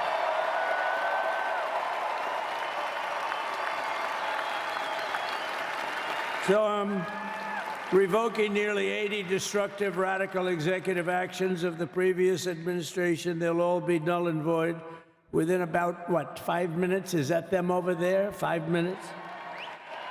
And next, to gain immediate control of the vast federal, out-of-control bureaucracy, I will implement an immediate regulation freeze, which will stop Biden bureaucrats from continuing to regulate. Most of those bureaucrats are being fired. They're gone.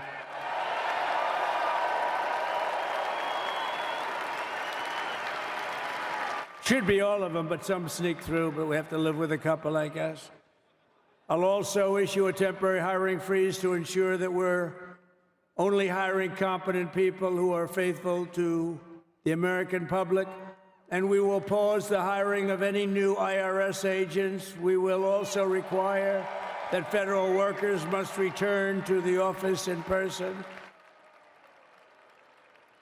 And we're going to take the 88,000 people that they hired to go after you with guns. By the way, they're allowed to use guns and harass you like they were so many other people. Remember this. Okay, remember? Do you remember a little statement about tips? Does anybody remember that little statement? I think we won Nevada because of that statement. But they went out and harassed you over the tips. In other words, we are restoring control of our government to the people. We're going to take those 88,000. Let's see if they'd like to work on the border, because that's where we want them, really.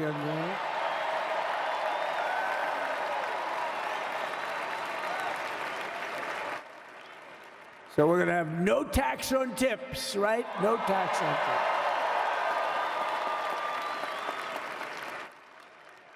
And we may have, like the Speaker of the House, is he here? He's done such a good job. Is Mike here? Is he around here someplace? I saw him just a little while ago. Hello, fellas. Look at you guys. Yeah, I know it. He's great. He's doing great. They're all doing good. The Republican Party has never been unified like it is right now. They want to save our country. And we're going to more than save it. We're going to make it greater than it's ever been before by a lot. Next, I'm going to sign a presidential memorandum directing every member of my cabinet to marshal every power at their disposal to defeat inflation and rapidly bring down the cost of daily life, because your costs have gone through the roof in the last 4 years. Perhaps you didn't notice. Does anyone notice their costs are like double, triple, quadruple? You can't buy bacon. Apples have doubled in price. You want an apple, anybody? Pay twice what you did 2 years ago. We'll put more money in your pocket, and we'll bring back the American dream and to reduce energy costs and liberate our economy. So we have more oil and gas than any country in the world, and we're going to use it. We're not going to do the wind thing. Wind. Big, ugly windmills, they ruin your neighborhood. They ruin you. If you have a house that's near a windmill, guess what? Your house is worth less than half. And did you see up in New England with the whales? You see what's happening? So they had 2 whales killed in about 14 years. Last year and the year before, total, they had 28. So if you're into whales, you don't want windmills either. And they're the most expensive form of energy that you can have by far. And they're all made in China, by the way. Practically all of them. And they kill your birds and they ruin your beautiful landscapes. But other than that, I think they're quite good, right? Now, remember when we used to joke and kid when we were kidding, but we don't kid anymore? They want to watch the debates on television. They want to watch your favorite president on television. But the wind isn't blowing, so we can't watch television that night, Gladys. Remember? Gladys, I'm sorry, the wind is just not blowing. We're not watching Trump tonight.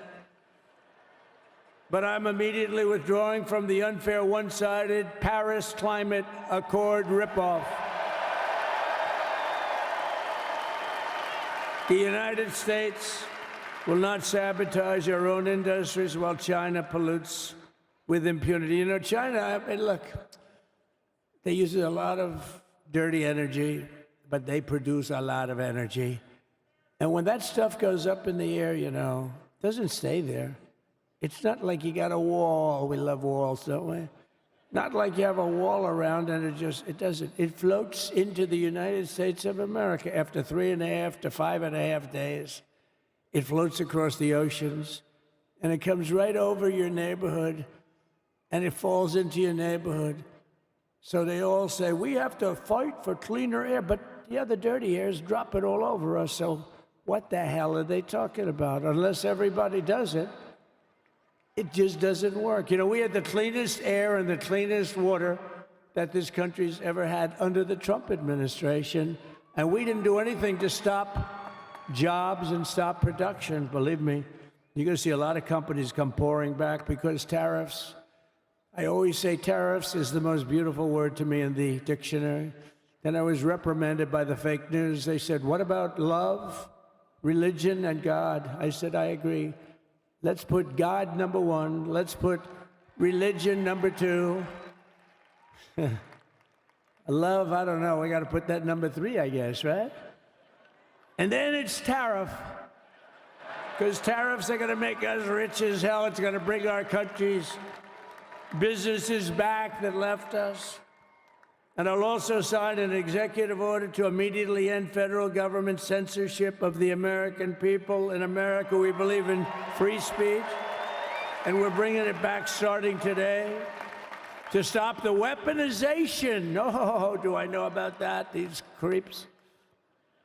Deranged Jack Smith. You ever hear of him? Deranged. He's a deranged prosecutor. He's sick. They suck him on me. He's now been reduced to getting on an airplane, going back to The Hague or wherever the hell he came from. We got to get rid of that guy. Hey, was he one of the many people that got a pardon today? Did they pardon Jack Smith? You know, did you know that Biden, while I was making my speech, pardoned his whole family?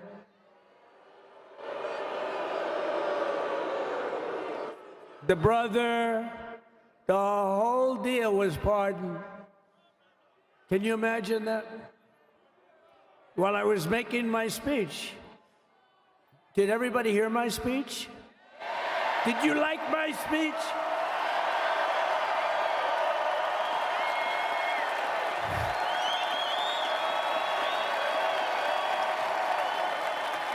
Thank you. I mean, the only thing wrong with it is I had a lot of tough things to say, and I have some great people that work for me. Sir, this is such a great speech. It's so unifying. Don't talk about Biden with his pardons of his family. We want a unified country. They said, don't talk about the J6 hostages that you're going to be releasing today. Sir, don't put that in your speech, please. I said, but I want to put it in my speech. I said, sir, it won't be unified like it is. It's so beautiful the way it is. And it is getting great reviews. You know, if I put things like that in, I'll get terrible reviews. One little paragraph that's a little bit wrong, the fake news goes crazy, right? So I said, all right, I won't put it in my speech, but you know what? I'm speaking in front of a hell of a lot of people at a place called Capital One Arena, and I'll talk about it there. So we're going to be going over the beautiful Oval Office, one of the great offices in history. Even if it wasn't beautiful, it's the Oval Office, but it is beautiful. And we love the Oval Office. It all starts with the wars start and end there. Everything starts and ends at the Oval Office. We love it. But we're going to go to the Oval Office. We're going to sign. We're going to release our great hostages that didn't do, for the most part, they didn't do stuff wrong. You take a look at what went on, and look what happens in other parts of the country. In Portland, where they kill people, they destroy the city. Nothing happens to them. In Seattle, where they took over a big chunk of the city, nothing happened. Minneapolis, where they burned down the city, nothing happened. Essentially, nothing happened. All they want to do is go after the J6 hostages.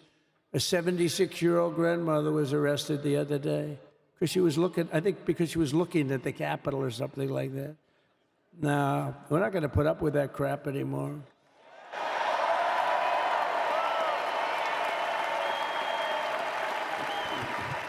And to stop the weaponization of law enforcement, I've been investigated more than any human being in the world.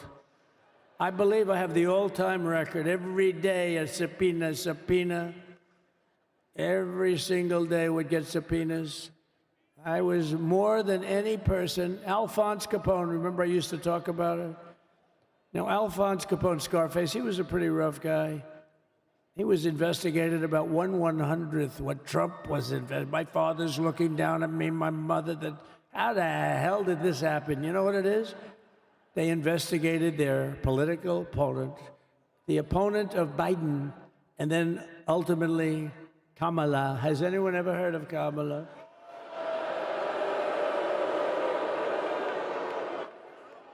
We had to beat two opponents. You know, we had to beat Biden, then we beat him. Now he goes on top. The guy was like 39 points down. I think I could have beaten Trump. They should have left me in. I would have beaten. No, his debate performance wasn't the best, right? That's what killed him. And then they had to change, and that's like you get into a fight. The great Dana White spoke last night. We love Dana White, right? UFC. That's like he puts in two fighters, one of them's getting creamed, getting really beaten, and they say, all right, take him out, let's put somebody else in to finish up the fight. That's what they did to us. They gave us somebody new, but we took care of both of them. So we beat actually two opponents. But to stop the weaponization of law enforcement and our government, I will also sign an order directing every federal agency to preserve all records pertaining to political persecutions under the last administration, of which there were many, and beginning the process of exposing any and all abuses of power, even though he's pardoned many of these people. Can you believe it? He's pardoned them.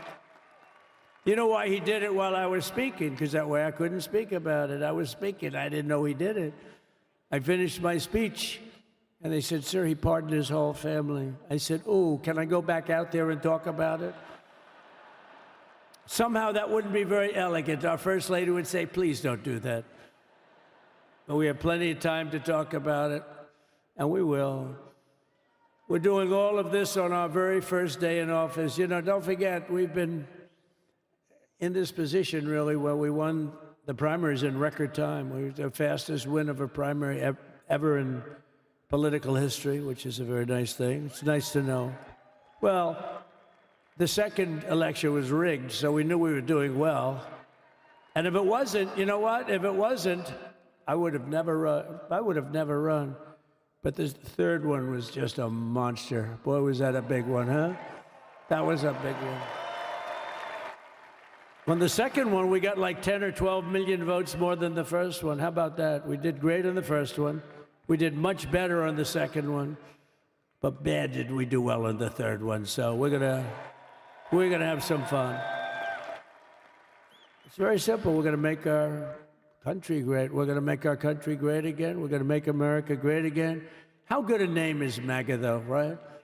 You know? I was going to say, keep America great, but unfortunately it wasn't great. Can't say keep it great. It will be great again, but CAG, keep America great, CAG, I don't think it's ever going to replace MAGA. Does anybody like CAG? I don't think so. Never replacing MAGA. Nothing will ever replace MAGA. MAGA was the most successful political operation, political movement in the history of our country, maybe in the history of the world. Let's see what happens. Because we're not finished yet. We're not finished yet. We got a long way to go. But we're doing this on the very first day in office, and in just a few moments, I'm not only signing the release of the J6 hostages, I'm signing other things that you're going to love. Oh, you're going to be happy reading newspapers tomorrow, and the next day, and the next day, and the next day. So I just want to thank, I mean, look at this place. It's full to the rafters. You don't have any. Look at those people up there. You don't have any empty seats. And by the way, the Capital One owners, they are so good. We got to root for their teams because they have been so great to MAGA, to us. And I just want to thank Ted and everybody. You guys have been fantastic. And the ice hockey team's doing great. Ovechkin's pretty good, right? They're doing great. So I want to thank them, Capital One arena owners. They have been absolutely fantastic. And thank you once again to everyone. And I can only tell you, you're going to be very happy. You're going to watch a lot of good things happen. We got to stop some wars that are happening and going on. Some stupid things are happening. The war with Ukraine would have never happened, and it has. As you know, Israel would have never been hit on October 7th, and none of you would be up here. None of you would even know anything about this tragedy that you're going through right now. But Iran was broke. Anybody that bought oil from Iran, they couldn't do any business with us. You're not going to do business with America. China passed, everybody passed. They were broke. They didn't have money for Hamas. They didn't have money for Hezbollah. And your sons would be alive, and they certainly wouldn't be incarcerated like they are. It's a shame, but we're getting a lot of people out in a short period of time. So I'm going to go right over to here, and I'm going to sign in front of you. Is that okay? Good.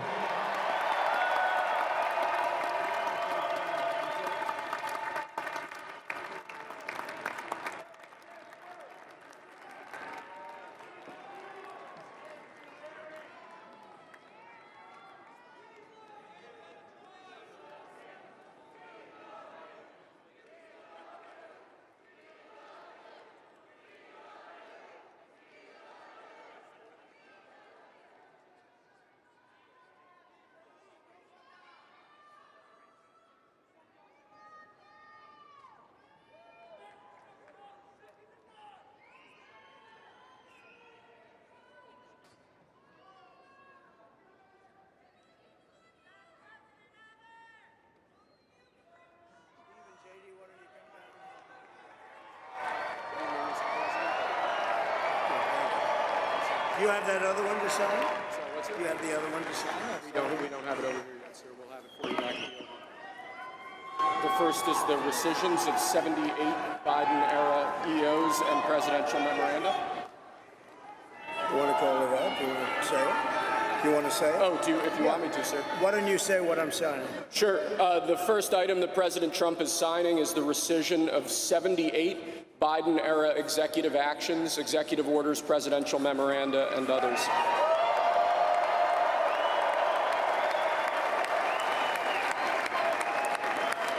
Thank you, sir.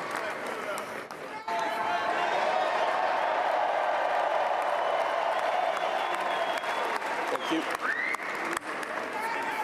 The second item, President Trump, is a regulatory freeze, as you announced in your speech, preventing bureaucrats from issuing any more regulations until we have full control of this, the government and this administration.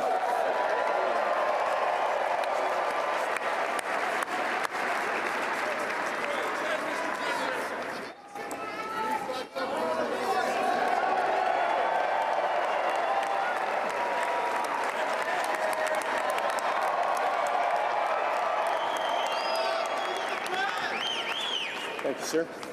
Sir, can I have a pen? The next item, sir, is a freeze on all federal hiring, excepting the military and a number of other excluded categories, again, until full control of the government is achieved and we understand the objectives of government going forward.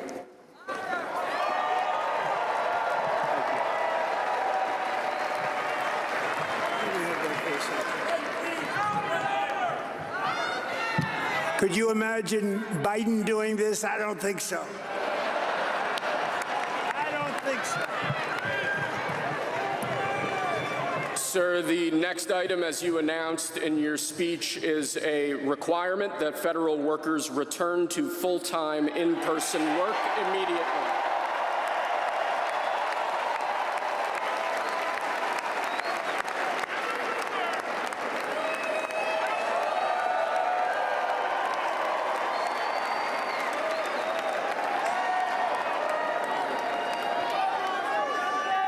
Thank you, sir.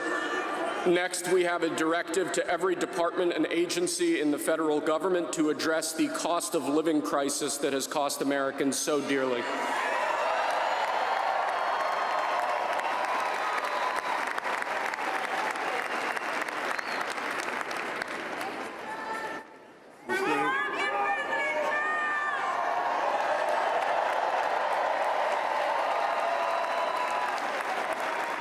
Thank you, sir. The next item here is the withdrawal from the Paris Climate Treaty.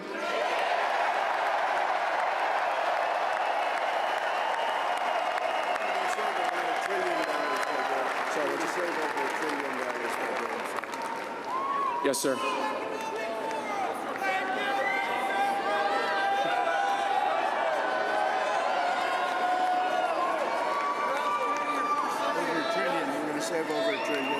We're going to save over $1 trillion by withdrawing from that treaty.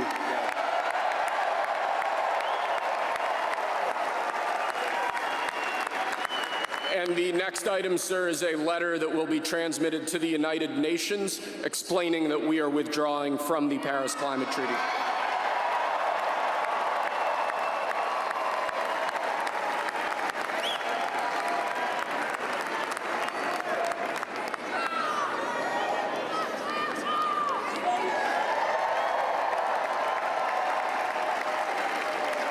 Thank you, sir.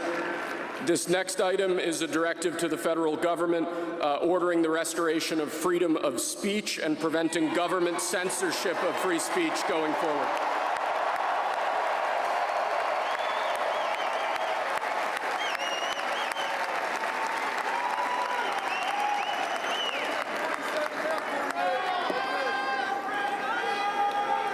And lastly, sir, before we go back to the Oval Office to sign a large number of other items, is a directive to the federal government ending the weaponization of government against the political adversaries of the previous administration, as we've seen.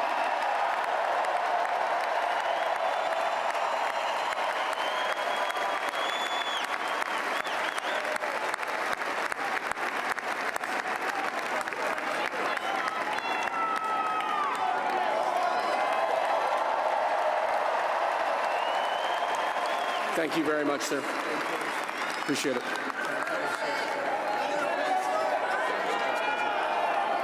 Pretty fun job.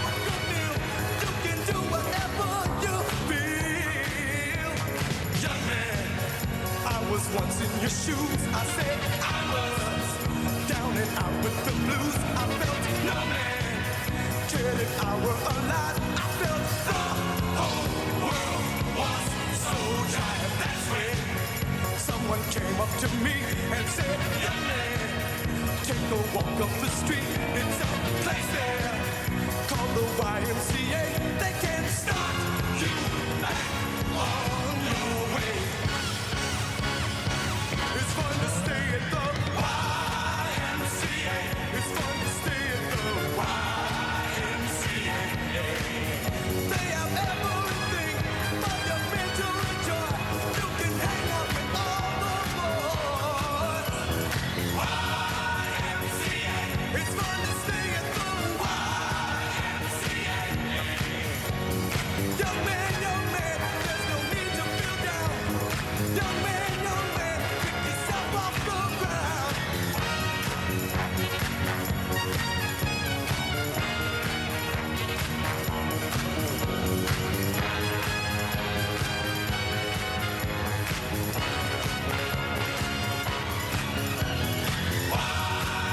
YMCA.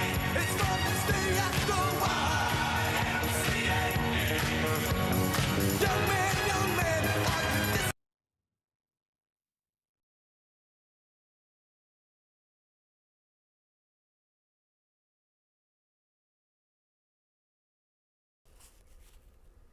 And you're watching live coverage of Donald Trump's 2025 inaugural, his second time he's been inaugurated. This is his third speech of the day, and this is at the Capital One Arena in Washington, D.C., about a mile from the White House. That's the next stop. This rally had a bit of a campaign feel to it, I think. But we're going to be here until President Trump gets back to the White House, and then we'll join him and Mrs. Trump at the balls tonight. He's scheduled to go to at least 2 and possibly 3 balls where he may speak and he may dance. But we will be live with all of that tonight. In the meantime, we want to hear your voices. What you saw today, what you heard today, how you feel about it. 202 is the area code, 748-8000 for Democrats. Republicans, 202-748-8001, and Independents, 748-8002. Samuel's in Weatherford, Texas, a Republican. Samuel, good evening to you. What are your thoughts about today? I think it was a wonderful day. I'll openly admit on national television I was watching it while I was at work. And I wanted to ask, do you think come tomorrow morning, once the market's open, do we see bull market from here on out, or is there a little bit more steady growth? And if I could, one more question. What do you think? Samuel, you tell us what you think. Slow start, but an eventual bull market from here. I don't want to say it's going to go sky high the first day, but what did you think of the president's speeches today? It was a wonderful speech. I wasn't able to pay complete attention because I was in the middle of doing my job for the day, but what I was able to listen to, I think we're headed in a good direction for the next 4 years. What kind of work do you do? I work behind the counter at a pet store just in Weatherford, just west of the Dallas-Fort Worth area. Thank you, sir. Thanks for calling in as well. Anna in Cookeville, Tennessee, Republican. Hi, Anna. Hi, how are you? What are your thoughts about today?